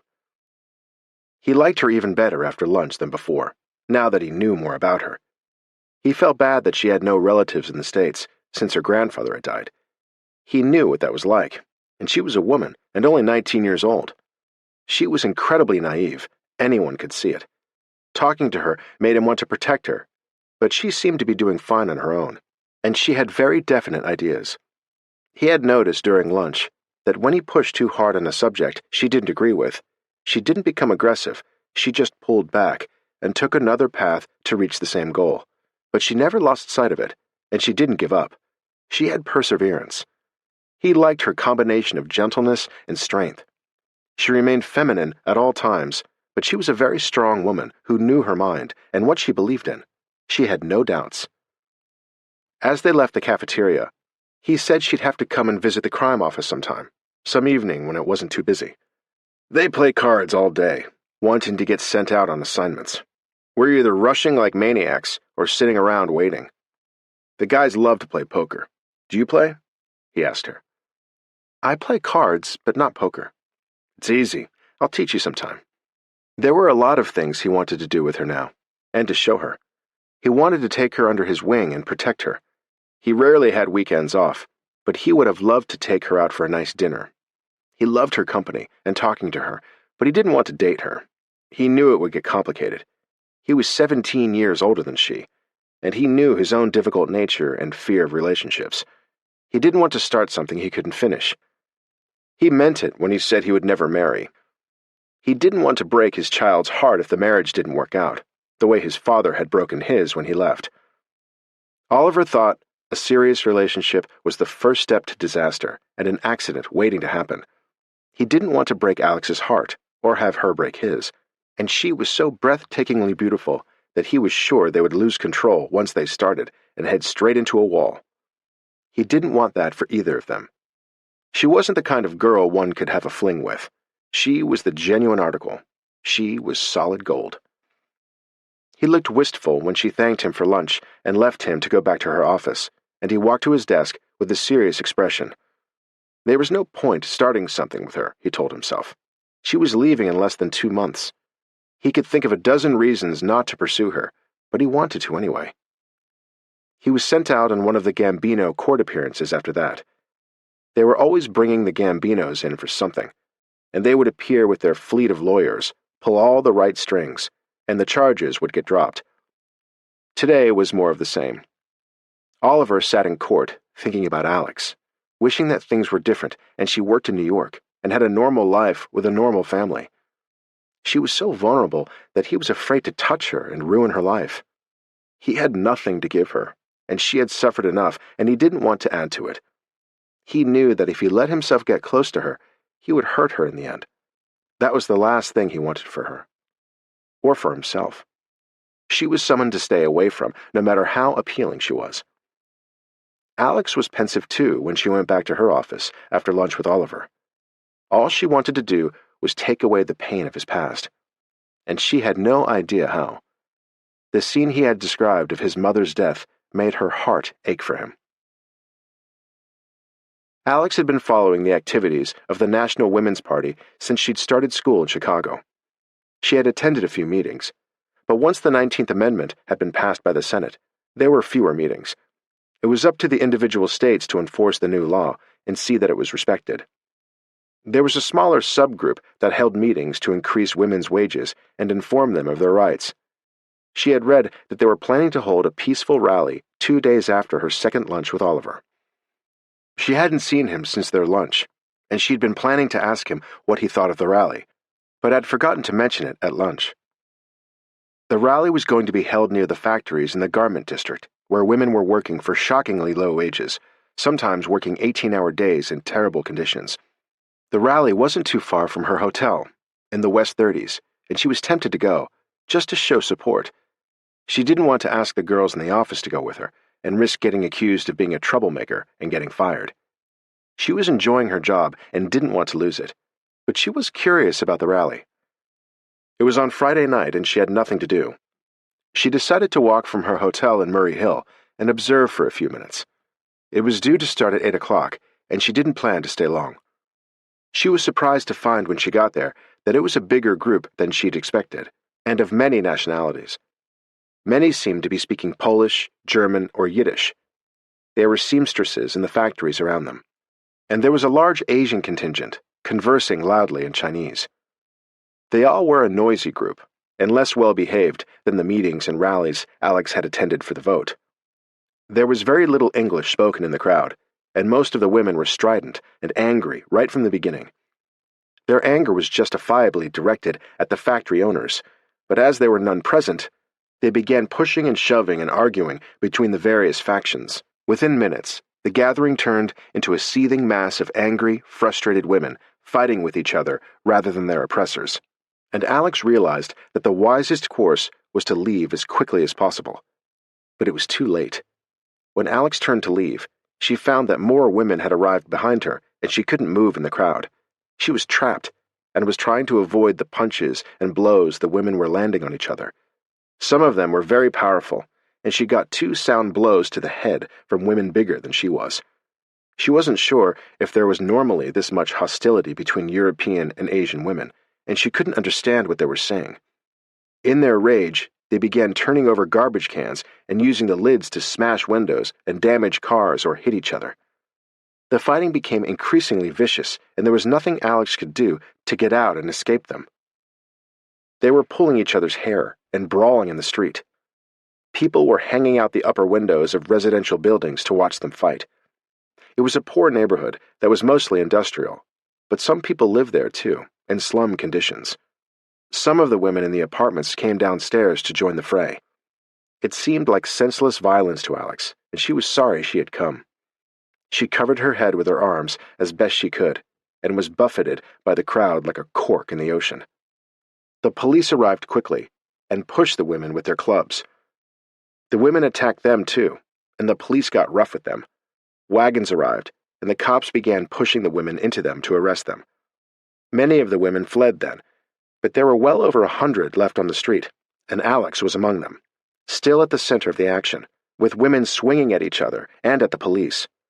Alex was eager to get close enough to a police officer to ask for his help to get her out of the crowd. She had come in simple clothes, not to attract attention, a cotton skirt, sandals, and a blouse. There was nothing to distinguish her from the crowd of rough women who were still swinging at each other and the cops. The police kept trying to separate them from each other, and then the women would attack the police. It was a genuine brawl worthy of any mob of drunken men. The women weren't even drunk. They were irate and crazed and had exploded. A big, burly Irish policeman finally got close enough for Alex to ask for help, but before she could speak, he had grabbed her by the neck, lifted her off the ground by the shoulders, and thrown her into one of the wagons, on top of the other women, with a fresh heap of women who landed shortly after, crushing Alex beneath them until she could barely breathe, and when the wagon was full, they were taken off to the police station to be arrested. Alex had to fight for air all the way there. Once arrived at jail, they were all pulled out of the wagons and dumped unceremoniously on the sidewalk, then pushed into the police station with the use of clubs again. It was obvious that the men in uniform were utterly fed up with them. Blows rained on the officers from the women pummeling them. The women were the most unruly group Alex had ever seen, and when she tried to stand up, she found that she had injured her ankle and couldn't walk. The police and the crowd shoved her along into the building, and she grabbed onto a police officer before she fell over. "Please help me. I got caught in the crowd. I'm not part of this. I'm hurt. Can you please take me home?" He looked at her as though she was crazy and pushed her back into the herd of women still flailing and shouting, and she discovered that somewhere in the fray, on the street or in the wagon, her purse had disappeared off her arm, perhaps with a broken strap, and she could show them no identification. She had nothing else with her. She tried to reach out to another officer, who ignored her and pushed her away. The police shoved them all into holding cells, and 4 more wagons arrived before they stopped coming. The women were screaming and fighting and arguing again by then, and causing mayhem in the cells. By then, Alex's arm was hurting, her head was pounding, and she couldn't stand on one foot. Her lip was swollen, and she thought she might have a black eye. And she was being arrested. A police officer walked up and down in front of the overcrowded holding cells and told them their situation. They were arrested and were going to be booked. They could release themselves for the fee of $10, or they would spend 2 days in jail. Since most of them didn't speak English, they went on screaming and shouting and crying. Alex reached through the bars then and grabbed the sleeve of an officer and tried to sound as sane and respectable as she could. "I'm Alexandra Bouvier," she said urgently. "I'm here from Chicago. I got caught in this mob on the street. I am not part of it. I lost my purse. May I please call my brother to come and get me? I'm injured." She hadn't even noticed that one sleeve of her blouse was torn. "He'll have to pay your fine to release you," the officer observed her closely, and the way she spoke to him suggested that she might be telling the truth. She didn't know anyone to call, but Oliver had given her his phone number to call if she ever had a problem. He said it was a phone in the hall of his building, but he didn't have his own. She remembered the number. It was a simple one. A minute later, the policeman pulled her out of the holding cell while pushing the others back. She hobbled to the sergeant's desk, following him, and he pointed to the phone. "You have 2 minutes," he said in a heavy Irish brogue, "or you're here for 2 days." She dialed the number with shaking hands. A voice answered finally, and she asked for Oliver in a breathless voice. She wondered if he might be working, but he came on the line 2 minutes later, while the police chatted with each other. She spoke to Oliver as quickly as she could. "I'm really sorry. I need help. I'm in jail. Can you bail me out? It's $10. I'll pay you back." "You what?" he said in disbelief. She sounded frantic, so he knew it was real. "I've been arrested. I need your help. They want $10 to bail me out. Can you come?" "Where are you?" She leaned toward the 2 police officers to ask. "Where am I?" They gave her the address, and she told Oliver, and one of the 2 cops turned to her. "Your time is up," he said sternly, and he took the phone from her, pushed her back toward the holding cell, opened the door, and shoved her in. She stood there, feeling like a criminal, praying that Oliver would show up. It was mortifying, but she had no one else to call. 20 minutes later, a different officer stood in front of the long wall of holding cells that contained the prisoners and shouted her name above the din. Alex waved frantically until he saw her, unlocked the door, and pulled her out, and she limped out of the jail behind him into a large room where people were waiting, reporting crimes and explaining their mundane problems to a sergeant at a desk. Oliver was standing in the middle of the room and stared at her in disbelief as she limped toward him, in genuine pain from her ankle. She looked like she'd been hit by a bus. "What in God's name happened to you? Were you attacked?" He would have laughed at her, but she looked pathetic, and she was hurt. He had come as quickly as he could. "You said you were arrested." She looked like she'd been in a brawl with 10 men. Worse, she had been mauled by 100 women.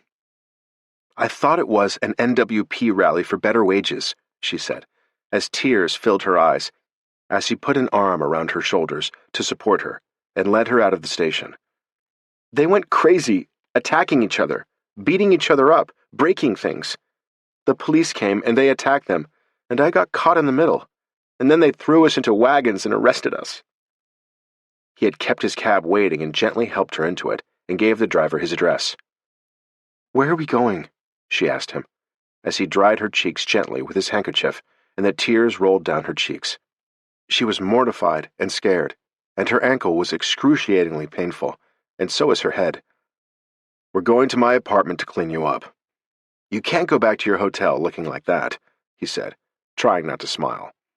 The situation was so absurd, and the kind of thing a young innocent girl could get herself into. One sleeve of her blouse had been completely torn off. He was eyeing her injuries, and he thought they were superficial. "Do you think you need a doctor?" She shook her head and blew her nose on the handkerchief he gave her. "I'm so sorry. I didn't know who to call," she said, feeling pathetic and embarrassed to have him see her that way. "I'm glad you called me." He looked at her closely. "I think you're going to have a hell of a shiner tomorrow." Fortunately, she had the weekend for the minor injuries to fade. He wasn't sure about the ankle and hoped it wasn't broken. She cried more on the drive to his apartment and told him the whole story. He carried her up the stairs when they got there and deposited her on a worn brown leather couch. The apartment looked cozy and masculine, and he took her to the bathroom to wash her face and went to make her a cup of tea. He handed her a bathrobe for her to wear until he figured out what she could wear to go home. She emerged from the bathroom in his robe, looking calmer. She had a small cut above her ear from one of the garbage can lids, and he was right. She had a black eye and a swollen lip, but there was no other visible damage, just the headache and the ankle. He handed her some ice wrapped in a towel for her lip and eye, and another towel with ice for her ankle, put some pillows behind her on the couch, and sat in a big leather chair next to her and held her hand.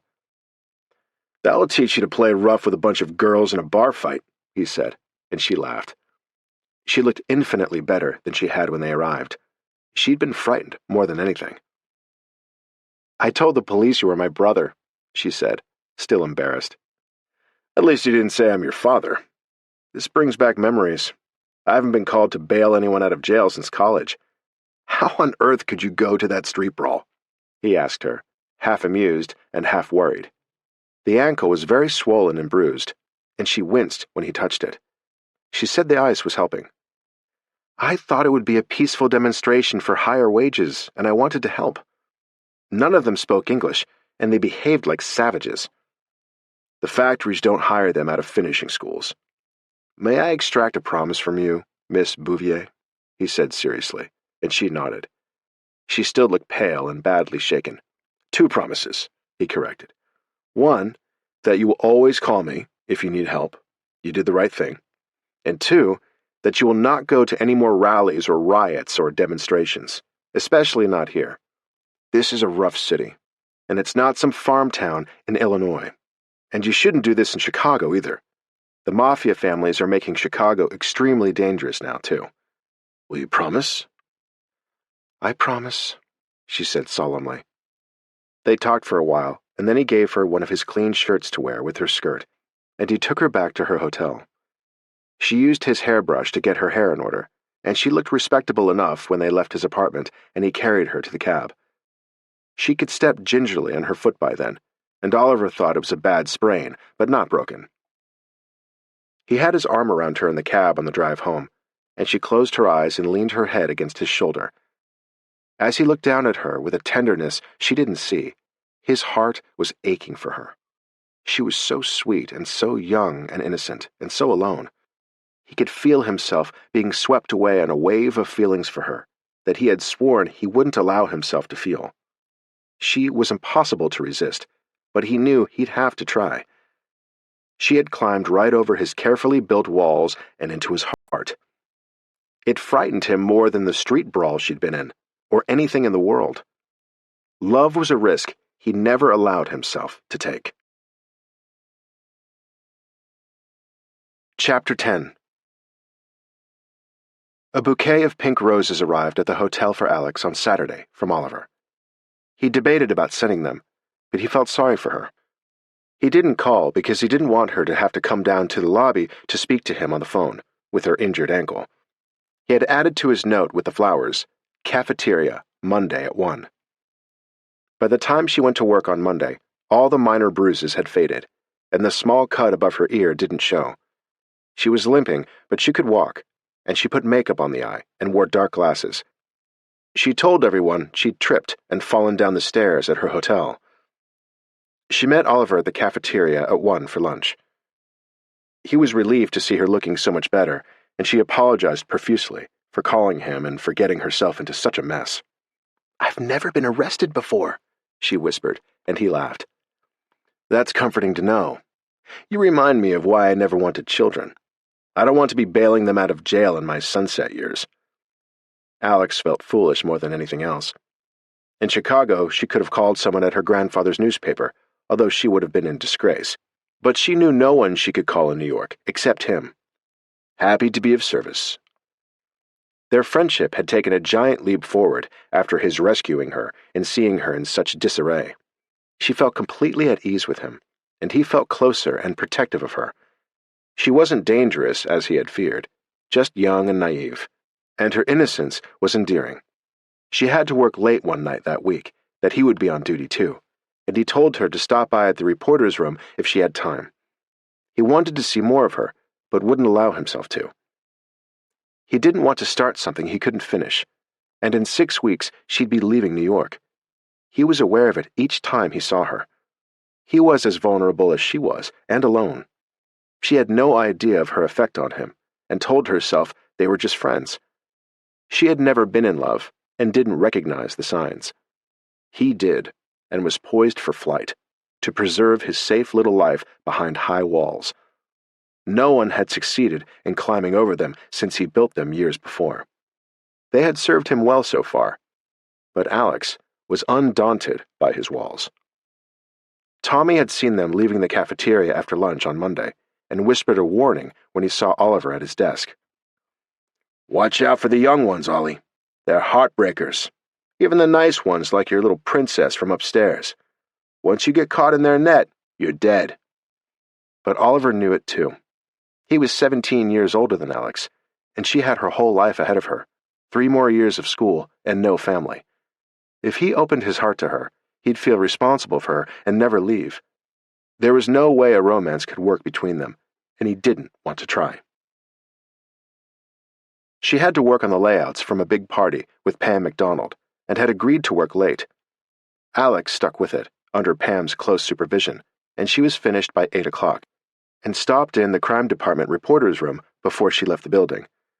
Oliver's face lit up when he saw her. He constantly gave her conflicting messages at the same time, to come closer and to stay away. It confused her, but she thought it was just how he was. He had been through a lot in his lifetime, too, and she had deep scars. When she came to the crime room, he led her to a much smaller back room.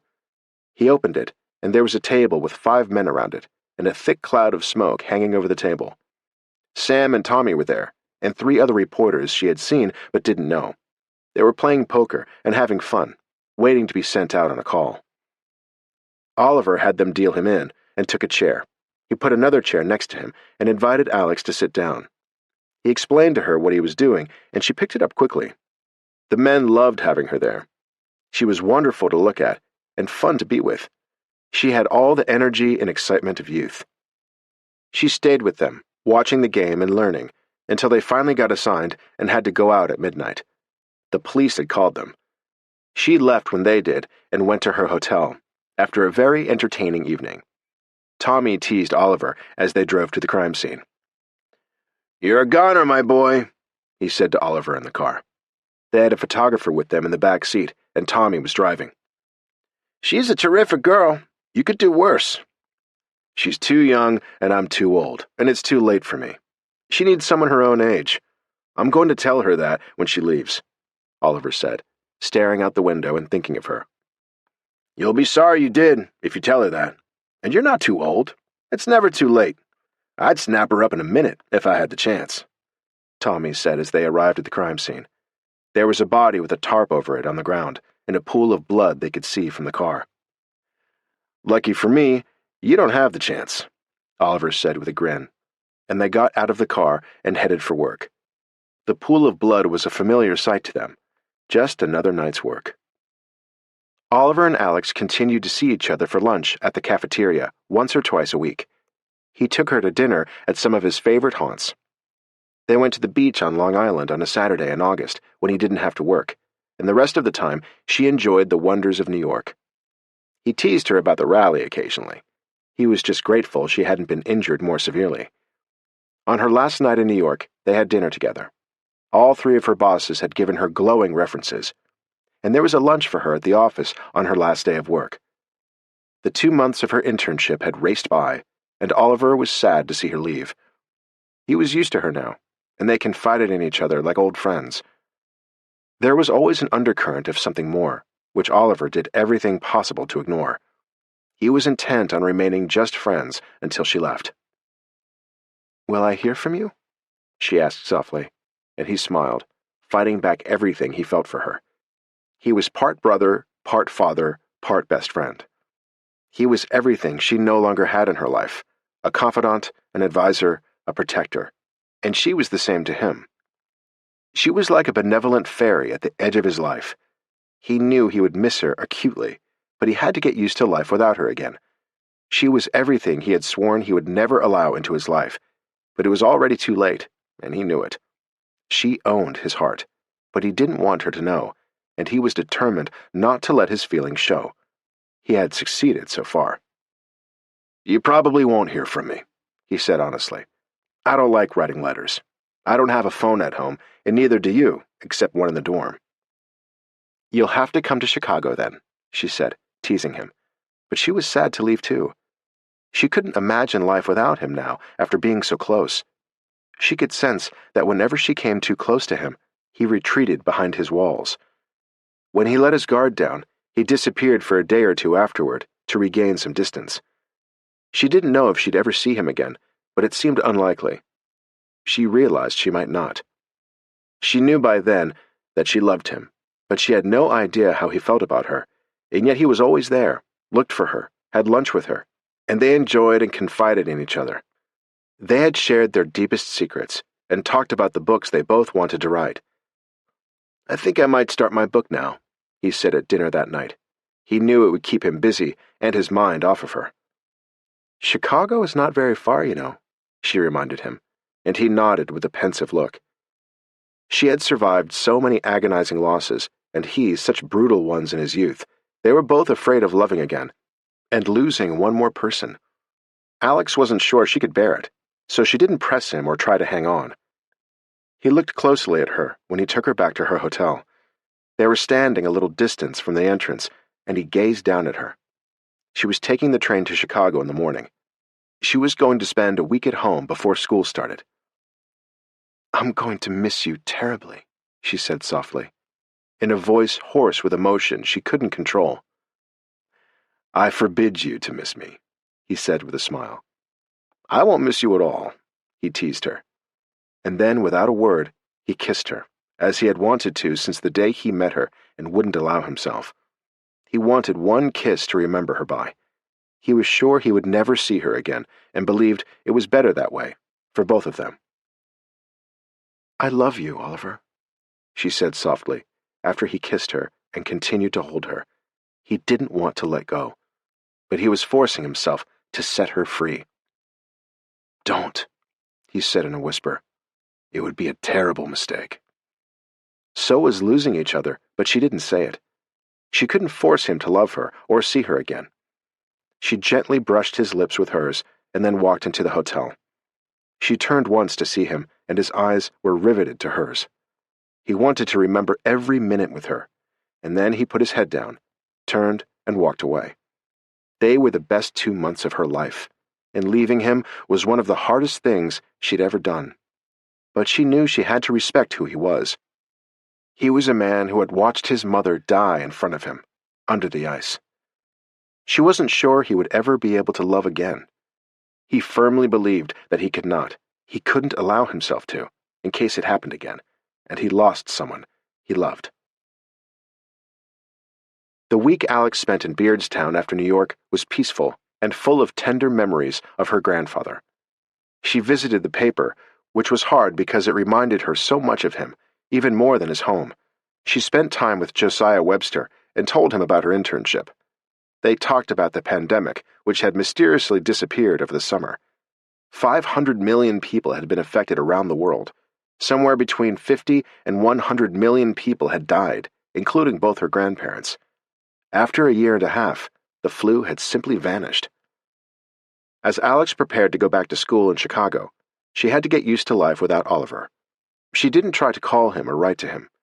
She knew that if she ever spoke to him again, it would have to come from him. And he didn't seem to be capable of it, nor want to be. School began a week after she got back from New York. Yoko, her roommate, had transferred to a small college in San Francisco to be close to her widowed mother, and Alex was assigned a room alone for her sophomore year. She liked her classes and wrote in her journal. She reported to her literature instructor just how much she had enjoyed her internship and thanked him. She had made no close friends at the university. Her only close friend had been Oliver, and now he was gone. She was startled in November when a girl she knew from the dorm and one of her classes invited her to her debut ball in New York. They hardly knew each other, and the girl explained to Alex that she was supposed to come out the year before, but it had been canceled due to the Spanish flu.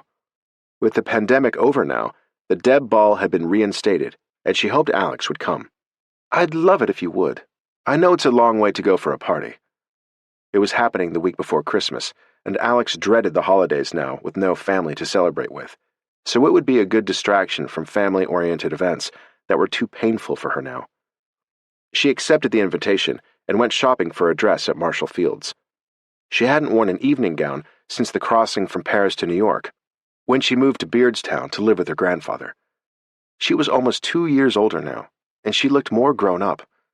She bought a brushed silver gown with shoes to match, and reserved a room at the Martha Washington Hotel in New York, where she had spent the summer. She hadn't heard a word from Oliver since the night before she left when he kissed her. She knew she wouldn't hear from him. He didn't have the strength or the courage to love again. She didn't know if she did either, which was part of why she didn't press him and hadn't contacted him and had let him go.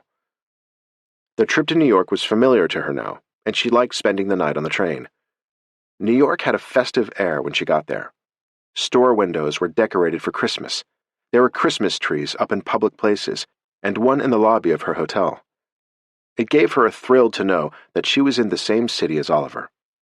She wanted to see him, but she was afraid to call him.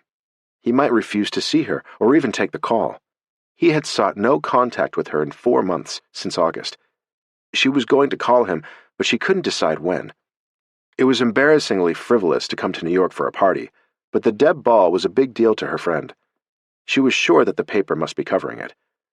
She hadn't called Sylvia Bates either, and the prospect of seeing Oliver when she was in town had made the decision for her.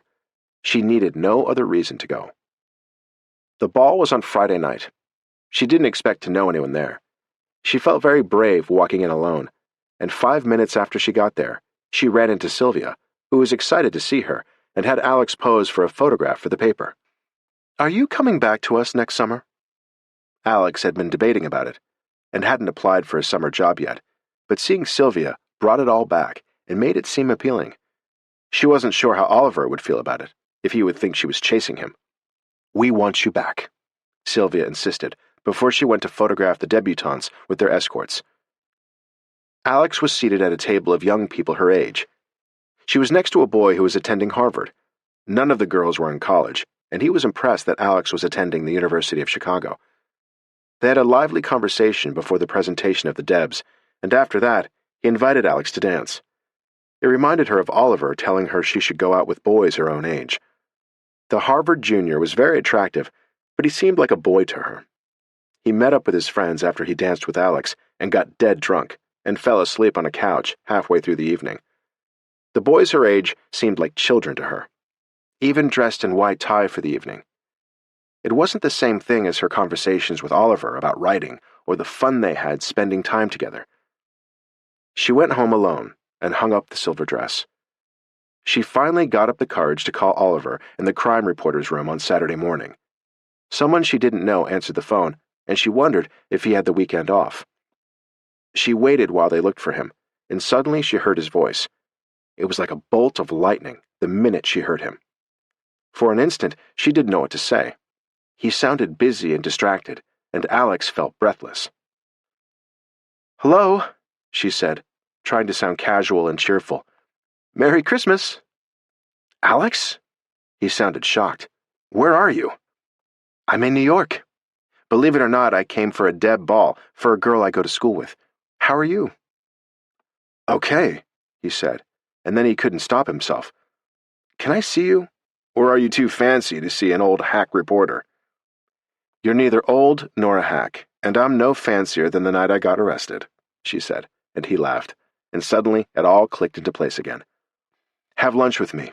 I'll meet you at the deli. I'm stuck here till 6 tonight." He sounded excited to see her, and she felt a wave of relief wash over her. It was as though she had never left. It all picked up where it left off. She had found him again. She had thought he was lost forever. She dressed in a warm plaid skirt and navy blue sweater with a heavy coat over it.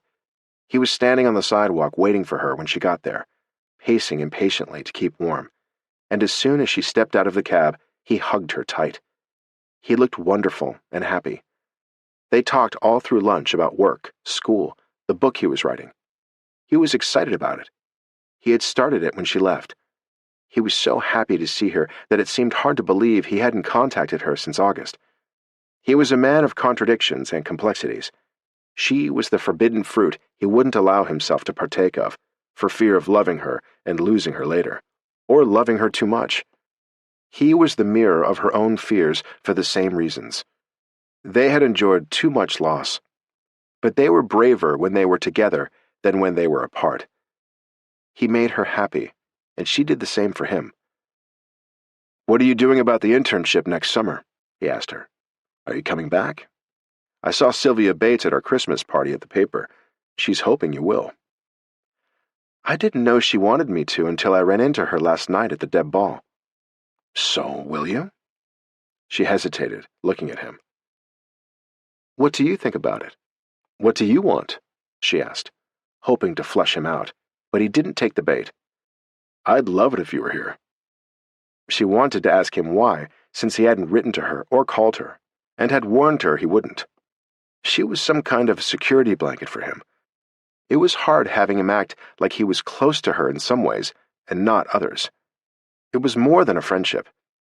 There was the searing kiss the night before she left the last time. It was crazy and confusing, but she didn't have anyone else. He got to that as he paid the check. "So, are you dating anyone at school?" he asked bluntly. "Any handsome boys in your classes?" He smiled when he asked her. "No" to both questions. "What about you?" He looked startled by the question, as though it was absurd. "Of course not. No one can put up with me. Except you." "Well, that's interesting. I think you're very easy to put up with.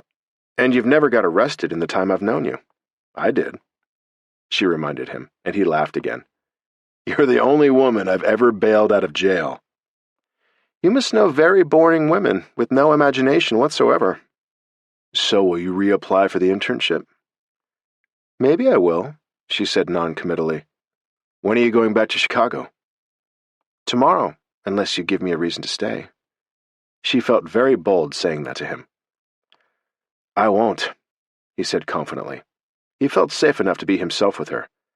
Will you have dinner with me tonight? He asked her. I'd love to, was her quiet response. Whatever this was, it was the relationship they shared, that they had, and that seemed to work. He didn't want more. She was disappointed he didn't. I'll pick you up at your hotel at 7. What'll I wear? Whatever you want. He smiled at her. He'd looked like a happy man when he left her outside the deli and walked back to work. She did some shopping and was ready when he picked her up at the hotel that night. She was wearing a simple black dress under her heavy coat, and he took her to Lombardi's Pizzeria in Little Italy, which she had loved before. They talked about his book during dinner, and he encouraged her to do the same. She didn't feel ready, and she didn't have any ideas for a book yet.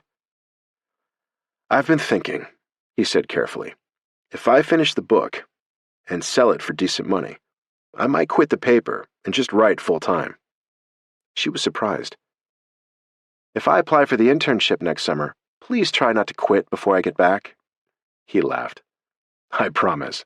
Quitting the paper is a long-term thought, not anything immediate.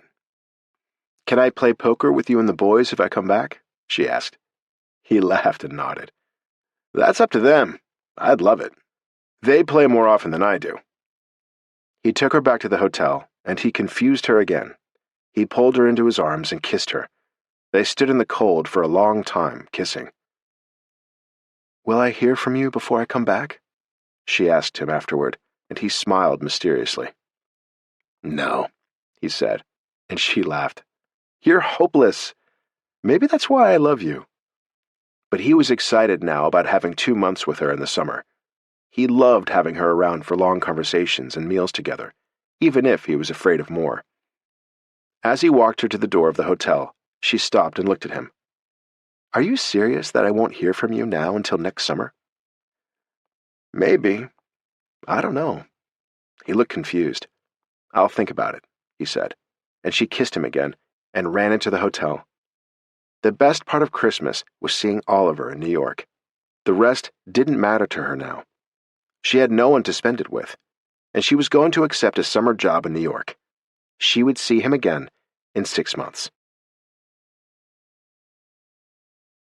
Chapter 11. The biggest news item of 1920 was the announcement in January of Prohibition, banning the manufacture, transportation, and sale of alcohol. It created a whole new culture overnight in the pursuit of illegal booze. Prices skyrocketed. Whole networks were created for the clandestine sale of alcohol. Speakeasies sprang up and became glamorous spots to eat, drink, and dance.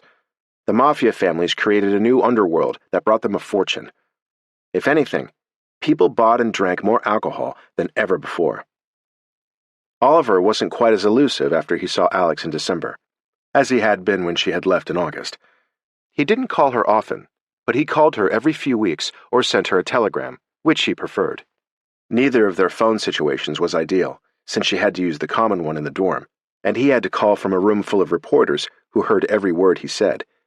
In a telegram, he could tell her that he missed her and couldn't wait to see her in June. But he made no effort to see her before that. He was reinforcing his walls so he could resume their chaste friendship in the summer. Saying that he missed her was a major admission from him, which touched her. And he hadn't completely shut down again. She had gotten under his skin again in December and reawakened his feelings for her, although he didn't admit it to her, and was still waging war with himself to maintain the distance he needed to feel safe with her. The time passed quickly with her schoolwork, and she signed up for an accelerated program to begin in September. Starting in the fall, after her internship in New York, she would attend classes for a solid year without a summer vacation, and she would get her diploma the following fall, and cut the time it took to get it by 8 months. It sounded ideal to her. She had her internship all lined up for that summer, working in the society office again, with Sylvia as her boss. She promised to give Alex more responsibility and better projects, and Alex was looking forward to it. All the same people were working there. It felt like home. And she was getting course credit for the 2 internships to help her get her diploma faster, too. They gave credit to the male students for their internships, and Alex had requested it too. It would be the first time they had offered the same privilege to a female student. She had negotiated that for herself with the literature professor who liked her, and he could see her point when she asked for what was easily accessible to her male counterparts. Oliver was filling his time well, too. He was working on the novel that had been his dream for years. He worked on it at night and on his days off. He spent every spare hour on his book and promised to let Alex read what he had when she got back to New York. She spent 3 weeks in June in Beardstown at the Courier. She had meetings with Josiah Webster so he could explain some improvements he'd made. He was staying abreast of the times, and he prided himself on being as modern and efficient as any paper in New York and Chicago. They had won another prize, which would have delighted her grandfather. Paul Peterson had loved his newspaper so much that Josiah and Alex felt it a duty to keep it running the way he would have wanted. He had been far ahead of his time, and Josiah was keeping the Courier that way, to honor his old friend. Oliver was working when Alex arrived in New York.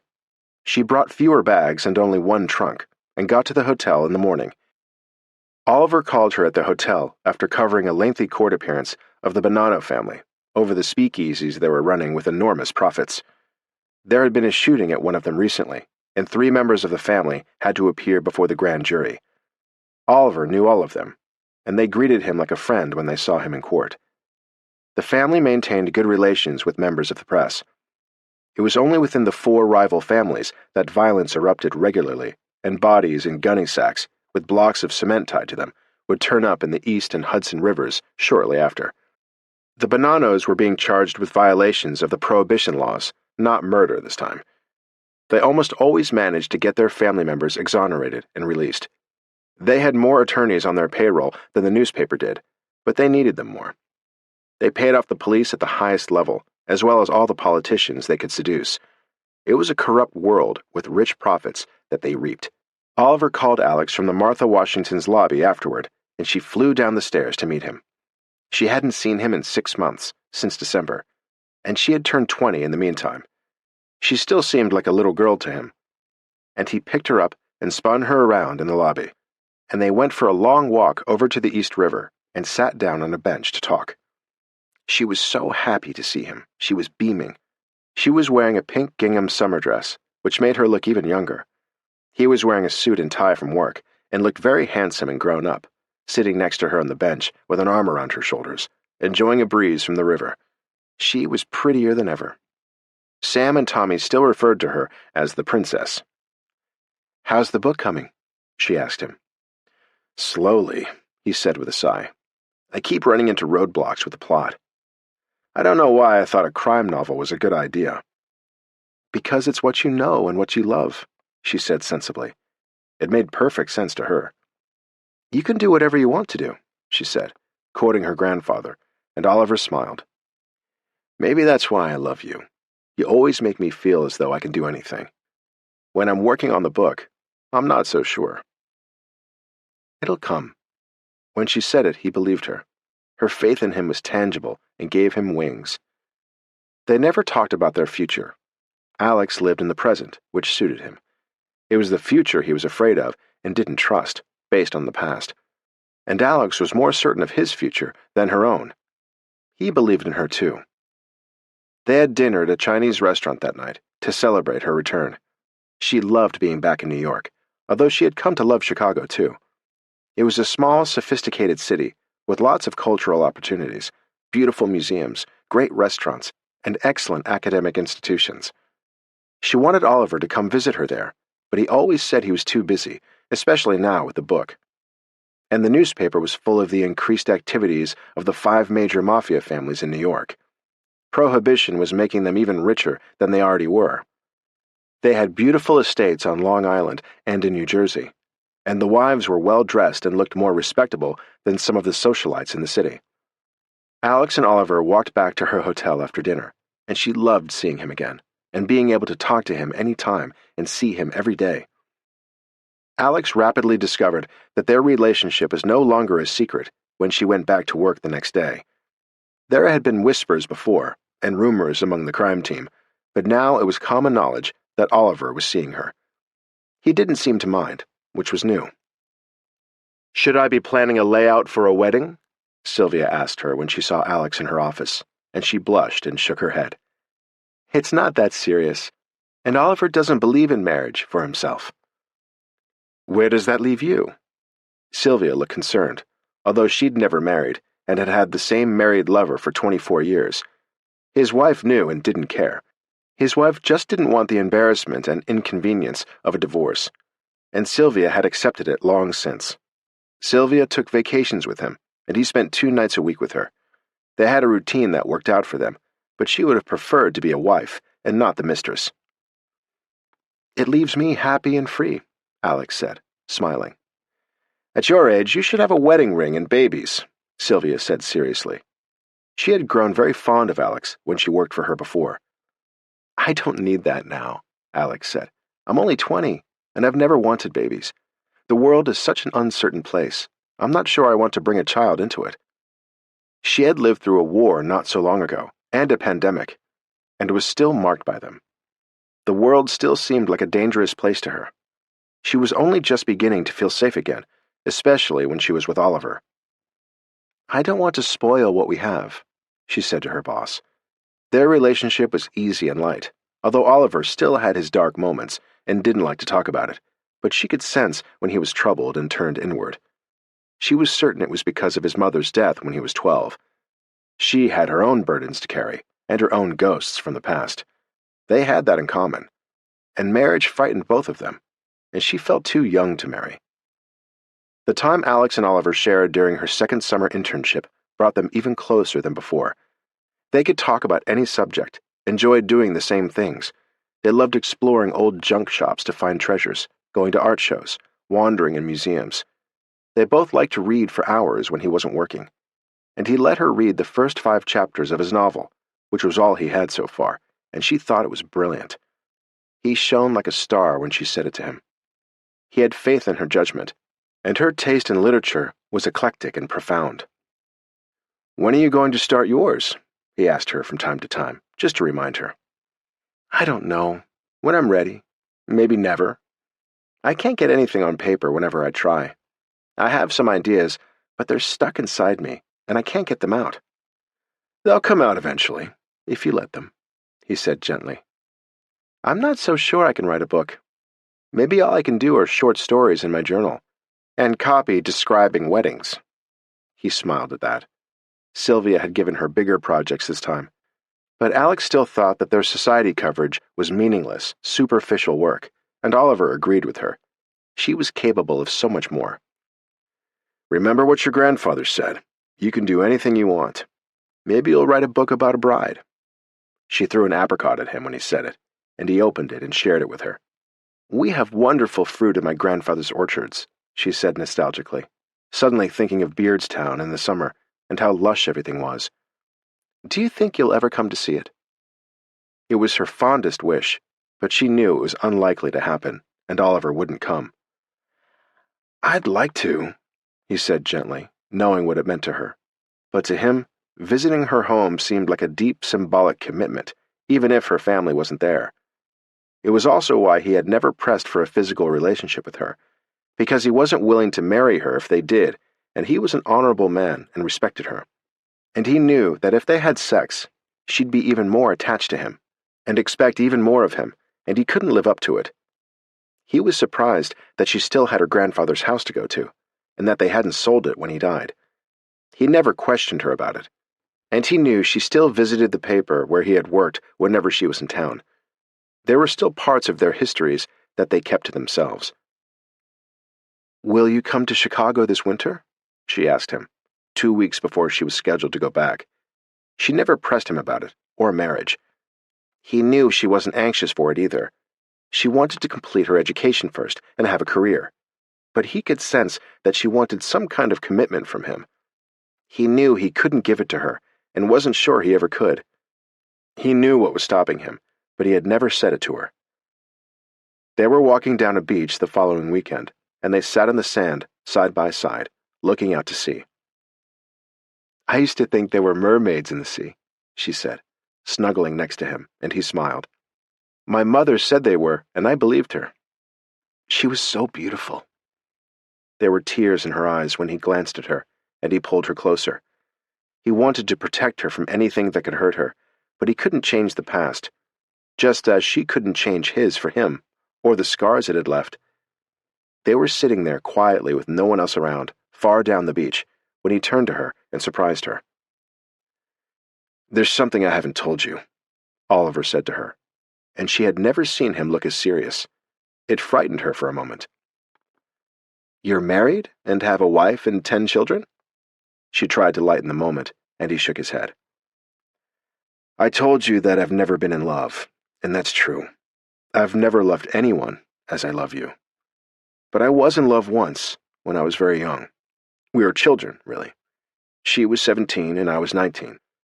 We had in common that her father had abandoned her and her mother, too. Her father ran off with some young girl. Peggy wasn't a happy person. She didn't get along with her mother, and we didn't get along the way you and I do. She wanted us to run away and get married. I was in college. We had no money. She had a job in the coffee shop where her mother was a waitress. I met her while I was in college, and I wanted to finish school and make something of myself. I told her I couldn't get married yet. It meant everything to her. We fought a lot over it. I knew I wasn't ready. She wanted a baby right away, too, which scared me even more. She didn't have a family, so she wanted to make one of her own and not wait. I would have lost my scholarship if I got married. I guess it was selfish of me. I put my needs first, but I knew we could never make a decent life if I gave up college and married and had babies with her, working as a waiter or a gas station attendant. It would have been a disaster. That was obvious to Alex, too, as he told her the story. She gave me an ultimatum: run away to Maryland with her and get married, or leave. So I left. Her mother was away for a few days, and she was alone in their apartment. They slept in one bed. It was so small, and I would have had to live with them if we got married. We couldn't have afforded our own place. We fought about it on Saturday morning, and I felt guilty on Sunday. I went back to tell her I'd give up school and we could get married. I thought if she loved me that much, I owed it to her. There were tears rolling down his cheeks as he told her, and Alex listened closely while he did, and held his hand. When I went back, the door was unlocked, and I found her. Peggy had committed suicide. She hanged herself. Alex felt sick as he told her, thinking of what he must have felt like. She didn't leave a note. She didn't have to. It was my fault because I wouldn't marry her. I probably should have ended it with her then, but she was so sweet and young and pretty, although so sad and desperate inside. Her mother never blamed me. She had tried it once, before I knew her. He turned to look at Alex then, with a ravaged look. Do you realize I've killed 2 women in my life? I couldn't save my mother under the ice, and I caused Peggy to commit suicide because I wouldn't marry her. I've never loved anyone since, and I'm not sure I loved her, not enough to marry her. I've never made a commitment to anyone since, and I probably never will. I never want to drive someone to that point, or disappoint them, or be unable to give them what they need from me. I can't do that to anyone again. It's why I've never talked to you about the future. What if I promise to marry you and then I can't, or don't want to, and something like that happens again? She could still see easily how traumatized he was by both deaths, and how guilty he felt. He was convinced that he had killed them. Alex put her hands gently on his face and looked into his eyes. Ollie, please listen to me. You were a child. There was no way you could pull your mother up through the ice. Her clothes were full of water and made her even heavier. I saw something like that happen once in Switzerland. It took 3 men to pull a woman out. No 12-year-old boy could do it. And you didn't kill Peggy. There was something wrong in her. You said she tried to do it before. She wanted someone else to fix her and to give her what she didn't have within herself. You can't do that for anyone. You couldn't just give up your whole life for her, and she shouldn't have wanted you to. Some part of her was sick. You couldn't have fixed her. He nodded as she said it, but he didn't look sure. All he could remember was Peggy's face when he found her hanging from a rafter. And I understand how you feel now, she said, desperately sad for him and the weight he was carrying. But it wasn't your fault. What she said had a ring of truth, and he almost believed her. "You never ask me for anything, or any kind of commitment," he said quietly. "But I know you want that from me, and I'm too afraid. What if I kill you, too?" "You're not going to kill me, Ollie. You can't unless you take a gun out and shoot me. I'm afraid of commitment, too, because if you commit yourself to me, what if it kills you? Everyone I've ever loved has died. All of them. My parents, my grandparents. I had a crush on a boy when I was 16. He got drafted when he turned 18, and he was killed in the war. I barely even loved him, and he died too. He was a sweet boy. I'm afraid that if you make a commitment to me or marry me, you'll die too, and I couldn't bear it. I'd rather stay like this forever than lose you too." She was crying then too, and he held her tight in his arms and kissed her face drenched in tears. It felt good to be honest with each other, but their memories and their fears were so painful and such heavy burdens for both of them. They were evenly matched. "I'm not going to die because I marry you, Alex. I won't die because you love me. We've been through a war and a pandemic. Millions of people died. You just had the bad luck that the people you loved were among them. That's chance. That's not your destiny. And maybe that's true for me too. Will you believe me?" He asked her seriously. "No," she said through her tears, and he smiled. "You're probably lying to me just to make me feel better." "I will not die just because we love each other," he repeated. "I swear." "And there's something I haven't told you. It's the only secret I have from you, and I don't want to have any. My grandfather didn't work for a newspaper," she said, and he looked surprised. "But I've read his editorials. Who wrote them?" "He did. But he owned the newspaper. He didn't work there. He loved it as much as any child. He left it to me when he died, with good people to run it, so I don't have to be there. But maybe I'll want to run it one day myself. I haven't decided that yet. But I own a newspaper. I'm not an heiress or a debutante, and I'm not rich. But I have some money that he left me too, and a newspaper, and a nice house and a property. I was afraid you wouldn't like me anymore if I told you, or you'd think I was showing off." He looked at her in amazement. "Why would you think that?" "You were grumpy about rich people when I met you," she said, and he laughed. "I'm grumpy about lazy debutantes who don't get an education and just want to get married. But that's not you. You study hard, you work hard, and if you run your grandfather's newspaper one day, I'm sure it will be amazing. Actually, I want to see it," he said, suddenly intrigued by everything she hadn't told him, and she looked enormously relieved. "So we don't have to ever get married, and you'll live forever, and I'll run the newspaper?" she asked in her childlike way, and he kissed her. "That's not what I said. And who knows? Maybe one day I'll force you to marry me, and we can run the newspaper together, between books." She considered what he'd said, and looked intrigued by it. "That might not be so bad," she said with a grin. "Let's just relax and not worry about it for now," he said, serious again. "Let's see what happens. I won't kill you, and I won't die because you love me, and we don't need to make any decisions. Let's enjoy ourselves for a while and see where it goes. How does that sound?" he asked her, and she was so young she had years to figure it out. "It sounds pretty good to me," she said, and he held her in his arms, and then they walked down the beach together, feeling light-hearted and unburdened. He had finally set his ghosts free, and she had told him about the newspaper and her worst fears about his reaction to that. The future was looking much better than it had before. They had let their secrets go. They were free now. They ran through the surf, and she splashed him, and they ran back hand in hand to where they'd left the car, and drove back to the city, free of their guilt and burdens. They had no secrets anymore. Chapter 12. The last 2 weeks of Alex's summer internship went even faster than the rest. Once they had unburdened themselves of their deepest secrets, she and Oliver felt lighter than air and enjoyed each other even more.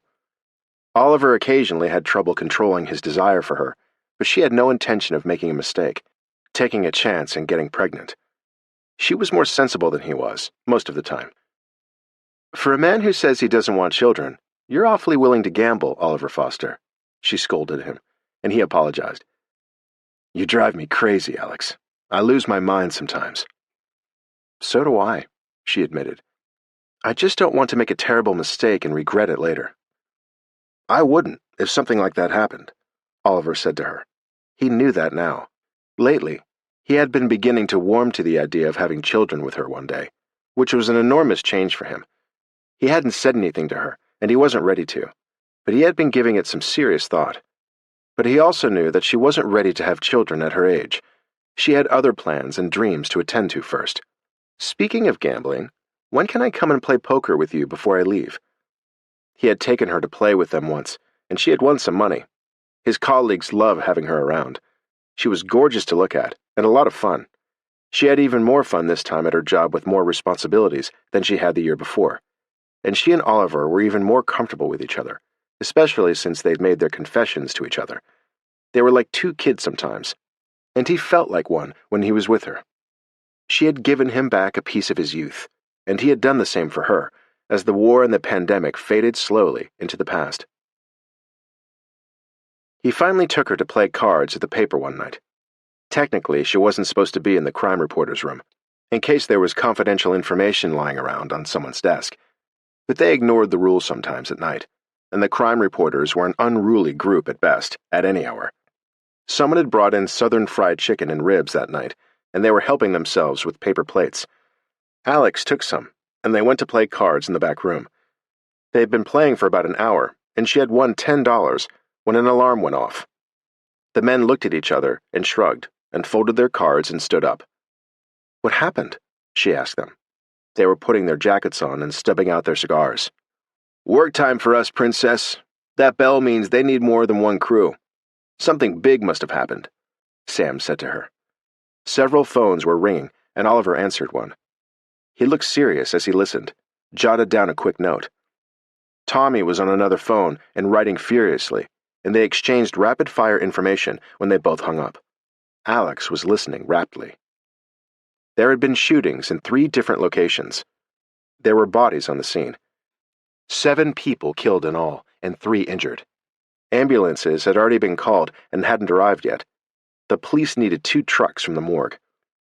"It looks like some of the families had a clash tonight. We've been expecting this for a while," Oliver said. He looked alert, but unsympathetic.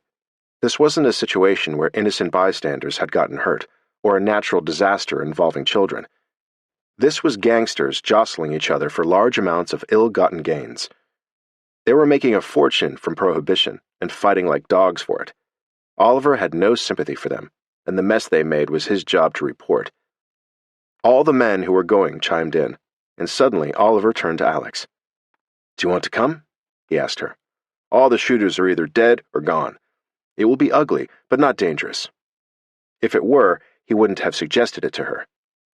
"You can get to see what I do here." She liked the idea, and she wasn't squeamish. "Will there be guts all over the place?" she asked him, and he shook his head. "The boys from the morgue will get there before we do. You can just wait in the car and watch from the distance if you want, or you can take a cab back to the hotel." But it was exciting to be part of the action, and she was excited to go with him, for a bigger glimpse into his world. She rode in a car with Oliver, Sam, and Tommy. 4 other reporters were in a car going to one of the other locations, and a 3rd team had already left, and photographers had been dispatched to all 3 locations and were getting into trucks outside. It was going to be a big story the next day. The men were talking among themselves as Oliver drove, and Alex glanced at him. "You won't get in trouble for taking me?" she asked. "No one will know. The boys won't say anything. Every now and then someone takes a civilian with them. If it looks too rough when we get there, I'll send you home. The cops don't care who we bring with us. There will be 1,000,000 cops in the scene, and reporters from other papers. A scene like this, involving 3 of the families, will be buzzing with people coming and going all night. You're probably the first woman who has ever done this, though." It felt like an honor to her. They arrived at the scene minutes later. They were somewhere below Hell's Kitchen, where some of the mafia operations were. And as Oliver had predicted, it was chaos. But as soon as they reached the epicenter of where the action had happened, he knew he'd made a mistake. Alex was right behind him and hadn't seen anything yet. He stopped her and told her to turn around. The drivers from the morgue hadn't brought enough tarps with them, and there were bodies all over the ground, with gunshot wounds in their heads, half their heads blown off, their brains and entrails spilling on the ground in pools of blood. The photographers were working. 2 other papers were at the scene, and the police were rushing in and out, directing what they wanted pictures of and trying to identify the victims, since they knew most of them. To make matters worse, as they were standing outside a warehouse that belonged to one of the families, where they received shipments of bootleg liquor, which was what it was all about, it turned out that there was one live shooter left. He came out with guns blazing. A police marksman killed him in 2 seconds, and there were no other victims. The minute the shooting started, Oliver pulled Alex to the ground and laid his body on top of her. They crawled to a spot behind one of the police cars after that, and waited until the area had been checked again, and they were sure there were no other shooters left. Oliver was shaking, realizing what could have happened to Alex. He had been a fool to bring her. He left the scene with her as soon as he was sure it was safe, and hailed a cab for her. He didn't even like sending her home alone from that neighborhood, but he had no other choice. "I'm sorry, Alex. This was really stupid of me. Lock the car doors and go back to the hotel." He gave the driver a big tip. They took off, and he went back to the crime scene to work. Tommy gave Oliver a quizzical look. "Did the princess go home?" "Yeah, I was insane to bring her. I thought this would be no big deal." Tommy nodded. "It's always a big deal when these 3 families are involved. I should have known better." Oliver blamed himself. They had all grown blasé and impervious to the violence they saw every day. They were at the crime site till 3 a.m., getting the story and the pictures to go with it, with the bodies strewn all over the place, until the morgue finally took them away. Oliver had a straight scotch when he got home, and he apologized to Alex the next day.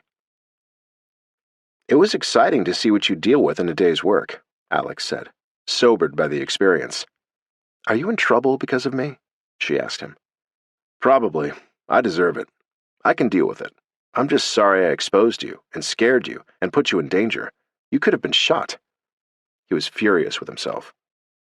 He was called up to the managing editor's office that afternoon and given a strong dressing down.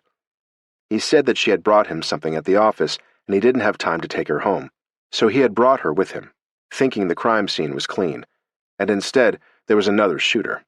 He admitted his mistake and apologized profusely.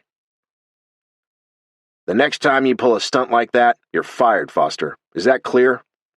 The managing editor didn't mince words. "There are no guests at a crime scene. This isn't a tourist attraction. Can you imagine what her family would have done to us if she'd been shot or killed?" Oliver didn't tell him that she had no family. That wasn't the point, and his boss was right. "Perfectly, sir." He took the tongue-lashing like a man because he knew he was guilty. He had a new respect for the work they did and the men who protected them, and he knew they'd been lucky when the shooter came out of the warehouse.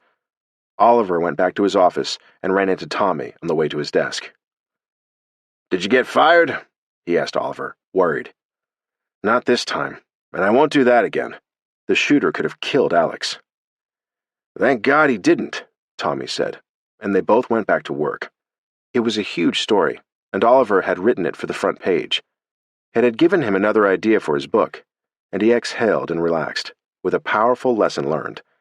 If anything had happened to Alex, he would have never forgiven himself. The girls in society had given Alex a goodbye lunch that day. Sylvia gave her a scarf that they had all chipped in to buy her. There was a cake, and they were all sorry to see Alex leave. She was sorry too. "I'll be back," Alex promised, still thinking of the crime scene the night before. She'd been lucky, and she knew she wouldn't be back the following summer, since she'd be in school in the accelerated program till September to get her diploma. But she hoped she'd be back one day, maybe for a real job and not just as a summer intern. She would like that a lot. She and Oliver went to dinner at P.J. Clark's that night. He told her that he'd had a stern lecture from his boss, but hadn't gotten fired. "And it gave me an idea for my book. I needed a scene like that," he said with a smile. "I'm going to miss you," he told her, and she knew he meant it. "Will I hear from you this time?" she asked him. But she wasn't as worried as she had been the year before when she left. This year she knew he loved her. She didn't know what they would do about it, or if it would work out, But at that exact moment, she loved him, and he loved her too. And when he left her at her hotel that night and kissed her, it was a kiss she wouldn't forget. They just had to wait and see how things turned out. The one thing she had learned was that you could never predict anything, and she didn't try to. Things would happen as they were meant to, in ways they couldn't even begin to guess. Chapter 13. After the warm summer they'd spent together, Alex was disappointed when she didn't hear from Oliver this time, after she left New York. She had felt sure she would. They had gotten so close over the summer, spent so much time together, and shared so many confidences and revelations about their past. She thought he felt comfortable enough to communicate with her now, but he didn't. She didn't hear a word from him from the day she left on the 29th of August. Not a word or a postcard for the entire month of September, and even into the beginning of October. She had sent a telegram and several letters, none of which he answered. She didn't know if he was working, distracted, writing his book, or if he decided he didn't love her or couldn't follow through. Anything was possible. He had said he had a dark side, which she imagined was as a result of his mother's traumatic death and his girlfriend's suicide. He was afraid of commitment, but so was she, and she had asked him for none. He could have at least said hello in some form or other. Instead, there was total radio silence from New York. If nothing else, it seemed unkind. They communicated beautifully when they were together face to face, but with any number of miles between them, he turned into a dud. At his age, she thought he could do better and make some slight effort to stay in touch and tell her he loved her, but he made no contact or effort at all. She was annoyed about it as the weeks wore on. Alex began her accelerated program as soon as she returned from New York, in order to complete her junior and senior years in one 12-month stretch. She knew it would be intense, but she thought it was worth it. And in the spring, she intended to look in both Chicago and New York for a job for September. She loved both cities. She sent a few cute postcards to Oliver in September and one funny telegram, to which he didn't respond. Her disappointment and sadness turned to anger at his being cavalier with her. And in the third week of October, she got a message at her dorm. Here to do a story. Do you have time for dinner? Staying at the Blackstone. Love, O. Part of her was excited that he had finally surfaced, and part of her was annoyed. It was all a little haphazard if he was there for work and was fitting her in after 2 months of silence. She wasn't even sure if she wanted to respond or have dinner with him. She finally answered the message and left one at his hotel. When? Love, A. She wondered if he'd answer her. She was curious about what story he had come to Chicago for. When she got back from class that day, he was waiting at her dorm. He looked shockingly handsome in his suit and tie, with a well-cut dark blue topcoat. He'd had a haircut and looked well. She was dressed like a schoolgirl in a wool skirt and warm coat. Her heart gave a leap as soon as she saw him, and she tried to ignore it. Everything he felt for her was in his eyes. It was hard to deny it. She offered him a cup of tea in the living room at the dorm. There were already 3 couples visiting there, and one girl with her mother. Oliver suggested a walk. She left her school books at the front desk and joined him outside. "What's up?" she asked him, suddenly uncomfortable with him after his long silence. They had been so close when she left New York, and he had put distance between them again by his stubborn silence and not communicating with her. "Nothing. Why?" he responded. He could see that she was upset, and he knew why. It was his reason for coming to Chicago, to make amends. He hadn't visited her there before. They walked for a little while in silence around the lake, but it was windy and cold. They finally stopped and sat down on a bench, and she shivered in the cold. Winter had come early. "Alex, I know you must be mad at me," he began, and took her hand in his. "I'm sorry I didn't write. I was finishing the book. I finally figured out the end, and I didn't want to stop. I spent every moment I had when I wasn't working, wrestling with the book." "You could have sent a postcard or a telegram. I thought we were past your hiding from me," she said, looking petulant, which he thought only made her look more beautiful, and touched him. "It was like an express train running through me. I couldn't stop. I worked on the book every night. She'd heard people say that about writing before, but she had never experienced it herself, that burning passion that devoured you. She didn't know if she believed him. Maybe there was another woman in his life. She had thought of everything, and now here he was, obviously contrite, but she was angry and hurt. He couldn't just walk in and out of her life like that, but he had. I get weird about writing to people, he said, still holding her hand. Apparently, and if you didn't have this story to do, when would I have heard from you? Next year sometime? What story are you doing? And she wasn't interning in New York the following summer, since she would be in school in the accelerated program to graduate in Chicago. It's about the Gambinos. I used it as an excuse to come and see you. Will you have dinner with me? He could have warned her, but he hadn't. She didn't answer him at first. When are you leaving? Tomorrow night. I did the interview today when I got here. I'm free tonight and tomorrow, he said with a pleading look, and then he leaned over and kissed her. He was so tender with her that she melted and felt dizzy when they stopped. You really upset me when I didn't hear from you, she said in a small voice, and he pulled her into his arms. I don't know what happened to me. Maybe I got scared again. Everything was so good between us when you left, and then suddenly you were gone, and I was in the heat of the book. I found an agent, he said with an air of excitement. He had wanted to write a book ever since college, and he finally had. It was a major step in his life. He's a nice guy, and he loves it. Can I read it? She asked, excited for him. You could have sent it to me. I brought a copy with me for you. No one's read it yet but the agent. I want to know what you think. She had made helpful comments before, when he gave her chapters to read, fresh out of his typewriter. She was excited to see it complete. We should go back to the dorm. I think you're turning blue, he said, and she laughed, as her anger at him dispelled. She loved him and forgave him. She tucked her hand into his arm, and they walked back to the dorm. Will you have dinner with me? He asked her again, and she nodded. She hadn't answered him before. Yes, I will, but if you disappear like that again, I won't. I promise. He had asked at his hotel and made a reservation at Henrice's, one of the best restaurants in town. He wanted to do something special for her and celebrate the book. She had encouraged him to do it, and now he had an agent. It was beginning to feel real, and he wanted to share the experience with her, to thank her. She changed quickly while he waited in the formal drawing room for guests. She looked beautiful when she walked downstairs in a long black skirt, a little fur jacket, and high heels, with her blonde curls piled high on her head. She was dazzling, and he felt proud to be with her.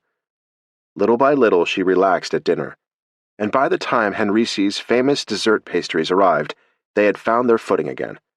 Not hearing from him had been wounding after telling her he loved her before she left. He was hard to read sometimes, especially when he disappeared. How are your classes going? He asked her. The accelerated program is intense, but I'll be done less than a year from now, instead of 2 years.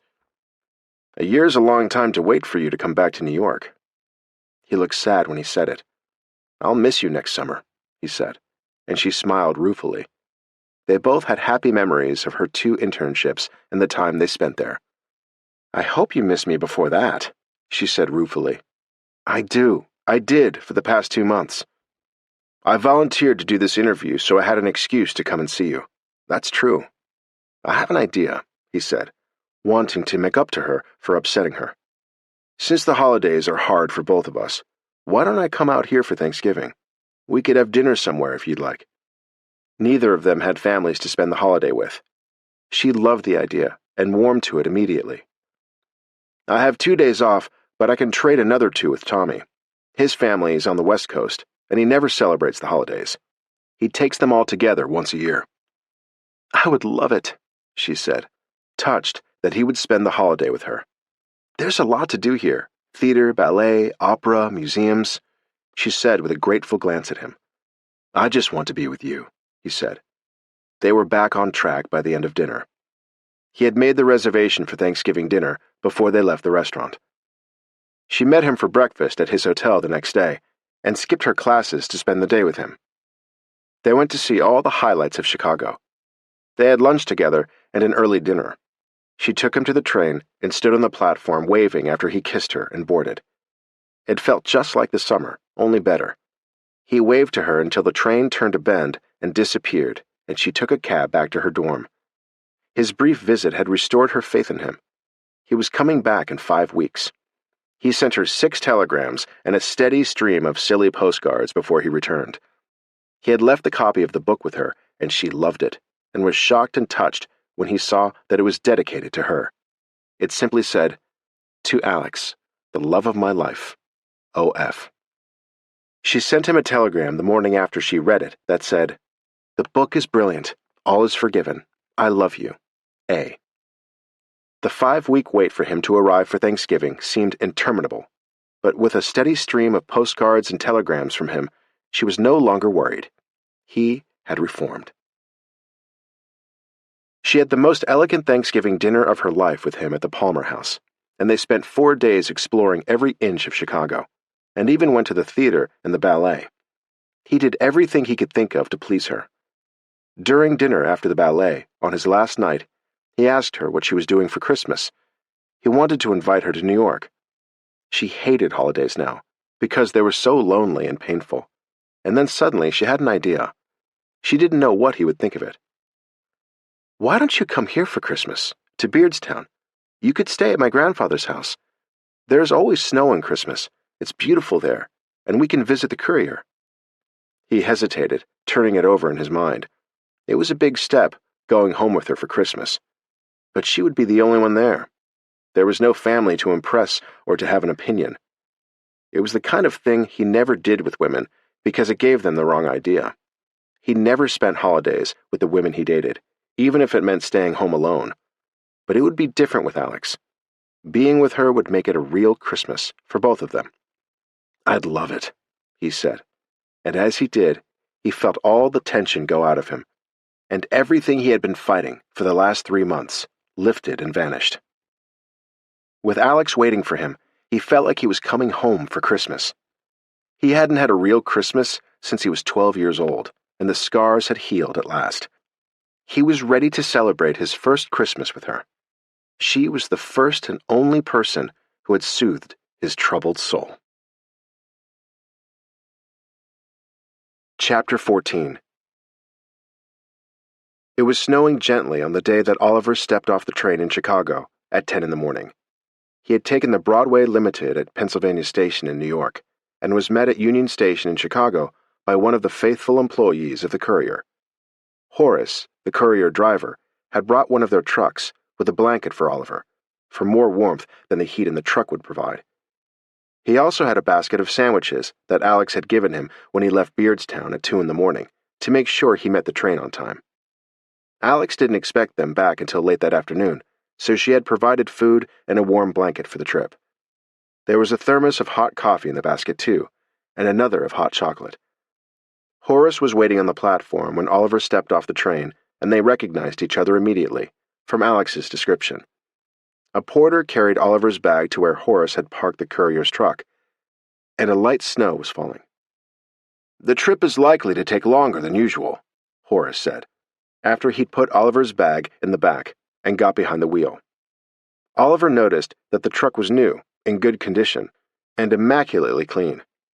When they left the station, the city looked like a Christmas card, with a light snow coating the lampposts, rooftops, and every surface. It looked like a gingerbread village. Horace told him that he'd worked for the courier for 44 years, one of the first people Paul Peterson had hired, and visibly proud of it. Oliver smiled as they drove away from the station, which looked like a setting for a model train set. They headed toward Beardstown. Oliver was excited to make the trip and see the paper and Alex's home. He drank some of the hot chocolate she had sent with Horace, and it was delicious. They talked about the newspaper, Horace's early days working for Paul Peterson, and what a great man he had been. It gave Oliver a new perspective on Alex's history and the family she came from.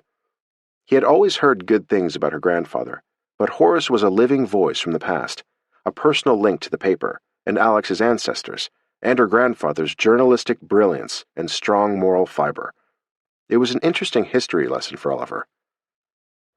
"I have high hopes for Miss Alex," If she steps into her grandfather's shoes one day," Horace said as he got onto the road that would take them to Beardstown. Oliver couldn't wait to see it now, and the operation of the courier that Alex raved about. With Horace's sharp eyes and steady hand on the wheel, they reached Beardstown in just under 7 hours, in spite of the still falling snow. Oliver slept part of the way, and it looked like a fairyland when he woke up. They drove past the orchards on the way to the house, which was all lit up, waiting for him. Alex stood in the doorway, having heard the truck approach. The house shone brightly behind her. She was wearing a big white sweater and a red wool skirt, and her hair was a mess of soft curls around her face. Oliver smiled when he saw her. She beamed when she saw Oliver get out of the truck, while Horace got his bag from the back. It was a dream come true seeing Oliver there. She thanked Horace warmly for his important mission, bringing Oliver safely home, as Oliver walked up the front steps and followed her into the house. As soon as the front door closed behind them, he took her in his arms and kissed her. There were delicious smells coming from the kitchen. The housekeeper had made a rich stew that had been simmering for hours, waiting for him to arrive. And looking around at the house she had inherited, he felt like he had come home for the first time since his childhood. She looked more beautiful than ever as she gazed up at him. He followed her into the big, inviting kitchen, which was a combination of state-of-the-art equipment that had fascinated her grandfather and old-fashioned charm. She poured him a glass of wine and smiled as she handed it to him. "Welcome to Beardstown, Oliver." She was only sorry she couldn't introduce her grandfather to him. She had a feeling they would have liked each other immensely. Oliver had that feeling too, from everything Horace had said about him. "I'm so happy to have you see all this, especially the paper. My grandfather was so proud of it." "With good reason, from everything I know of it," Oliver said, taking a sip of the wine. She turned down the flame under the stew, and they walked into the library, which had an enormous fireplace, 3 large animal heads, an elk, a moose, and a buffalo, and walls of beautifully bound leather books all around the room. Paul Peterson had an impressive knowledge of and a deep respect for literature and rare books. "Those are Joey, Charlie, and Francois," she said, pointing to the animal heads. "I named them when I was 6. It startled him suddenly to realize that it was a mere 14 years ago. He had already graduated from college by then, and she was just a child. In some ways, she still was to him, and he loved her openness and innocence, in spite of having come through the war, and lost so many loved ones, including the grandfather who had left her his newspaper and his house. There was never a shred of bitterness or self-pity about her, in spite of her losses, and she was grateful he had come to spend Christmas with her. It was going to be a very different holiday with him there. She had decorated a tree the night before that stood proudly in the front hall. He had seen it on the way in, but didn't realize she'd done it for him. She hadn't had a tree for Christmas since her grandfather died, but she had something to celebrate this year, with Oliver there. They sat in front of the fire in the library as Oliver got warm. "I hope the drive wasn't too awful and Horace didn't talk your ear off." "Not at all. He loved your grandfather, and he has high hopes for you. He's eager for you to run the courier one day." She looked serious when she answered. "I don't know if I have the skill to ever do that. My grandfather had big shoes to fill. I don't think I could ever measure up to him. He knew so much more than I do." "You'll learn in time. You've already learned a lot." She'd been very interested in the technical details of the paper in New York. The men in charge of the mechanics had been impressed by her, as well as the editorial staff. Sylvia Bates and her colleagues loved her, and he had heard nothing but good things on the grapevine. She had her own empire to run one day, if she chose to, which was impressive too. She was still young, but she was hungry to learn all she could, and now he better understood why. Her grandfather's legacy was an important one. She had inherited a newspaper of real quality that had a far reach into the community and served it well. The Courier stood up well to big city competition in Chicago. The paper was respected among its peers. Oliver was sorry not to have had the chance to meet Paul Peterson. The snow continued to fall while they were talking, and they put on coats to walk outside and sit on the porch for a few minutes before dinner. "I used to love coming here as a child," she reminisced. "I thought it was a magical place. I still do. but I feel like I should be learning everything I can in cities like New York and Chicago. It would break my heart to sell the paper, but I don't know if I'm equal to the task of running it." "You're up to it. I know you are, Alex," he said gently. "And what you don't know now, you'll learn." He believed it, too. The longer he knew her, the more he saw how exceptional she was. And he was glad he had come for Christmas to see this side of her life. Here, she wasn't just a summer intern. She was the great hope of the grandfather who had been revered locally and had kept the farmers abreast of world news while addressing their local concerns. The Courier did exactly what it was supposed to. It enlarged their world with solid knowledge and important facts, as well as progress in their field. It was a local paper with a wide-scale, international view. I'm not sure they'd respect a woman running it, not the way they did him. He was very special. Would your mother have run it if she had survived? Alex laughed at the idea. My mother didn't care about journalism. The only thing she cared about was medicine, just like my father. Nothing else interested them. They were a family of strong passions and brilliant minds, and Alex was no different. Oliver saw easily, and realized again how lucky he was to have found her on his path. He even forgot sometimes that she was French and not American. She adapted to any situation, and had learned a lot about American culture in the 3 years she'd been there. She fit in wherever she was, with discretion, intelligence, and poise. She showed him around the house after he poured his second glass of wine. There was a handsome drawing room, which Paul had hardly used since his wife's death. Miriam had loved to entertain the locals, and was the social leader of the successful farming families, which was less important to Paul, who worked all the time. They had bought some handsome art, which Alex enjoyed, although she never used the room and didn't entertain when she was there, and if she did it in the cozy kitchen. There was a formal dining room, which Alex never used either, but her grandparents had. The master suite was upstairs, with 2 master bedrooms that shared a sitting room. Her grandparents had slept in separate bedrooms, as most people of their generation did. There was a little den on the floor, which had been Miriam's haunt and favorite place for tea with her women friends. On the 3rd floor was Victoria's old childhood bedroom, where Alex stayed, and her playroom, plus 2 guest rooms, with an entire warren of small bedrooms on the top floor for the servants. None of them lived in anymore, and came by the day since her grandfather's death. These were modern times, and the employees preferred to live in their own homes, work by day, and then leave. It allowed them to have families and lives that old-time servants didn't. Not living there herself full-time, Alex didn't expect them to live in, as long as the house was cared for properly. Oliver noticed that it was impeccable, and everything in it was of the finest quality. Miriam had loved exceptional furniture and beautiful art, none of which interested her daughter when she left for Europe, stayed in France, and never came back. Alex loved living in her mother's childhood room on the 3rd floor when she stayed there. It was large and sunny, decorated in pink silks from France that were rarely seen in farm country. But Miriam Peterson had collected beautiful things, and her husband had indulged her. Victoria's childhood bedroom, although less grand than Miriam's room, which Alex felt was a little too fancy and grown up for her, was lovely. She preferred Victoria's girlhood room, which was grand enough. She had picked her grandfather's room for Oliver to stay in. It was full of beautiful books and handsome bronze sculptures of Western life by Frederick Remington. Alex's grandfather had many of them, and with Remington's death 11 years before, his collection had become extremely valuable. Alex thought Oliver would enjoy them, so had opened her grandfather's bedroom for him to stay in, which was a treat, and he admired it when he saw it. Discovering Alex's universe in Beardstown gave Oliver a whole new view of her than the little he had seen in New York. She had thrived in her Illinois life since she had come to the States 3 years before. She had integrated her American grandfather's world and culture with her European background and the culture she had grown up with in France. It made her all the more interesting, and made Oliver love her all the more when he saw her in her home, and not merely as a young summer intern in New York. At a young age, she was already a woman of many cultures. He knew she would have a wealth of subjects to write about one day, when she would feel ready to write a book.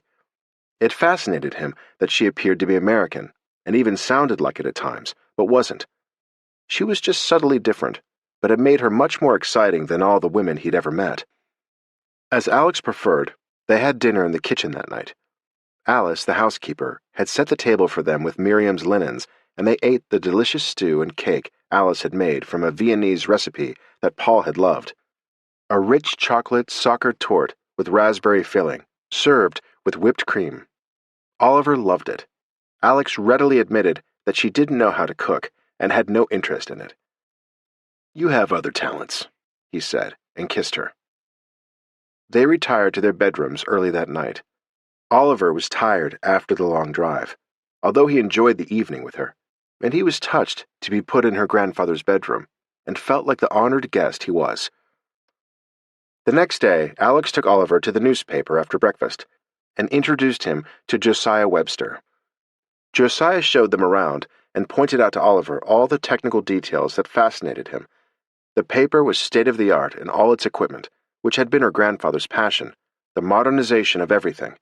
It put other bigger papers to shame with the equipment they had. She and Oliver talked about it animatedly over lunch, and Oliver was excited by what he'd seen. "You're going to love running this place one day," he said enthusiastically, but she was still hesitant. "My grandfather was such a big person. It makes me feel very small." "But you're not small, Alex. You're huge, and with your talent for writing, you could take your grandfather's paper to the next level. It's one of the best small newspapers in the country and can compete with the best of them." Newspapers were a man's world, and Alex was afraid to leap in and drown. Even writing a book seemed less daunting. "With the management your grandfather left you, you could do it. I know you can. I can help you." And then he realized what he'd said and what it meant. Helping her meant he would have to stick around to do so, and they had carefully avoided talking about the future and lived entirely in the present.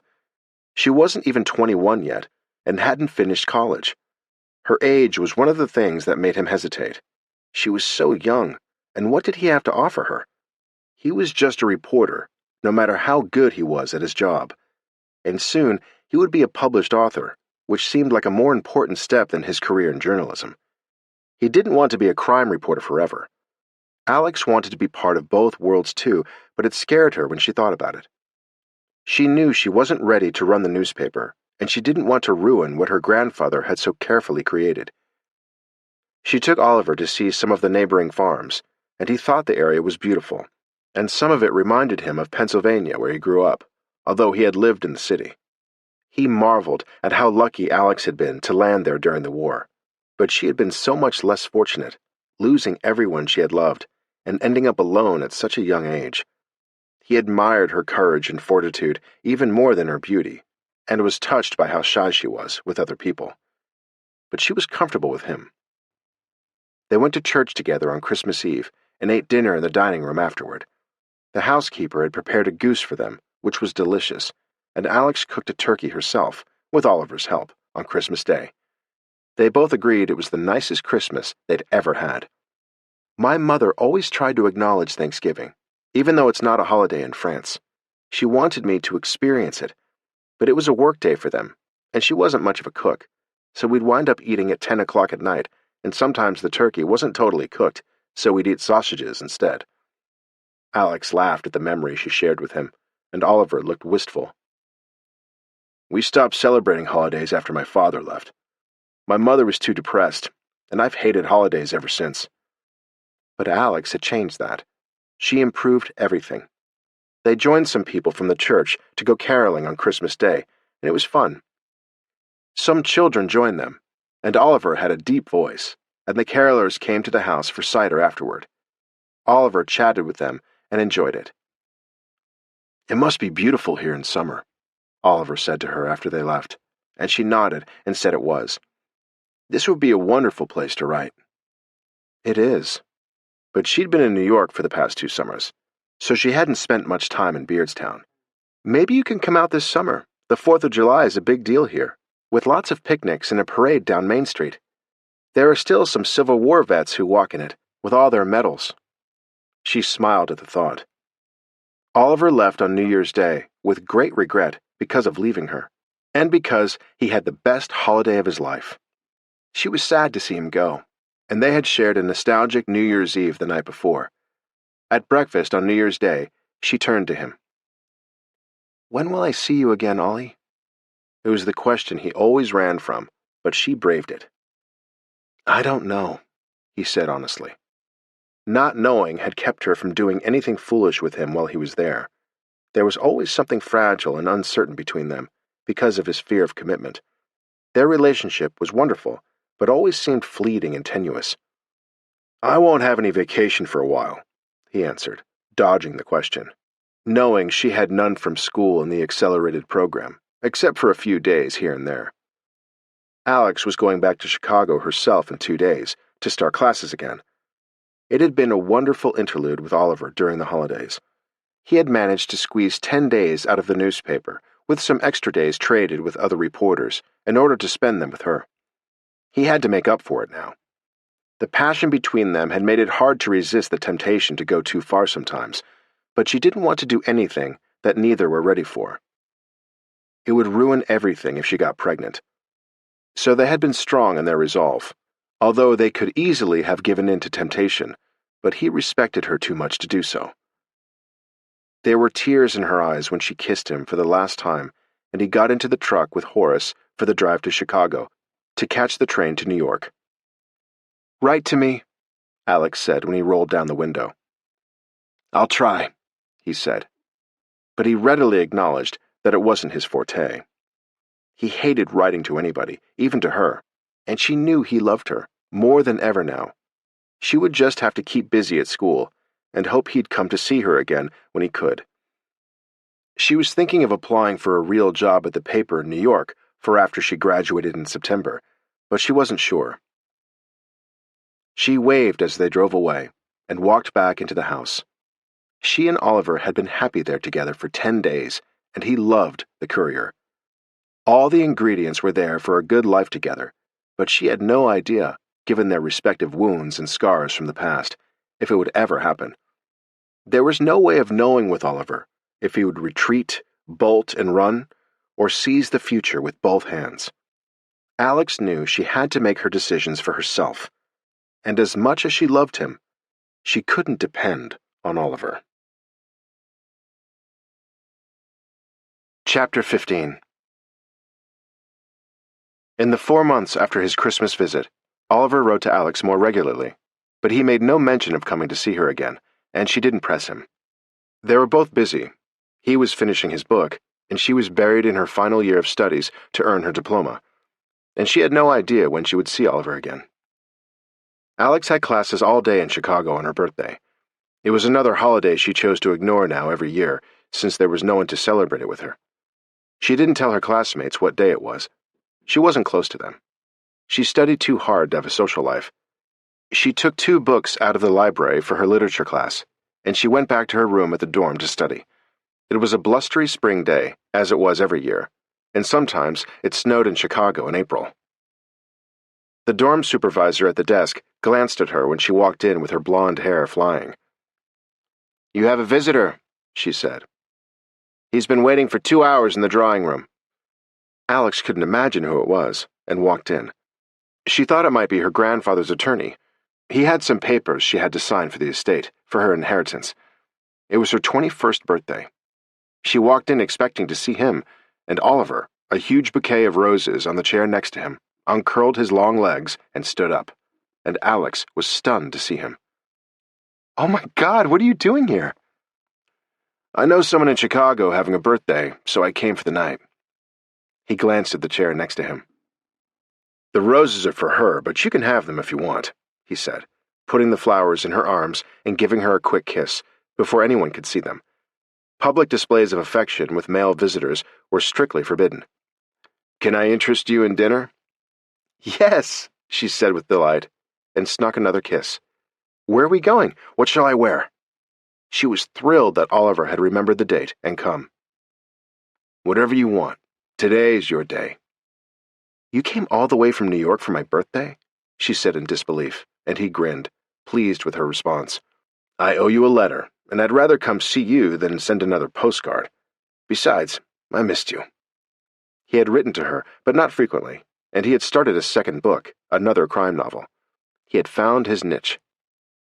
The first one hadn't sold yet, but his agent felt sure it would soon, and Oliver was hopeful and already engrossed in his new book. Alex took the roses to her room with her, put them in a vase on her dresser, and was back 20 minutes later, dressed for dinner. They had dinner at the restaurant of his hotel and caught up on all the news since Christmas. She told him she didn't have a job yet for the fall, but she had written to the World, and they hadn't responded yet. She had asked if there was any department more mainstream and interesting than the society column at the paper, but Oliver had told her that as a woman, they were unlikely to hire her for any other section, except for the general secretarial pool, and she had better skills than that after college. She didn't really care, as long as she found a job and could be near him. It was hard being so far away from each other all the time, and it was wearing on both of them. She had another 4.5 months at the University of Chicago before she got her diploma. They were in the home stretch, but it seemed long to her. The evening rushed past them like an express train, but she was touched that he had made so much effort to be with her on her birthday. He was always attentive and thoughtful and loving, except when he was deeply immersed in writing, or in one of his dark moods, which still happened from time to time. She was getting used to it, and recognized the signs when he became unresponsive. He bounced back now faster than he used to, usually in a week or two. He took a midnight train back to New York and wouldn't let her come to the station with him. He said it would be too dangerous at that hour for her to go back to the dorm alone. She hadn't seen him in 4 months and savored every moment with him. They were becoming experts at enduring a long-distance relationship, despite his erratic communication skills, which were still spotty. But he had won major points for the birthday visit, and he had given her a little silver charm bracelet with a silver heart on it, with the date, which was thoughtful. He had given her a book of poetry, too. Oliver's fellow reporters in the crime pool were surprised that he and Alex were still hanging in after 2 years, and told him it was the price to pay for being in love with a schoolgirl, and not an adult, waiting for her to grow up. But Oliver seemed happy. He came to Beardstown 3 months later for the 4th of July, and it was just as festive and picturesque as Alex had promised. He loved the area as much in the summer as he did in winter. He and Josiah were happy to see each other, and chatted at length about some new printing machines they had acquired that were twice as fast as the old ones, and the paper in New York didn't have them yet. Paul had never minded spending money on state-of-the-art equipment, which increased efficiency, so Josiah was operating along the same lines. Oliver was able to spend 4 days with her over the holiday, with some careful trading with his colleagues. The paper had written to her 4 weeks earlier and offered her a job in society. In addition to her normal duties, she was going to write the copy for all 3 branches of the department. Sylvia Bates was delighted that she was coming back, to stay this time. She had written Alex a personal note and said that she hoped they'd be celebrating her 25th anniversary at the paper one day, like Sylvia. None of them knew that she owned a newspaper in the Midwest. Only Oliver knew, and he was discreet about it. But it gave her options for the future that the others didn't have. They had offered her a very decent salary for a woman, but it still didn't compare to what the male reporters were paid, although her work wouldn't be as dangerous as Oliver's, which made a difference. She wouldn't be covering members of the mob or reporting on crime scenes littered with bodies. She would be attending weddings and debutante balls and social events that involved stage and screen stars and celebrities, and she needed the wardrobe to go with it. Oliver was thrilled she was coming back, and he promised to help her find an apartment, hopefully close to his. They were both excited about her return to New York City, after 12 long months apart by the time she got there. He came out for her graduation in September, which was small since the main ceremony was normally in May, but there was a small ceremony for the dedicated students in her program. She was the only woman, and all of the others were married, and some had children, which was their reason for wanting to get their diplomas sooner, to help them get better jobs to support their wives and children. Alex wanted hers so she could join the workforce and get a real job in New York, and be near Oliver, and she was tired of school by then. She arrived in New York a week after she got her diploma, and reported for work on the Monday following her arrival. She had found an apartment that weekend. It was a small studio in a brownstone within walking distance of Oliver. It was tiny compared to her room in the dorm, and smaller than her dressing room in her grandfather's home, but it was her first apartment. It was furnished, so all she had to do was unpack when she got there.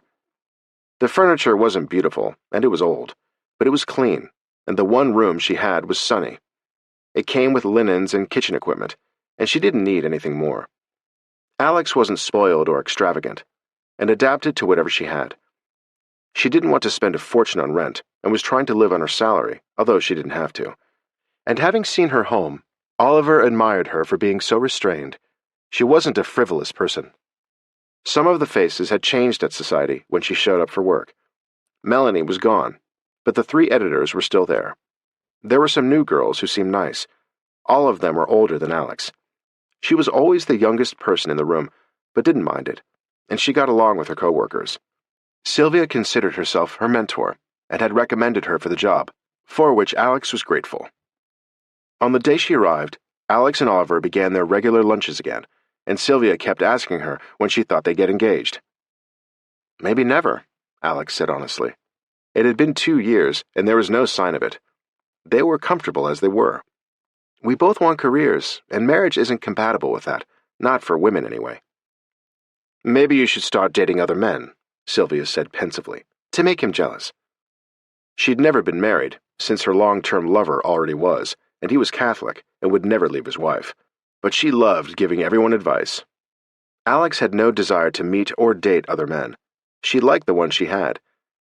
She had read in the paper that Philip Baxter had gotten engaged and was getting married in the fall.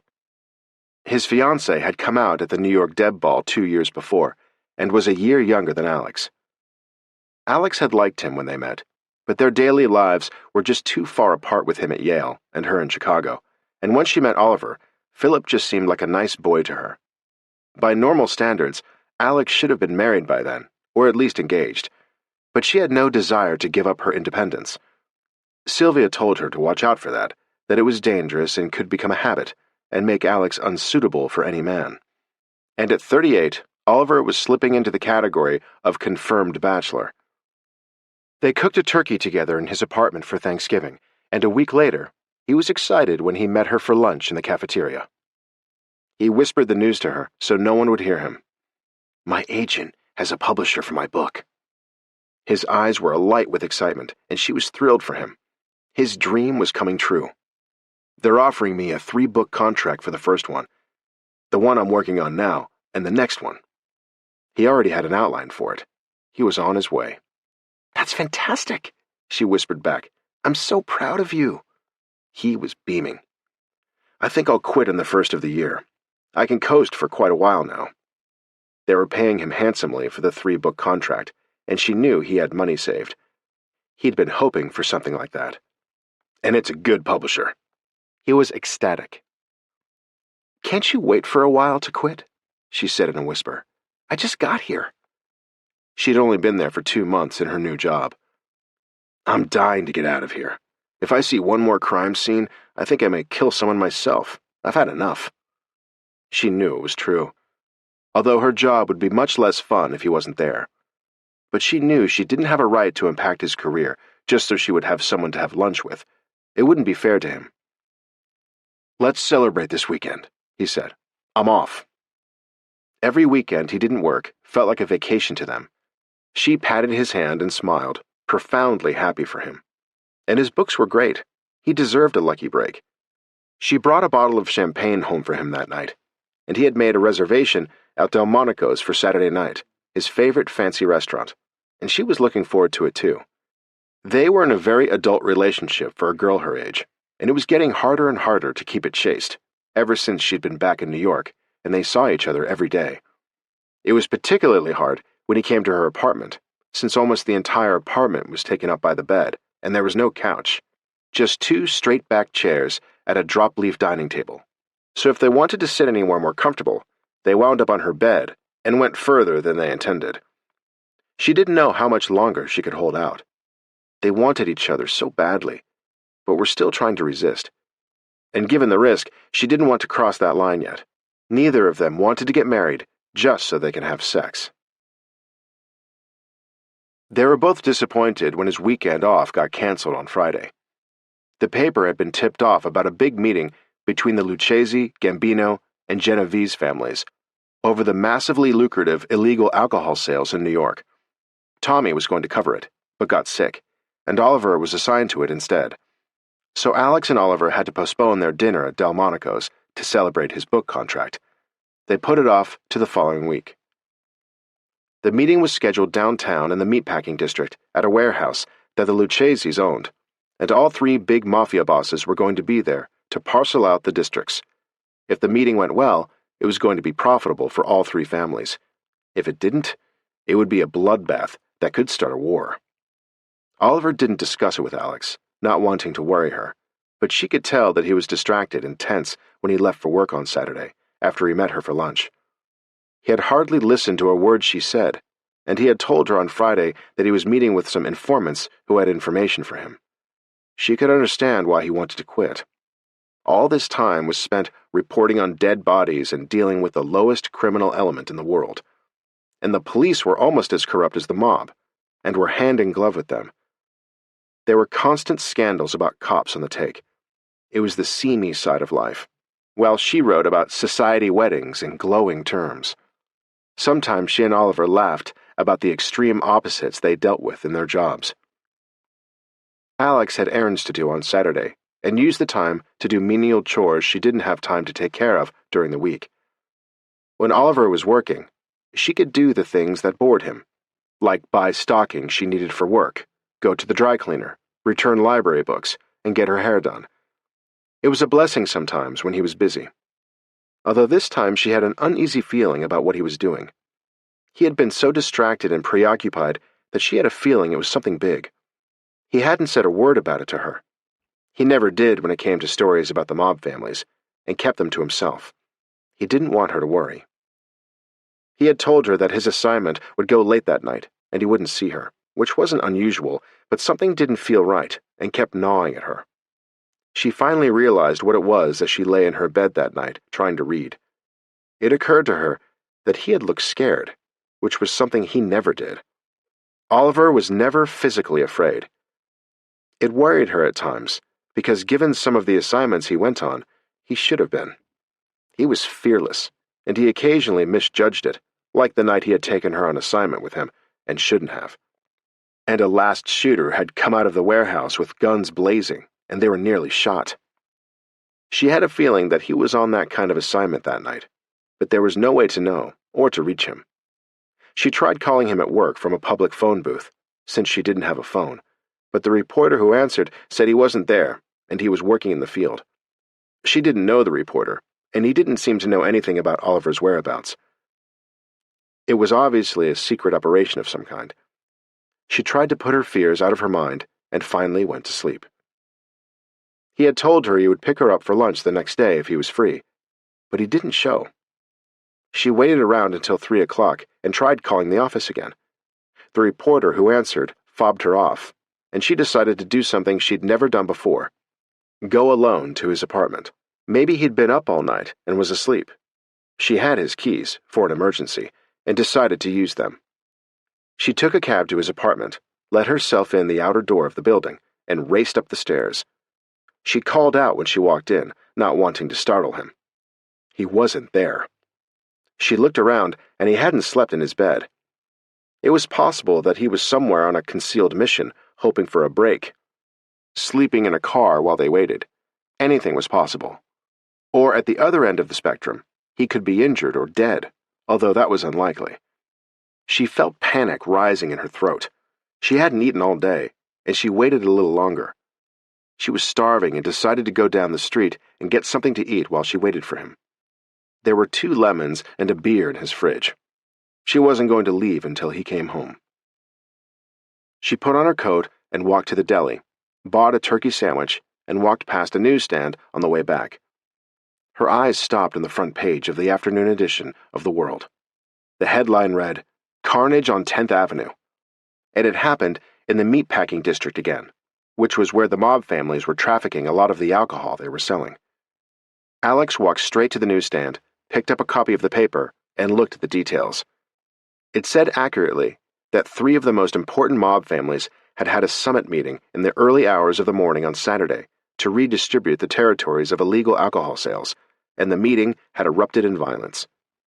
The theory was touched on in the newspaper article that there had been foul play before the meeting, and it had been an ambush. 7 of the 29 family members at the meeting had been shot and killed at the scene. 5 had been severely wounded. 3 more had died in ambulances on the way to the hospital. 4 bystanders had been critically injured, and 2 policemen were dead. In all, 12 people were dead, and 9 critically injured. It was the worst clash of its kind between warring mafia families that had been seen in many, many years. Alex knew instantly as she read it that Oliver was there. He had to be. It was why he seemed so nervous, and she was terrified that he was one of the critically injured bystanders. She just hoped he wasn't dead. They hadn't released the names of the victims. She ran to a payphone and called the crime desk, and asked again if they knew Oliver's whereabouts. The voice on the phone asked someone next to them, and the answer was negative. "This is Oliver Foster's girlfriend," she said without hesitation. "Do you know where they took the injured victims from the massacre yesterday?" The reporter on the phone asked the one next to him and responded, "Lenox Hill Hospital." She called the operator then and asked to be connected to the hospital. Someone answered after several long rings, and she asked if Oliver Foster had been admitted. The wait was interminable again, and they connected her to the ER, and she asked the same question. The nurse went to check the patient roster and came back online with an ice-cold voice. "I'm sorry, I cannot give you that information." And there was a click in Alex's ear, and the line went dead. She suspected that the warring families were liable to come back and finish the job on the victims, and the hospital was trying to avoid it. There was no other choice but to go there. If she hadn't called the newspaper, she'd have been waiting all day. She hailed a cab and gave the driver the address. "Are you okay?" he asked her, with a glance in the rearview mirror. She was young and pretty, and she didn't look sick. She wasn't likely to cause a problem in his cab. He didn't want any trouble. He had read about the Mafia War too.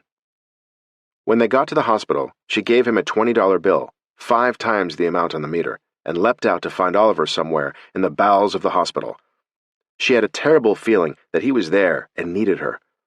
She ran from one department to the next while they gave her the runaround, and insisted he wasn't there. And then she saw a lineup of familiar faces in a surgical waiting room. They were all from the crime room, and she approached them discreetly, lowering her voice to barely more than a whisper. "Do any of you know if Oliver Foster is on the list of injured victims?" 2 shook their heads, and the others denied it. "Please tell me the truth," she said, begging them. "I'm Alex Bouvier, from Society. I work there." She looked young and innocent and distraught, and one of the young reporters spoke up. "He's here," the younger man said.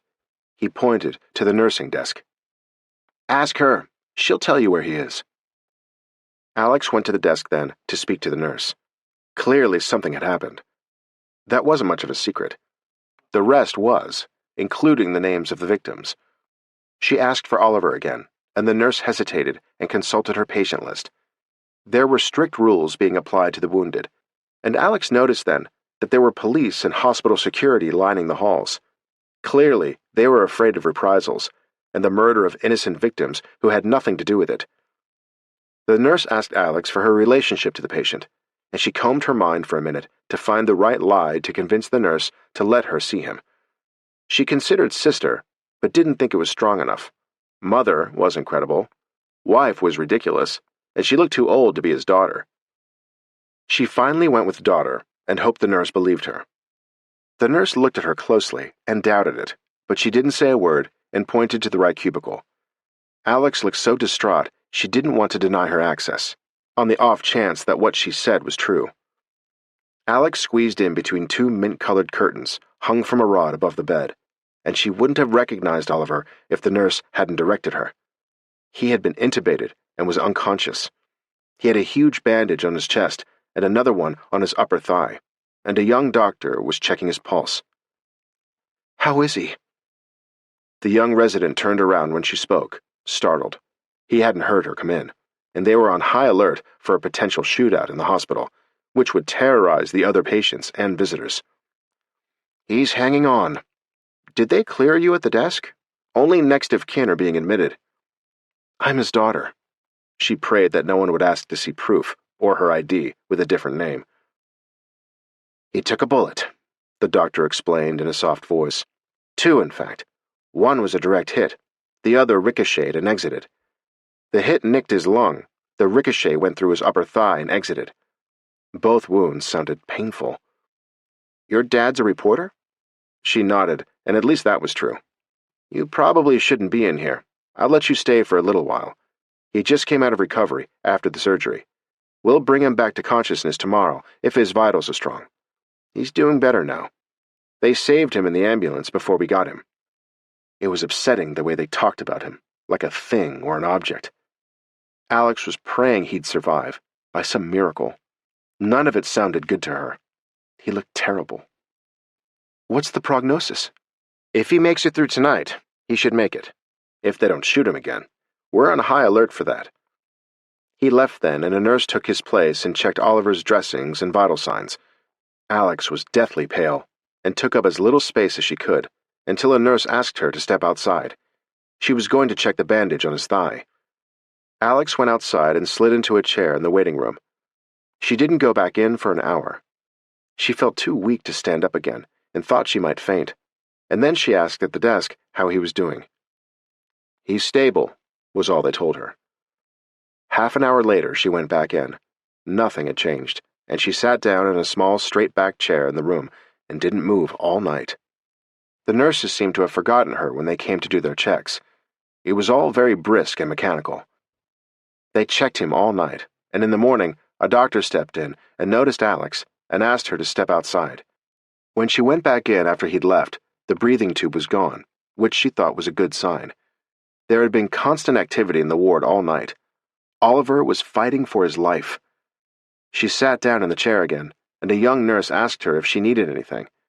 Alex thanked her and shook her head. She went to get a cup of coffee from a pot the nurses had brewing in their staff room. She took a drink of water from the fountain and continued her vigil. What seemed like hours later, Tommy stuck his head in Oliver's cubicle and saw her. He looked surprised. He walked over and whispered to her. "How is he?" "I don't know. He's been unconscious since I got here yesterday." Tommy nodded and left after a few minutes, and Alex met him in the hallway 2 hours later. He looked exhausted. "Any news?" Tommy asked her. "No change. They killed one of our guys, the photographer. The whole thing was awful." "You look terrible. Have you eaten?" he said bluntly, and she shook her head. He brought her a sandwich from the cafeteria a little while later, and she thanked him and ate it, and felt better. A nurse and a doctor were with Oliver when she went back to him. An alarm was sounding on one of the monitors, and they were watching him closely. She spent the second night on the chair in his cubicle, and in the morning he moaned and moved a little, and then he opened his eyes and saw Alex. His voice was a croak when he whispered to her. "Why are you here?" "Because I love you," she whispered back. He smiled and closed his eyes and squeezed her hand, and went back to sleep. When the nurse returned, Alex told her. She smiled at Alex. "He's better. His vital signs are stronger." Alex went home to shower and change then. It was Tuesday. She slept for an hour and went back, and Oliver opened his eyes again and saw her when she walked in and stood next to him. "How do you feel?" she asked him. "Tired. You should go home," he whispered, and drifted back to sleep. He hovered between life and death for a week, and then he was more alert, and they moved him to a less acute area of the emergency unit. The papers were full of the mob shooting, and Tommy visited him several times. Alex was beginning to breathe again when they moved him. It had been a terrifying 10 days. Another member of one of the families had been assassinated in his home as revenge. "Your dad's feeling better," one of the nurses said, smiling at Alex encouragingly, and Oliver looked at Alex with a question when the nurse left the room. "What did she say?" He looked puzzled. "I told her you were my father, so they let me in. Only next of kin could see you. So I lied," she said, and he grimaced. "I guess I deserve that, with someone your age. You look exhausted." He squeezed her hand. "Thanks, you too." She smiled at him. It was good to hear him talk and stay awake for more than 5 minutes. It took another week for him to sit up in bed. Alex slept at home in her own bed that night, and woke up 9 hours later and rushed back to the hospital. There was a police officer outside Oliver's door when she got there. What happened? Why the palace guard? She asked Oliver.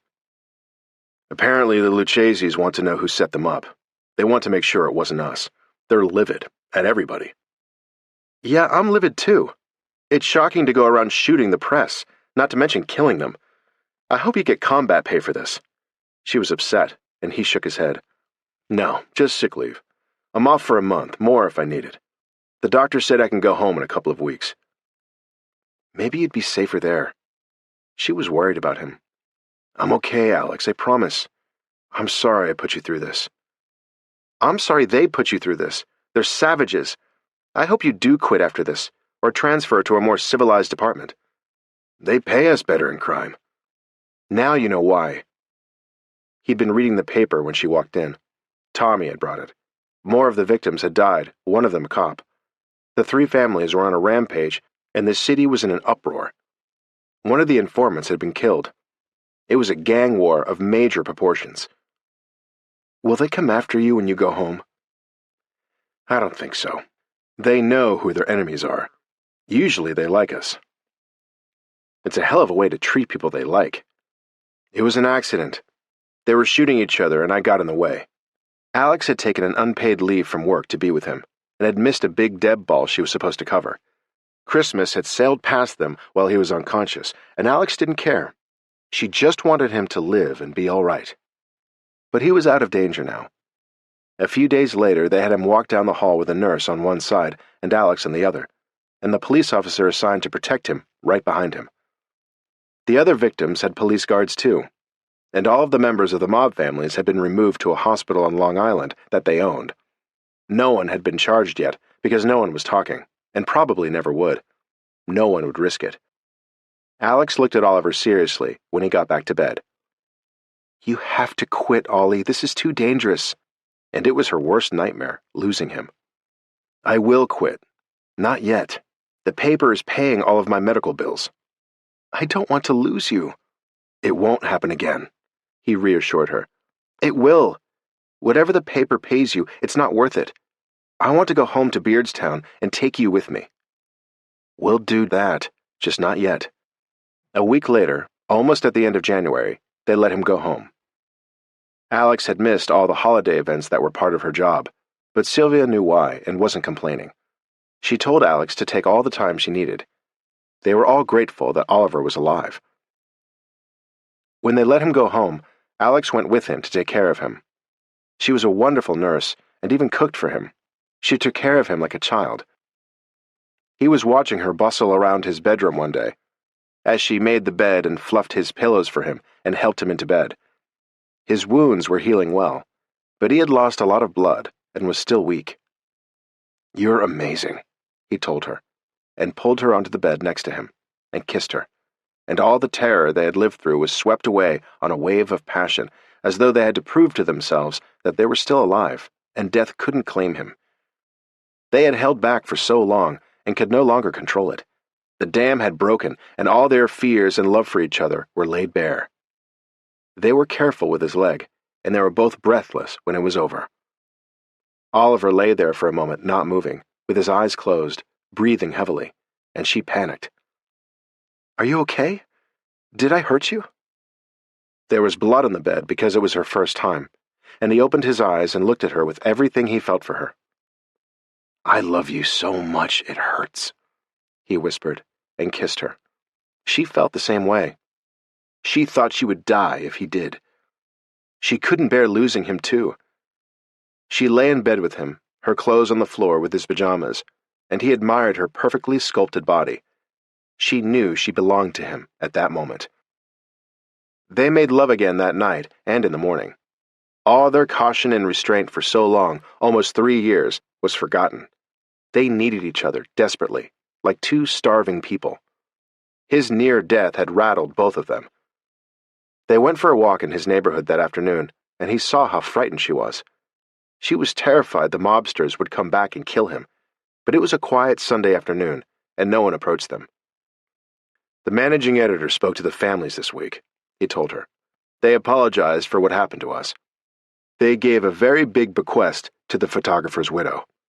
And what about you? She asked him with a cynical look. They said they were sorry It was an accident. They're animals. They all belong in prison. That's true, but they own this city and Chicago, half the businesses, and most of the cops. This is their world right now. Prohibition has put them where they've wanted to be for a long time, in the driver's seat. And they ran over you, Ollie. You could have died. I would have died if you did. I know, baby. I'm meeting with the managing editor tomorrow. I'm going to quit. She looked relieved when he said it, as though a 1,000-pound weight had been taken off her back. He looked handsome and healthy when he left for his meeting the next day. She left when he did, to go to her apartment and take care of some things.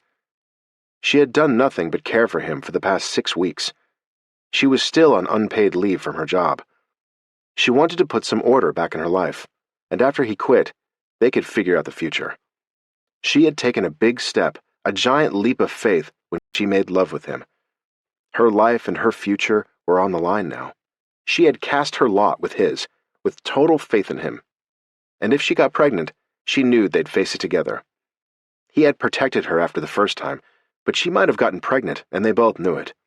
It was a huge step for her, for both of them. She had no regrets, and he said he had none either. They belonged to each other. She went back to his apartment late that afternoon. He was drinking a scotch, which he said eased the pain when he had any. But he had healed well. She smiled as soon as she saw him. "What did the editor say when you told him?" she asked, and sat down on the couch next to him with a smile. Oliver was silent for a moment, and she looked at him, as though she didn't understand. Something was wrong. He didn't answer her. He had had the scotch to give himself courage. "You quit, right?" "They made me head of crime, to compensate me for the accident." "That wasn't an accident, Ollie. It was a gunfight between gangsters, and they didn't care if they killed you, and neither did the goddamn paper. It's not your job to die for them, or is it? They gave you a big promotion so you'd be a good sport about being shot for them. This isn't the army. You're not fighting for your country. It's a gang war, and you don't matter to them. You matter to me. I love you. They don't." She was crying when she said it. "It's a huge promotion, Alex, and a lot of prestige with it. I'll never be out in the field like that again. If I do it for a couple of years and write the books, I'll have something solid to offer you, to bring to the table when I marry you." "You can't marry me if you're dead," she said angrily. She couldn't take it anymore. "And what if I got pregnant? If our baby had no father, or you get killed next year or the year after?" "I can't tell you what to do. That's up to you. This is just another excuse for you not to make a commitment. You'd rather get shot than do that." "Well, I think what you're doing is a hell of a lot scarier. And all I can tell you is what I'm going to do. I'm going home, to Beardstown, to my home, and the newspaper my grandfather was so proud of. I'm going to work there every morning and try to learn the business. And then I'm going to write for the rest of the day. I want to write a book. That's my dream, and run the paper. If you want to come with me, we can run the paper together, whether you marry me or not. And you can write your books, and we can have a real live newspaper we're proud of, together. And we can both write our books. And if we have a child or children one day, we can give them a good life. But I'm not going to stay here and write about parties I don't care about for a paper that doesn't care about either of us, until you turn into some bitter, cynical old man who missed the boat on life. And you'll be dead by then, if they kill you. I'm not going to miss the boat for you or anyone else. I'm going home. If you want to come with me, great. That's what I can offer you, a good life, a real life, to share what I have with you. If that's not what you want, then good luck. I hope you don't get shot again. Next time you might not be as lucky. Next time maybe they'll shoot you in the back instead of the chest, like the rest of their victims they find in the river tied to a block of cement. I'm leaving tomorrow. See you on the train or not. It's up to you." He was so shocked by the force of what she'd said that he was speechless for a moment. She stood, picked up her purse, and walked out of his apartment before he could stop or even speak. He felt paralyzed and didn't know what to do. The job they had offered him was nearly irresistible, at 3 times his current salary, except that he'd had to get shot and nearly died to get it. He sat there staring into space in the silent apartment after she left. He was thinking about what she'd said. He knew she was right, but he didn't know if he was ready. She was braver and stronger than he was, and she wasn't even 22 yet. She was the strongest woman he'd ever known, and he loved her, but he didn't know if he had the guts to do what she wanted. If not, she had made herself clear. She was leaving for Chicago and going home, with or without him. Chapter 16. Alex went to see Sylvia at the paper the next morning. She wore a simple black suit, and her blonde hair was pulled back. She looked serious when she walked into Sylvia's office and asked if she had a minute. Sylvia was happy to see her, and invited her to sit down. "How's Oliver?" she asked kindly. "He scared the hell out of all of us. Thank God he survived. That was an awful business." Alex didn't say anything. She agreed, but it happened every day, and would again. It was how those families worked and how they did business, no matter how many lives it cost. It was just business to them. "I wanted to give you this personally," Alex said quietly, and handed Sylvia a letter across her desk. "It's my letter of resignation. I loved working for you, and you were wonderful to me, but I'm going home." "To Chicago?" Sylvia could see what it was immediately, and had guessed from the look on Alex's face. "To Beardstown, Illinois," Alex smiled. "It's a tiny town in farm country. I have an opportunity at a paper there, in management." "That doesn't sound like the job for you, Alex," Sylvia said seriously. "I think it is, or it will be. And there are some other things I want to do. I want to write, and that's hard to do here in New York. There are a lot of distractions. Like boyfriends who get shot," Sylvia said with a rueful smile. "Yeah, like that." Alex smiled back at her. She was subdued and sad to leave the job, and Sylvia had been kind to her. "You'll get a lot further here in your career," Sylvia insisted, but she knew she had already lost the argument. She could see that Alex had made up her mind. "This isn't what I want," Alex said quietly. "And Oliver?" "That's up to him. They promoted him to the head of crime for getting shot. That's a hard way to get a promotion." "Is he staying?" "Probably." Alex was realistic. She had thought about it all night, and she doubted that Oliver would have the guts to leave New York and a big job for a hick town miles from anything, with nothing but cows and corn around, and a small-town newspaper. And it would involve a real commitment to her that she no longer believed he would ever make. She had given up hope when he said he was ready to take the promotion as the head of crime. "Maybe he'll surprise you," Sylvia said gently. She doubted it too. You never know. Alex stood up then and thanked her. Sylvia hugged her, and there were tears in both women's eyes. "Stay in touch and call me if you come to New York. I have a feeling that book you want to write will be a knockout." She meant it. Alex was a talented, rare find who would go far. "I hope so." Alex smiled through her tears and left the office quickly. She didn't stop to say goodbye to Sam or Tommy because she didn't want to run into Oliver starting his new job. She had left her bags with the guard in the lobby and took a cab to Grand Central Terminal to catch her train. There would be no one to pick her up in Chicago the next day to drive her home. She didn't want to bother Horace. She had arranged for a limo service to pick her up and take her to Beardstown. She slept on the train. She knew she'd done the right thing, but she was sad anyway.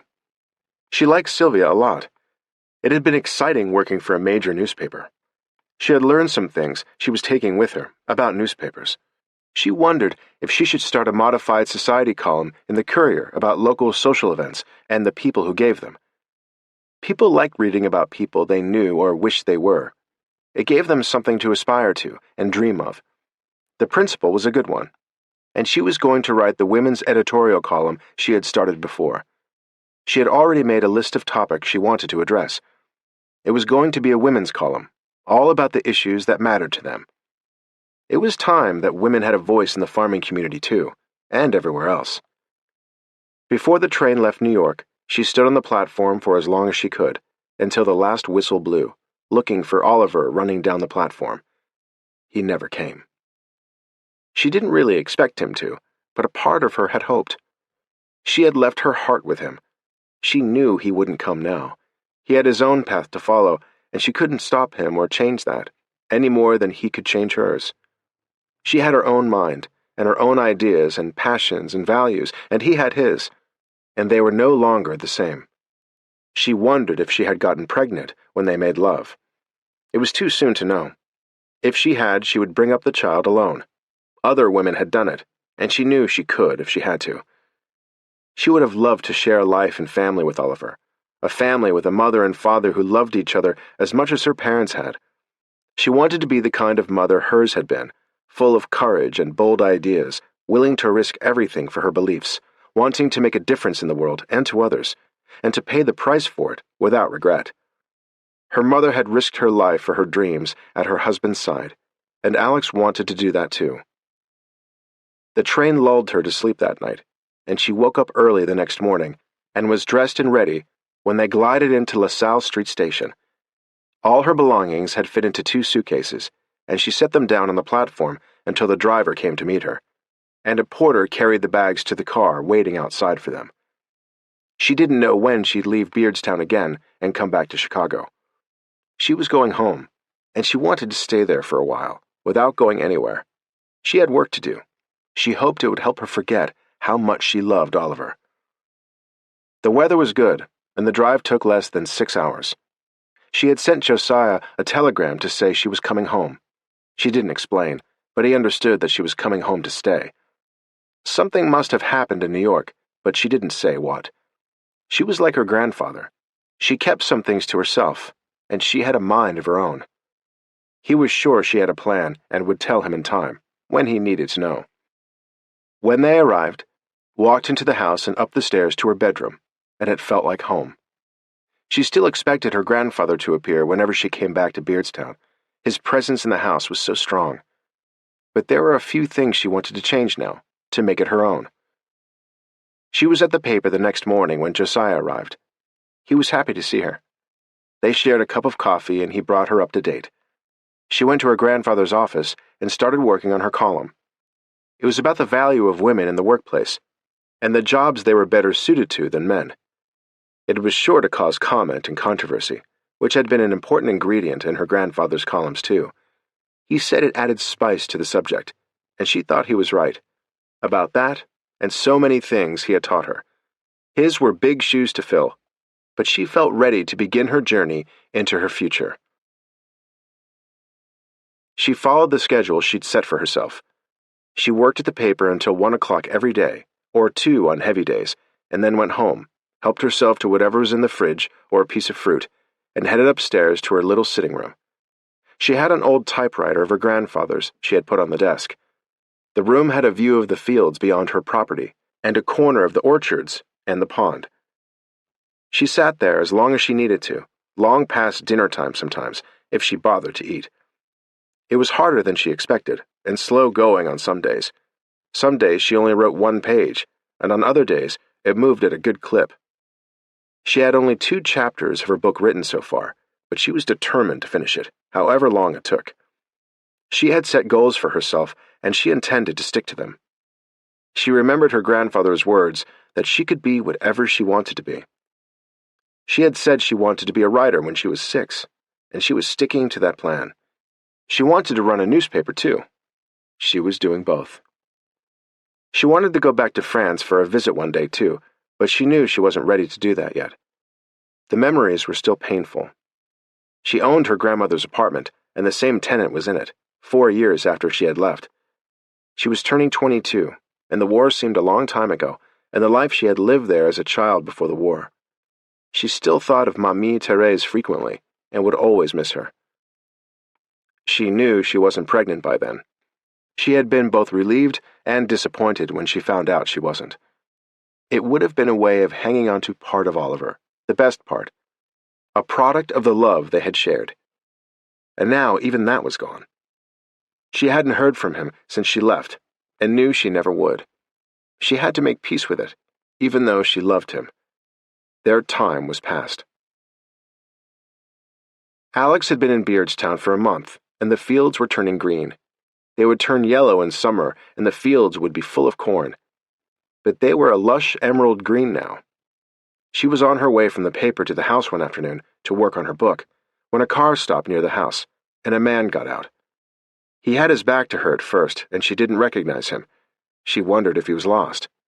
No one came all the way down the road to the house unless they were invited. She was expecting them, and she knew who they were. She watched as the stranger turned around, and time stopped for an instant. It was Oliver. They stood looking at each other for an endless moment, like a film that had stopped, and then he walked toward her. She didn't move or smile. She didn't know what to do or say, or what he was doing there. She hadn't heard from him since she walked out of his apartment when he told her about his promotion, and it had been too much for her, after the terror of his being shot. "Hello, Oliver," were the only words she could muster. "What are you doing here?" "I was in Chicago on business, and I lost my way and wound up here." "Damned if I know how," he said innocently, in his easy way, full of the charm she had tried so hard to forget and almost had. He made her smile. "Do you want a glass of water before you go back?" she parried, and he laughed. "That's all I get after a 6-hour drive?" "Maybe so. What did you have in mind?" "I'm out of scotch, and it's against the law here. Prohibition, as you know." It was a sensitive subject for both of them, but they got past the moment. "I see you've started a women's column in the Courier. I like it." She was surprised that he'd seen it. "How do you know?" "I had a friend send it to me." She couldn't imagine who. Oliver had written to Josiah to ask how she was and to make sure she was all right. He'd asked Josiah not to tell her, which he had apparently respected, and he'd sent Oliver a copy of the paper. Oliver was impressed. It was so like her, with her clear opinions and bold ideas. He missed her even more when he read it. Oliver was standing in front of Alex by then, facing her. He was as brave as she was. It had taken courage to come here, and he had no idea what she'd say. She might just tell him to get off her property, but he guessed that she was too polite to be that blunt. "Why did you come here, Ollie?" she asked, looking into his eyes. He looked different, but she wasn't sure why. Maybe he really was in Chicago on business, chasing one of the Gambinos or a Lucchese, and decided to show up in Beardstown for old time's sake.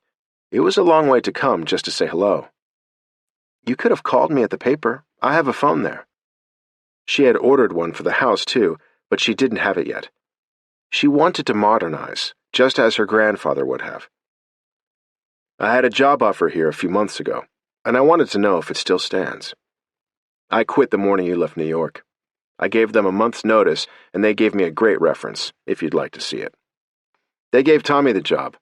He deserves it, and he wanted it. So I thought I'd see if the position at the Courier is still open. As I recall, it was co-publisher half days, so I could write in the afternoons." "I started a book," she said, smiling cautiously. She seemed suddenly young again, and not as stern and suspicious as when he'd arrived. "It's about time," he said, pleased for her. "How's it going?" "Slowly. It'll pick up speed as you go. Do you suppose I could have that glass of water you offered? I'm parched. So, is the job still open?" "I'll have to discuss it with Josiah," she said matter-of-factly, and led the way into the house. He followed her into the familiar kitchen. Josiah had seen the car drive past the newspaper and had guessed who it was. He hoped the meeting turned out well for Alex. He had come to love and respect her while working with her, and he liked Oliver too. He thought they were a good match, and they would make a good team. Alex handed Oliver the glass of water and didn't invite him to sit down. Their eyes met and held for a moment. "There's something I meant to give you in New York, but things got away from me when I got shot." He reached deep into his pocket and pulled out a small black leather jeweler's box and held it out to her. She hesitated and didn't take it from him. "It's yours. You can keep it as a souvenir if you want. I'm not going to give it to anyone else. It's brand new, so there are no sad memories or history to it. It was for a fresh start for both of us. I thought we needed that." She nodded, and not knowing what else to do, she reached out and took it from him and opened the box. It was a beautiful, round diamond solitaire, an engagement ring. "I don't know what to do with that," she said. "It's beautiful." "So are you, and you deserve it, Alex." he said softly. "I should have done it sooner. I don't think I even knew how much I loved you until you took care of me after I was shot. I was a mess for a while, but everything you said that day was true. I needed to hear it." "I haven't heard anything from you for a month," she said, and he nodded. "I'm not great on that, as we both know. I thought this conversation should happen face to face." "You're not pregnant?" he asked her gently. "No, so you don't need to marry me," she said, and handed the box back to him. It was the right thing to do, in her mind, if that was why he was proposing to her. "That's not why I asked you. I wanted to marry you either way." He didn't take the ring back from her. "Keep it. Can we try again?" he asked, afraid to hope. "I'm not ready for children yet," she said. "There's a lot I want to do first." "Me too, but I want to do all of it with you. Nothing means anything without you, Alex. I love you. If you don't love me anymore, I understand, but I wanted you to know. I didn't want to be sorry later that I didn't tell you again. I'm sorry I took so long. I needed to grow up. I wasn't ready when I met you. You changed everything in my life. I want to be here with you, work on the paper, write our books together, have kids one day if you want them or not. It's up to you. I love you, whatever you want to do. I want to see the world with you and live where you are. I fell in love with this place when we spent Christmas here. I'm sorry I never met your grandfather." "Yeah, me too," she said, still holding the ring box he wouldn't take back. "I came here because I love you, and I was hoping like hell you still love me too, even after all the misery I put you through when I got shot. I didn't want to lose another person I love. I thought you were going to die, and you might have if you took the job at the paper as head of crime. I thought they'd kill you." "So did I, and I don't want to lose you. So, what do you think? Is the job still open, or has the position been filled, or have you decided to run the paper alone?" That was a distinct possibility, too, and she was well capable of running the Beardstown Courier by herself. He knew that, but he wanted to help. She smiled and handed the box back to him, and he took it as a refusal of his proposal. "You got the job," she said. "You're the only one I want to run the paper with. Now do it right." He looked shocked and blank for a moment. He didn't know what she meant. "You know, put it on." She gestured at the box in his hand and the floor with a meaningful look and pointed at his knees, and he laughed. "Sorry, I missed my cue." He got down on one knee in his city suit he wore to important meetings, with the ring in his hand. "Alexandra Bouvier, will you marry me?